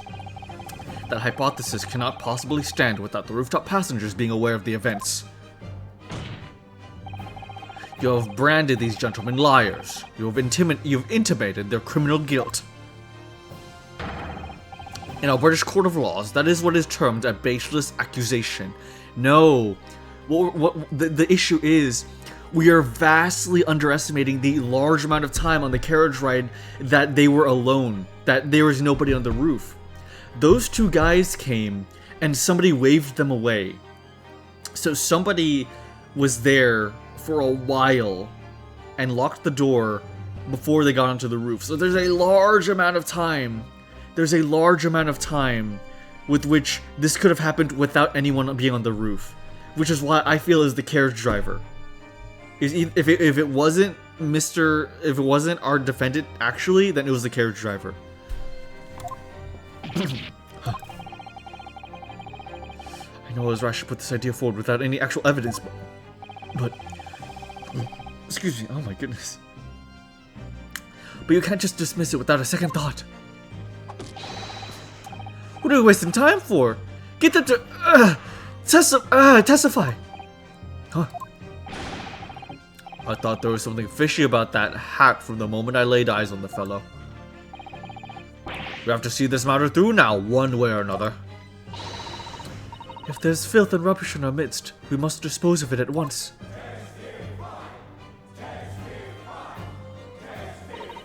Whoa. What's happening, Mr. Naruhodo? The spectators in the public gallery they're in a complete frenzy. Holy shit. Mr. Fairplay and Mr. First. My lord? You will take the stand again and make another formal testimony. In reference to the indictment brought by the defense. Yes, my lord. I didn't come here for this. What is that look, Mr. McGilded? I'm trusting you. There's no time to think this through. All that I can do is keep pushing forward. This is so sketchy. Witness testimony. Refuting the accusation. Me and my boy wife were the only two people up there on the roof deck. Dead or alive, I can swear to that. If anything had happened where we were sitting, don't you think one or the other of us would have noticed? In any case, neither of us know the first thing about the victim. We had no reason to kill the man. The skylight was shut the entire time, I tell you. We couldn't possibly have opened it. If you're so sure the victim fell through the skylight, where's your proof?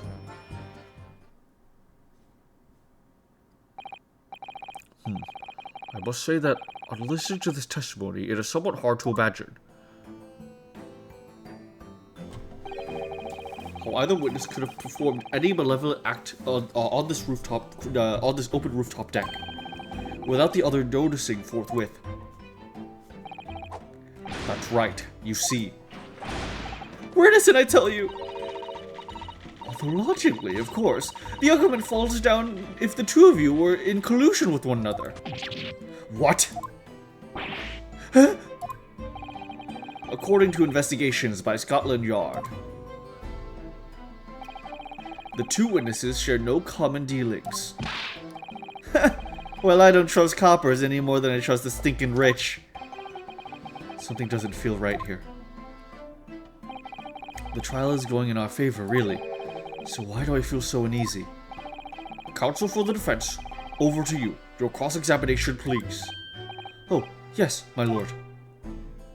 This is... Cross-examination. Cross-examination. Refuting the accusation. Wild theory. McGilded uses his leverage of the debt over Fairplay to have him kill the brickmaker? Huh. Huh. Repeating the accusation. Okay. We were the only 2 people up on that roof deck, dead or alive, I can swear to that. Hold it! So at no time did the victim, Mr. Mason, climb up to join you on the rooftop deck. Absolutely not. Dickon. No question about it, he said. Not at all. Oh, but yes, of course. I remember seeing them both. I saw the victim inside the enclosed cabin talking with this man there. So, is this true, Mr. McGilded? Dear me, my lord. At the risk of repeating myself, I boarded the omnibus alone and nodded off inside nodded off inside almost immediately. That is an outright lie. Without doubt, you were engaged in. Let me stop you there, fella, and ask, do you have any evidence at all? At all? Ah. Tis all about evidence in the courts these days, so it is. You do well to remember that. Oh, man. Ah! I saw you with my own eyes. This is going so well. If anything had happened where we were sitting, don't you think one of the other of us would have noticed? Neither of us know the first thing about the victim. We had no reason to kill the man.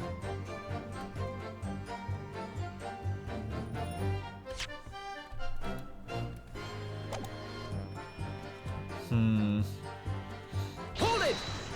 Hold it. So, you had never met Mr. Thrice-Fired Mason before? Oh, Loom, no, not once, never.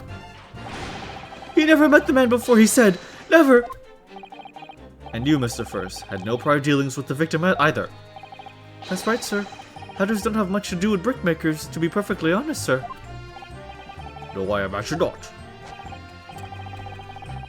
You see how many different ways I can put this. Neither of us had the remotest... Well, no. Neither of us had the remotest connection to the gentlemen who were inside the cabin. Excuse me. Excuse me.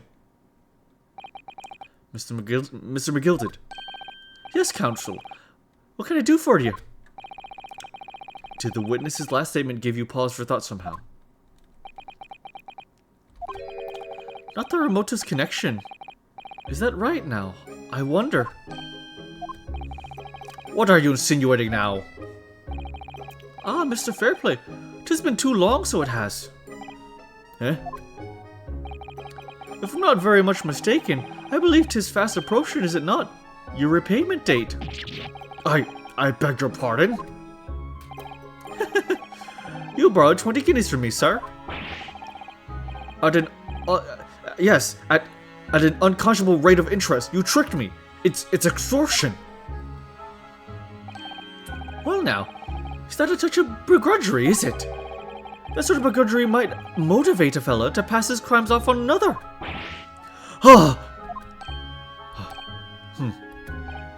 And, young Mr. First. Me, sir? What do you want with me, sir? You do making hats for a living, do you not? That there top hat sliding about in your head. Is that one of your own creations, is it? Oh, well, I'm still an apprentice, you understand? I'm learning to find the perfect fit for whatever fine gent walks through the door. The perfect fit, is it? Well, 'tis a very distinctive design, so it is. Many customers like it, I tell you. It's like a distinctive touch. Customers, such as Thrice-Fired Mason. Oh. There was a photograph print of the victim submitted as evidence before, my lord. Yeah.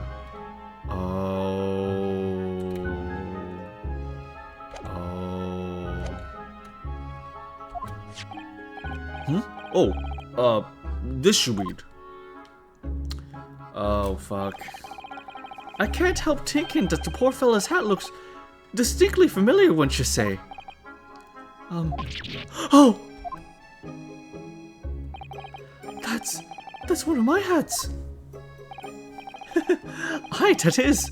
So, it would seem to Brickmaker as a customer of yours. Huh.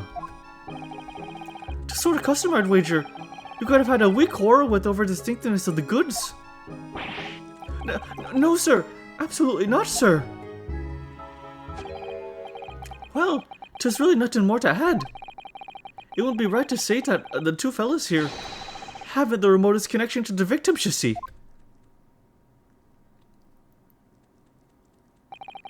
I rest my case. You little weasel. Ah! He's better at this than I am.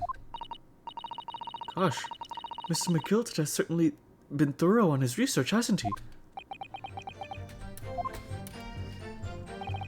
Please, don't let me a little interruption hold up the proceedings. Hat Hunter. Oh, interesting. There's Hat Hunter for having identified the millennia responsible for the victim's hat in episode 3 of Great Ace Attorney. That's crazy that there's an achievement for that.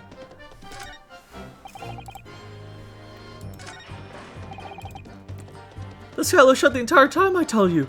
We couldn't possibly have opened it. Hold it. Are you quite certain about that? That the skylight was shut the entire time? I'm going to lose my block with you in a minute. He's going to lose his rack with you in a minute. That's what he said. Take a look at yourself. Go on. Oh, take a look at it yourself. You see? It's shut fast now, just like it was on the night. So it is. Of course, a fellow the size of Mr. Mason could likely break right through it, still and all. What?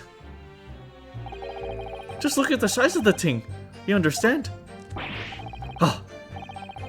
Now you hold on there a minute, sir. The size of the ting means nothing. Not on its own. Let's consider the bigger picture here, shall we? Stop biting Arcane, shall we? I was riding the omnibus on another occasion when, well, I broke wind loudly. I shocked myself with it, as it happens. This is an unexpected confession, Mr. First. Oh, I just mean to say, well, the point is, I tried to open the skylight to see. But just by luck, I couldn't make it budge. The stench was terrible. Everyone was looking daggers at me, sir. I went as red as rouge, I did. Are you expecting me to sentence you? No, sir. The point is, the skylight can't be opened. I tried and tried when I was inside the cabin, ashamed. What do you have to say about that? Excuse me. Excuse me. Do you have something to say about that, Miss Lestrade?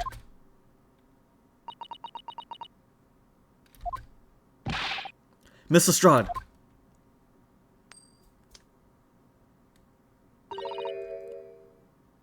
It opens. It opens. The skylight is what we're talking about, right? All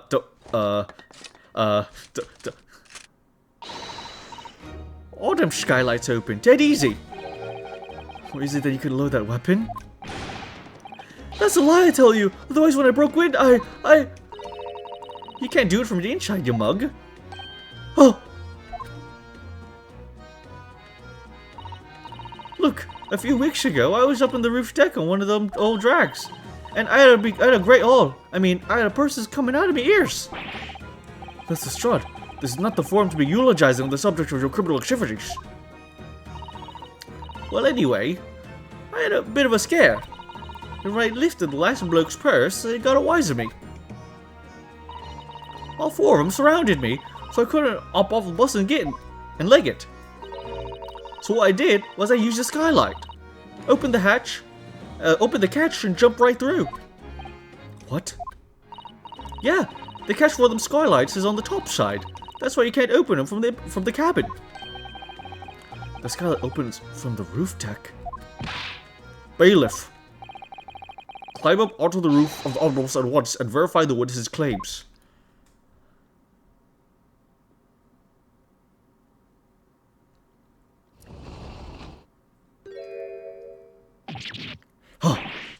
Oh, my hat! See?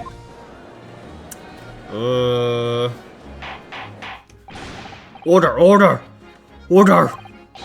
So, it appears that the street girl's statement is quite true. I don't believe it. The skylight opens, and from the roof deck, Mr. Naruhodo. This could be the clue we've been looking for.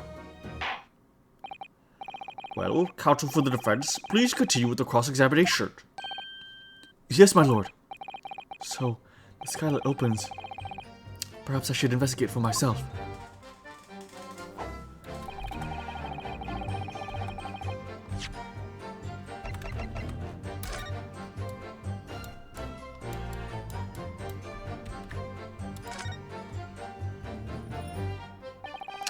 So the skylight was fastened shut before. But now the catch has been undone, we should be able to open it.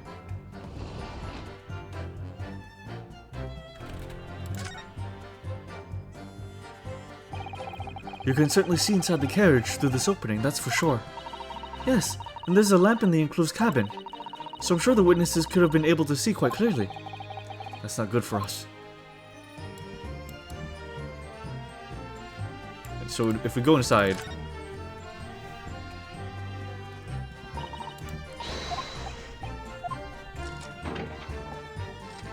it would make sense, there's a perfect blood splatter.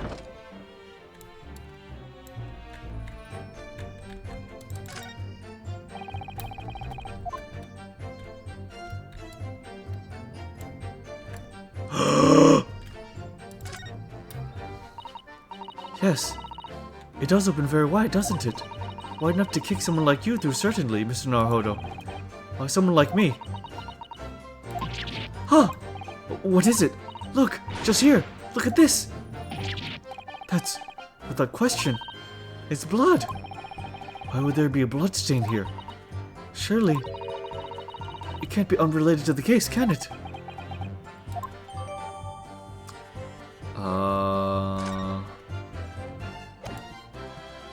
Uh-oh. This is the stinkiest case that we've ever experienced. Objection! Objection! On the night in question, the victim was fatally stabbed in the stomach, and immediately afterwards, the victim's body was pushed through the skylight into the cabin below. Those are the facts, and the irrefutable proof. Remains clearly visible in the omnibus that stands before us today in this very courtroom. Oh, what? So stinky. Very true, Crazy Bra Guy. It's good to see you. I hope you're doing great. That's utter humbug. Oh, you can't possibly have evidence. No, you can't.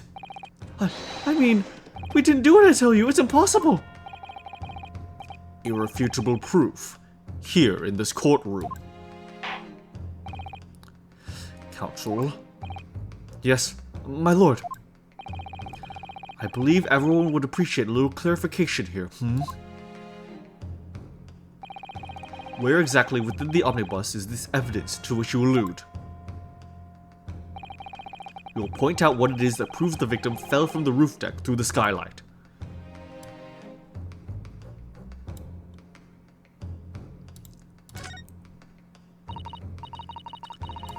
Okay.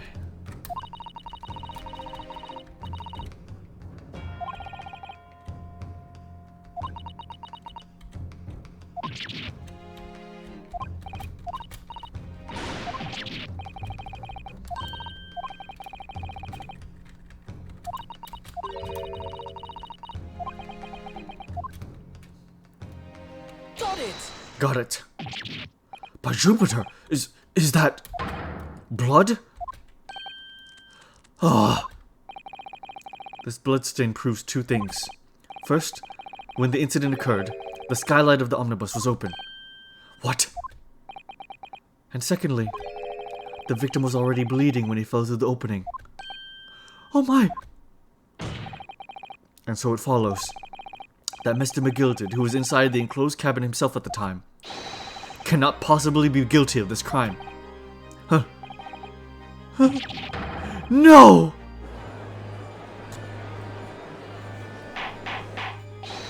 Order! Order! Order! Hold it! Hold it! But the blood could have sprayed up there when the fellow was stabbed inside the cabin. And only found its way to that one particular spot on the skylight. Sure! And wouldn't that be very convenient? And let's keep in mind that the skylight catch can only be unfastened from the roof deck. I myself wouldn't have been able to open it now, would I? But, there's no way to know for certain, is there? If the giant really fell through the skylight, I mean. Why don't you have a good look on the floor of the cabin between the two seats, Mr. First? It's all too plain, if you see. There's the aftermath that shows the poor fellow dropped from from a fair height right there, so it is. What? No. But it can't be. It's all lies. Hold it. My fellow jury members. I think we can all agree that this is clear proof of the defendant's innocence, can't we? I believe we can, yes, sir. It's clear to me now where the filthy rubbish can be found in this courtroom. So, they thought they could pull the wool over my eyes, did they? I won't tolerate any of the guild's carriage being sullied with blood. I won't tolerate it.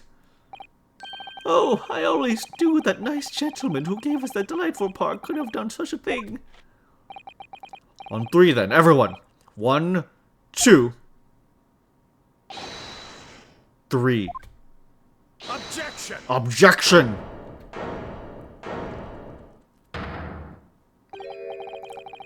A chilling performance, Mr. McGilded. Oh? And what would you be referring to there now, Lord Van Zix? A bloodstain on the frame of the skylight. Such evidence is null and void. What? Why? For one extremely simple reason. That smear of blood never existed. Objection! Objection! What are you talking about? It's there for all to see, and it's clearly blood. Objection! Objection! I personally attended Scotland Yard's investigation of the omnibus. The officers involved went over the carriage with a fine-toothed comb. So I can state with absolute surety, no such smear of blood existed in the carriage. At least, not until this trial began. But, are you suggesting, Lord Van Zix, that this shade of blood was fabricated, my lord? Yes. And while this court has been in session... What?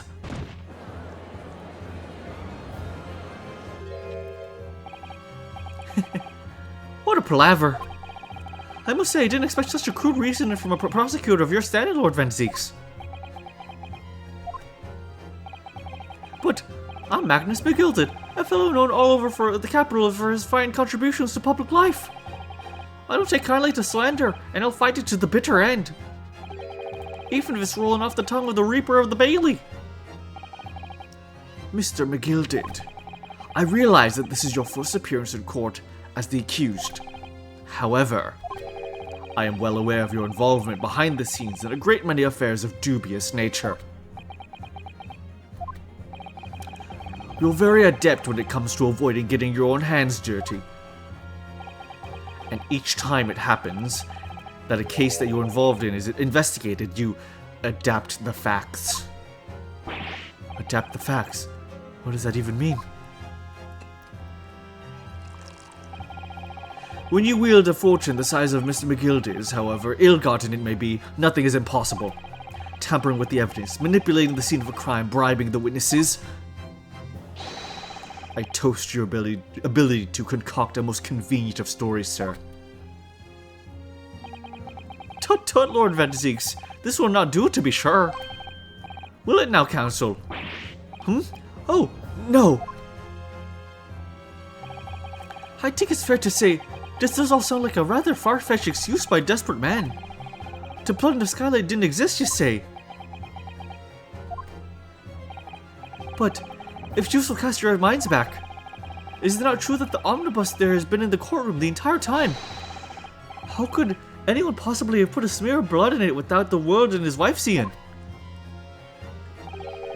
Isn't that right now, counsel? It's true. The omnibus has been in full view the entire time that the court has been in session. My learned friend. Here's to hearing your opinion on this matter, in your own words. Oh, the smoke. We're defending a guilty man. We're defending a fucking guilty man. Fucking shit, dude. As you wish. Could someone have tampered with the omnibus during this trial? If you're asking me, I think it could have been possible.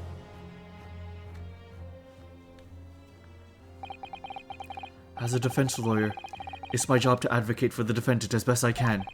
But still, I feel as though there's something even more important at stake here. There's no evidence to suggest that the defendant did as my learned friend suggests. However, in terms of having the opportunity to carry out the alleged tampering, there is one possibility. Oh, good gracious! Explain yourself, counsel.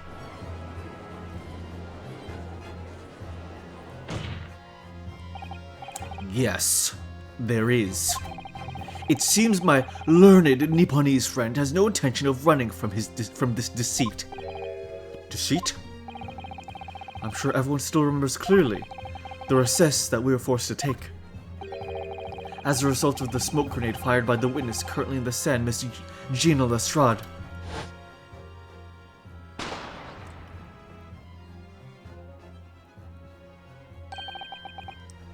What is going on here? Be careful, Mr. Naruhodo. Cover your face. Bailiff, do not let the accused escape. Secure the omnibus. I hereby call an emergency recess. Bailiff, ensure the defendant is in custody and clear the courtroom. The courtroom was filled with smoke, and everyone was thrown into confusion. All of us were made to leave this chamber. In that brief interval, under the veil of smoke and in all the chaos, it could have been possible to steal inside the omnibus.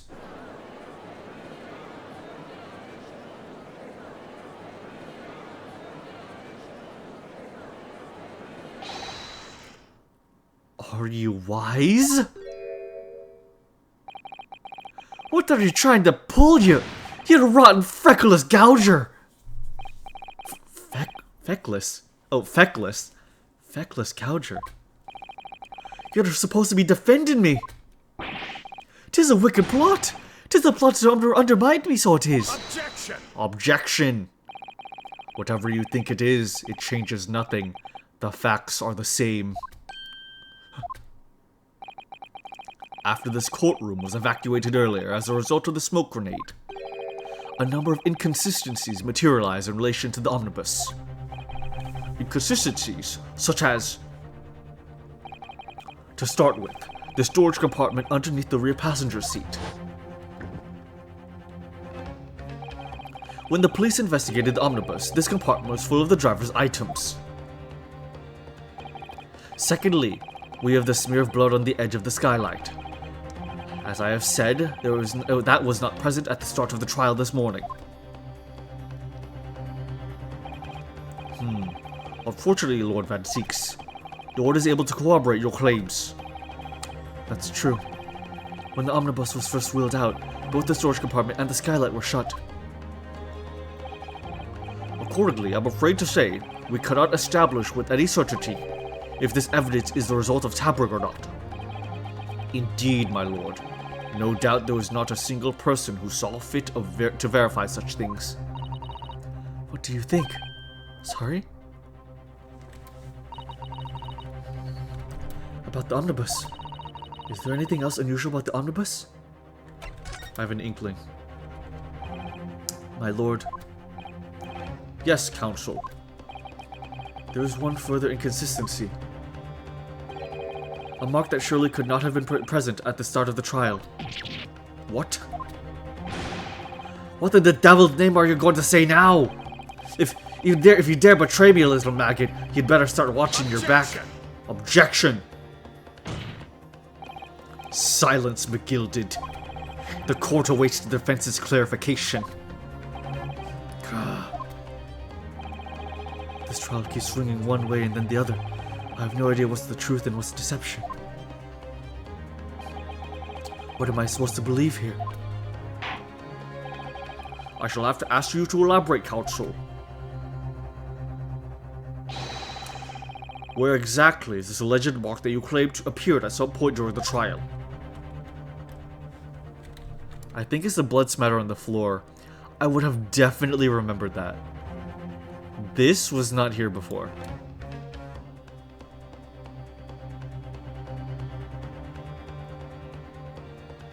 Yeah. This entire blood smatter on the floor. I do not remember this being here. Got it!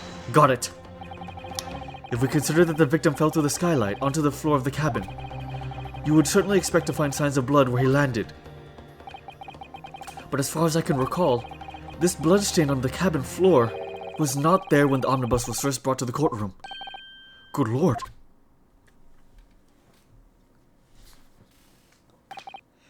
Yes, I do believe you're correct, counsel. Well said. Could be paint, maybe. Although, as advocate for the defense, one might say that was a very careless slip of the tongue.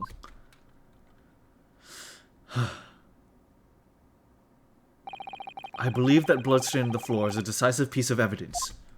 But if the question is whether that evidence is genuine or whether it was unlawfully fabricated by someone, I feel compelled to admit that there's at least a possibility that the evidence is fake.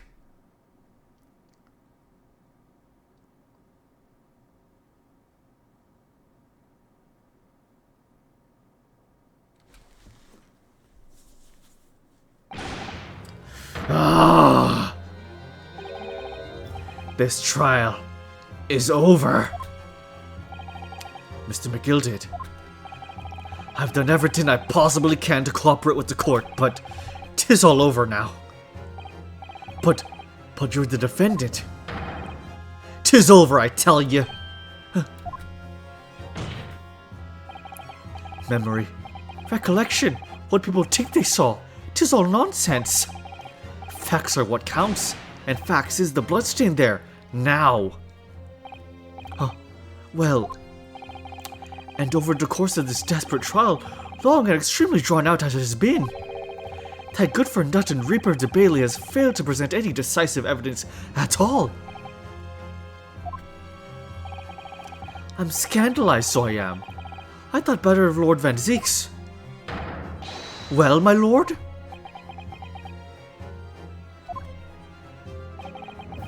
I must concur with the defendant.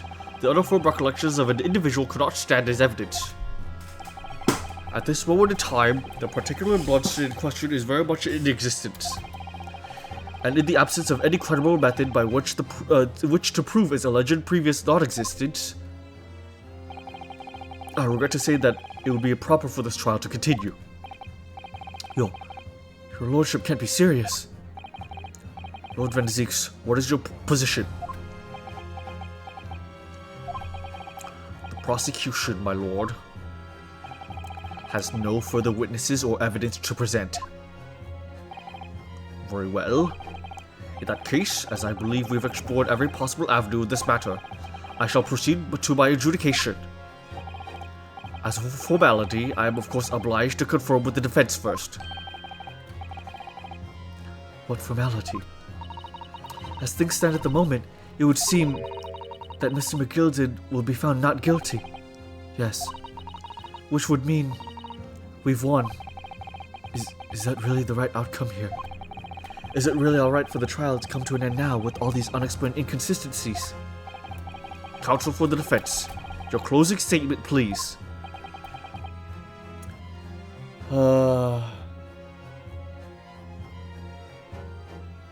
I absolutely believe that, Mooney. Somehow I've become more and more energized throughout this trial. I'm like completely ready to see the conclusion. I'm completely ready to see the conclusion, Mooney. Like, I feel like more energized now than I did at the beginning. I'm so down. I'm so down to see this through. Yes, my lord. The defense believes.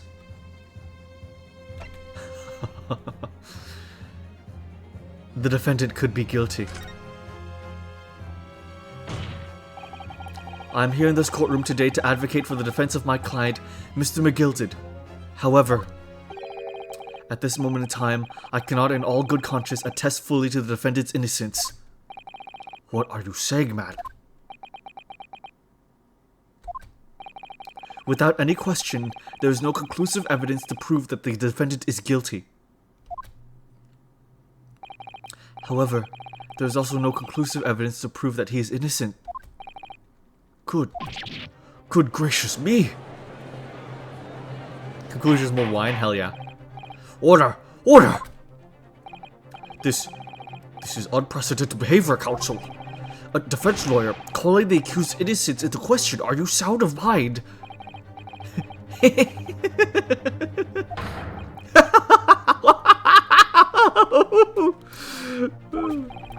Oh, it was a grand decision to appoint you as my lord, so it was a grand decision. What? I must say, I didn't quite expect such an exciting spectacle at the end here, but still. Here, have this for your troubles. Your job here is done, fella. That's some fine work you have done, so you have. What do you mean? 'Tis just right as the honorable gentleman so succinctly put it before. The trial can't go on anymore. And your closing statement there was, how did he put it now? More than a formality.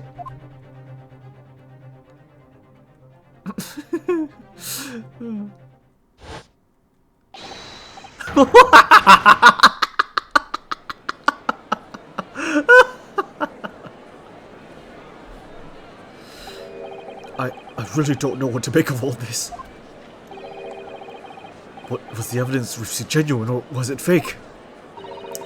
His lordship would be fuming. Any unsightly rubbish should be disposed of properly, as I said. The stinking registrar is guilty of something that... Mark my words.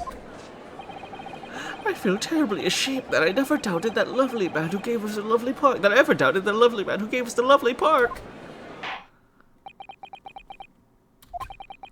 Now that proceedings have unfolded in this way, I am compelled to declare a premature end to this trial. Furthermore, the court must accept the defendant's plea.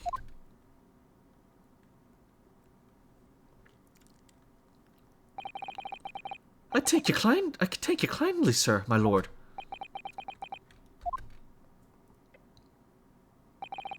I hereby pronounce the verdict of this court.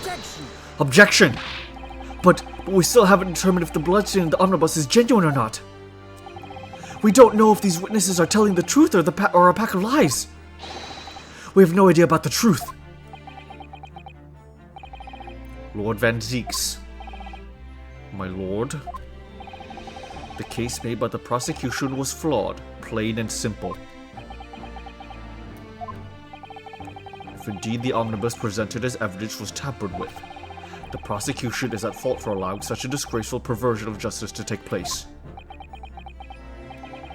My sincerest apologies, my lord. Objection! Objection! But, wait! When we were evacuated from the courtroom, Lord Van Zeeks ordered the evidence to be secured. Wow. I'm afraid the prosecution cannot shun responsibility in this matter. That's so unfair. The culpability of the defendant has not at present time been established by this court. Consequently, the jury will not be required to prefer judgment. What? Well, Lord Van Zeeks, it's been a pleasure, so it has. And as for my dear fella, I couldn't have asked for a better defense. Do You mean to tell me this has all been a grand waste of time? 'Tis the law of the land, my good man. If you'd like to pursue this matter further, you can always go ahead and try to change the law. Magnus McGilded. Good grief! You have more to say, have you? Just one thing. A warning. This is far from over.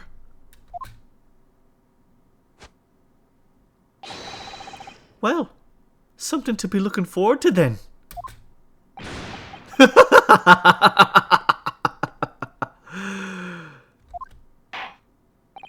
I hereby pronounce the defendant, Mr. Magnus McGilded, not guilty.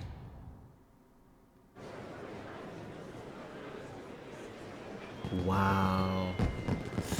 Wow. Oh my god.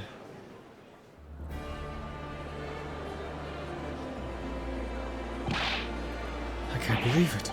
This is an outrage. They should have been examined in the evidence more. What are you talking about? The man's been cleared. He's innocent.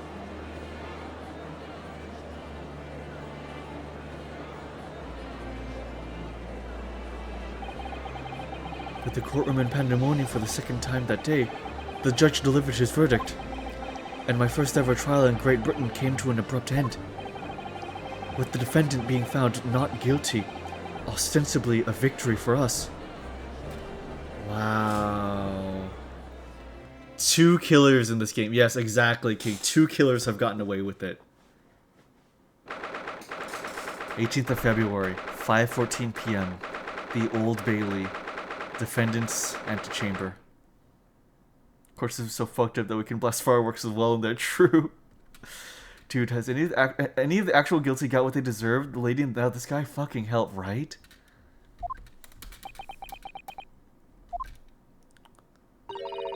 That certainly was a long trial. Huh. Yes, it was.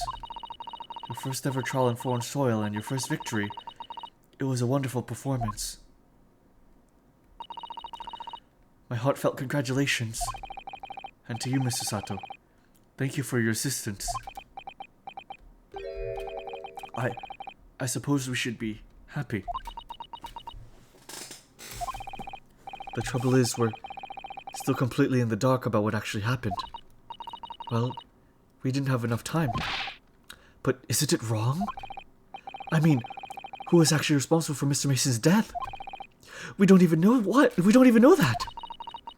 The sole aim for the defense is to obtain a verdict that exonerates the defendant. You carried out your duty to perfection.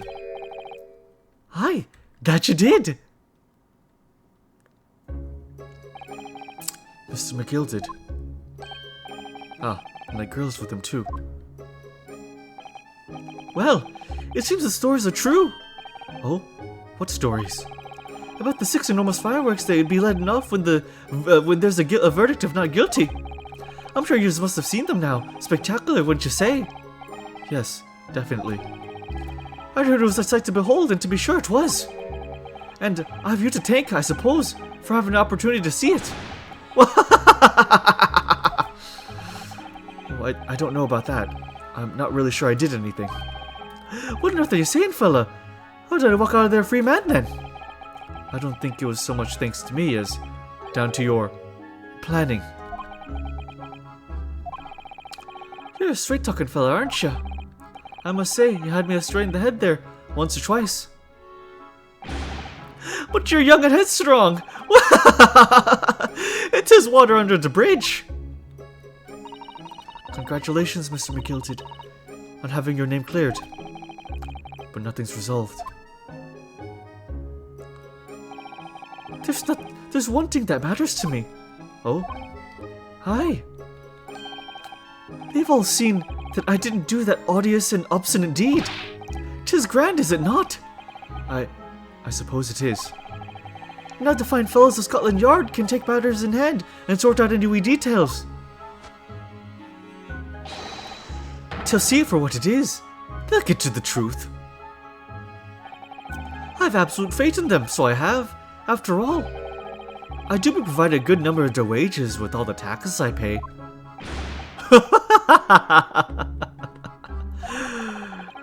It's not that funny. So then, as we agreed beforehand, 1,000 guineas for your troubles, fella. Oh, no. I couldn't possibly accept that much. Ara, be whist! You're humble people, are you? From the east. Well, if you insist. But have this. Still in all, you deserve a reward. Mr. Magnus Begilded. Everything is ready, sir. If you'd like to follow me into the courtroom. Into the courtroom? What's this, officer? 'Tis sooner than I was led to believe. I hope it's not an inconvenience, sir. There are some changes to the schedule. Well, I must be making tracks now. 'Tis time for the inspection. Sorry? What inspection? You're going to examine the omnibus again, so I'm told. I asked if I could be present for it myself. They're going to examine it again? Now? Naturally, I'm under no obligation to take part in any more of this matter now. But as an upstanding member of London society, I do be doing my best to help where I can. 'Tis a gentleman's duty, so it is. So then, fare thee well. 'Twas an absolute pleasure meeting yous. I hope you have a whale of a time and you're studying here in Great Britain. God. We did get that Russian lady who was trying to run away, accidentally kill her friend, got her ass real murder. Yeah, right? Yeah. Real lawyer thing set fire where. Yeah, exactly. This seems to be a case for Sherlock Holmes. Yeah. And there she goes. A free man. Oh, I forgot she was here too.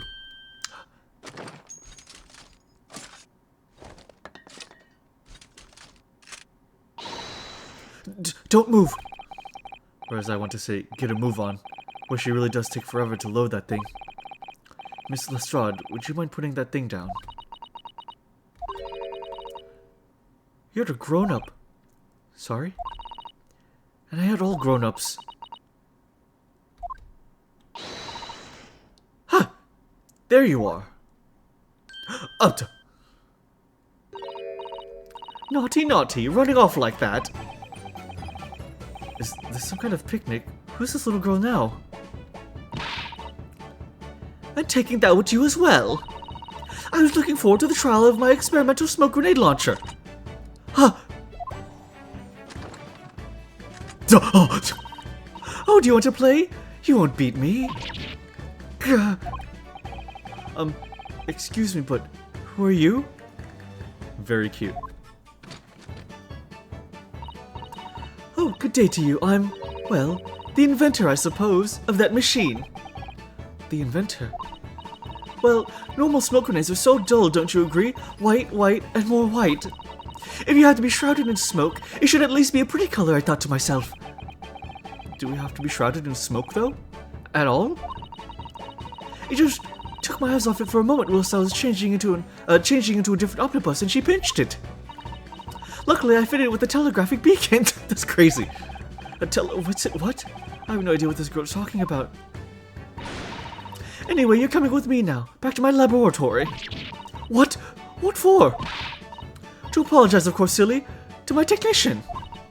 What? You mean, say sorry? You must say sorry when you've done something wrong. Surely an adult has told you that before. An adult? I don't listen to adults. Come along then, follow me. Fine, have it your way. Oh good, you see, I knew you'd want to do the right thing in the end. I'm fairly sure that what she wants is not to get shot by that massive gun of yours.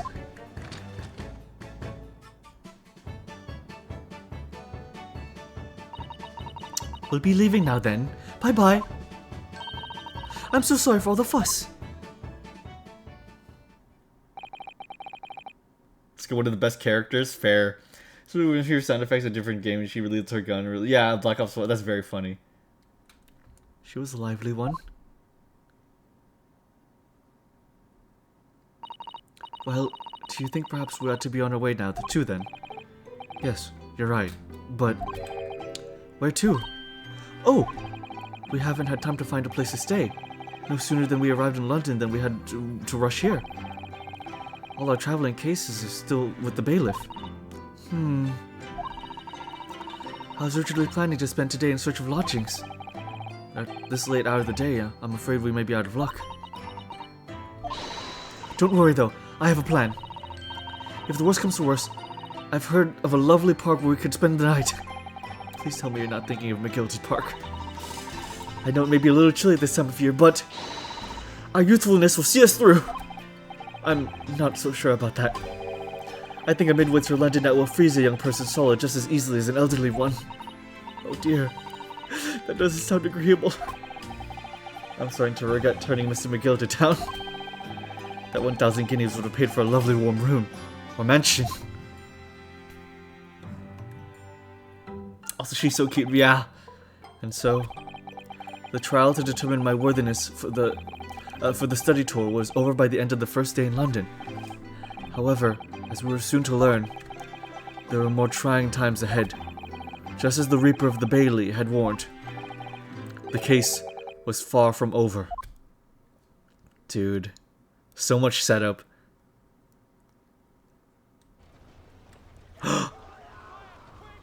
What's going on? Get the fire brigade! What? Bring water, quick! What the? How did this happen? I don't know, sir. By the time I got here, it was already engulfed. No one was supposed to be allowed in here before we started investigating. Oh. No. Oh, good God. There's someone in there.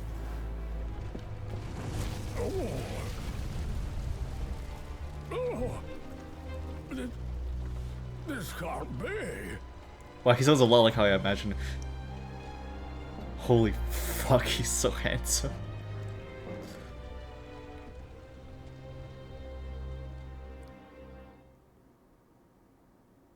Holy fuck.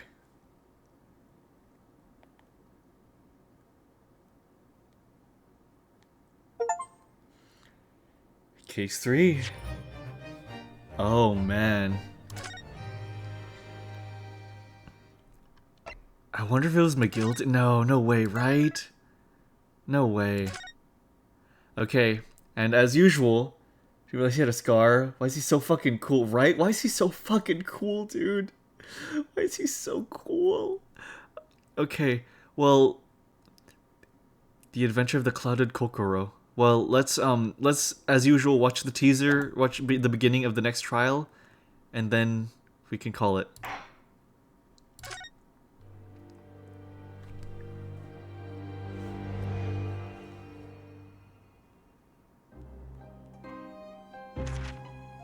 I begin to think, Wilson, said Sholmes, turning his head languidly in my direction, that there is more to this case than that which we have observed.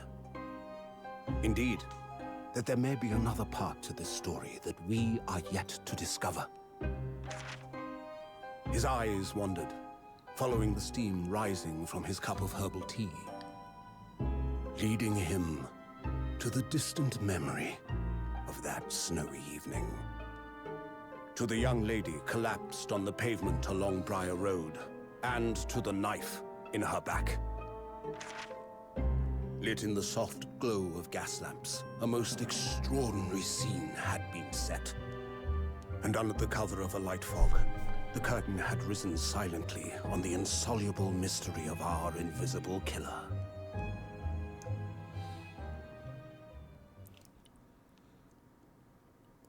Cool. Cool. I only do the book thing. Oh, that is a long name. Sorry. I only do the book thing if they say his full name. If they say Herlock Sholmes, I read the book thing. Sup, Aura Farming? There's a massive fire happening in this room.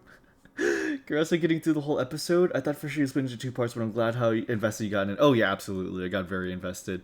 I got super invested. Oh man, that was so good.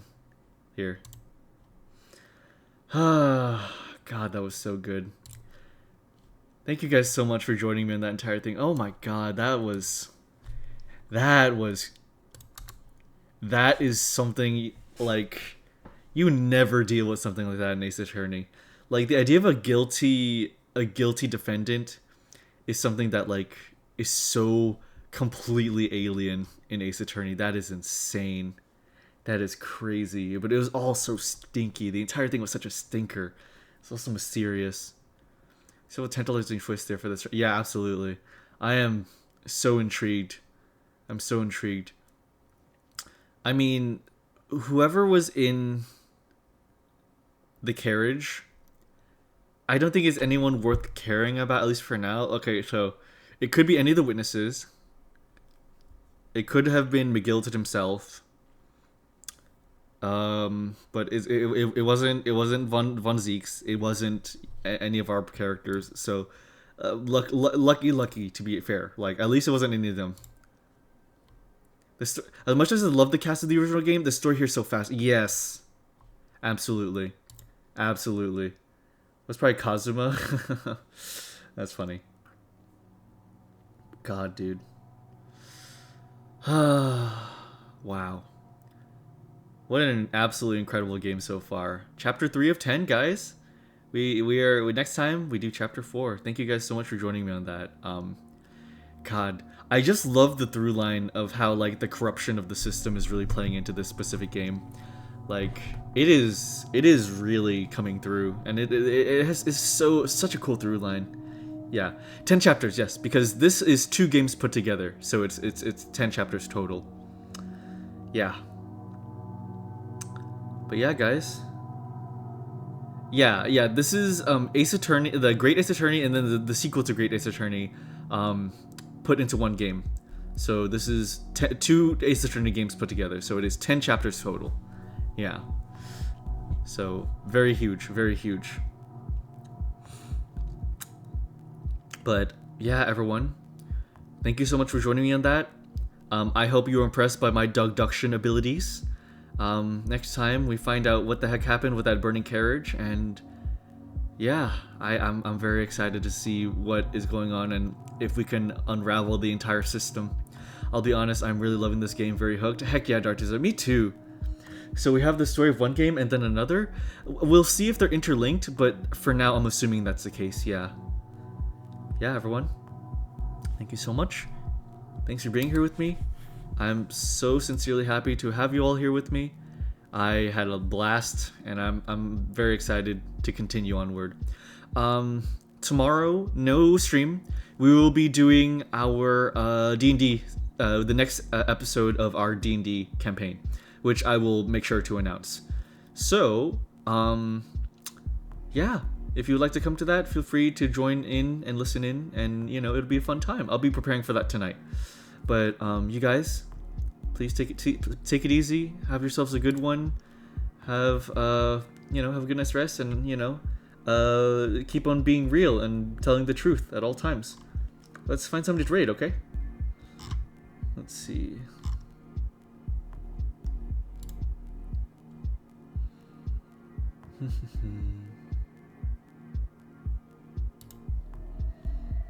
Okay, let's see. Who am I following?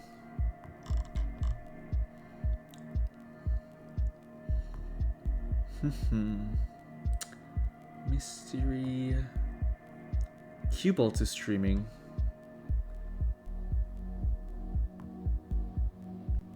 Muzunomi, Kokui, Sharky, Shurus, Catastrophe. You know what? Let's raid Catastrophe. I think that'd be fun. Yeah, let's do that one. So everyone, please have a good one and take it easy. You guys have a good night. We here and then the stream message will be, we have Dogduction skills. Dogduction. Blech. Okay, you have a good one, guys. Take it easy. Bye bye.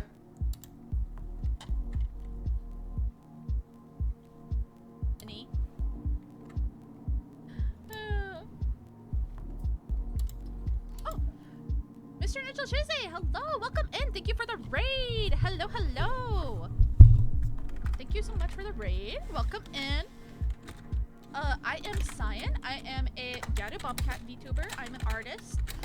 I mostly stream simulation games and art, and sometimes I also do ASMR every once in a while. If you need to raid and run, that is perfectly fine. Otherwise, I'm just yapping. I just got back from a trip. So I'm just yapping. I'm yapping and yapping. I will do a stream later this week that shows off all the pictures, but for now, I literally just got home today. So I'm just yapping. Let me see here.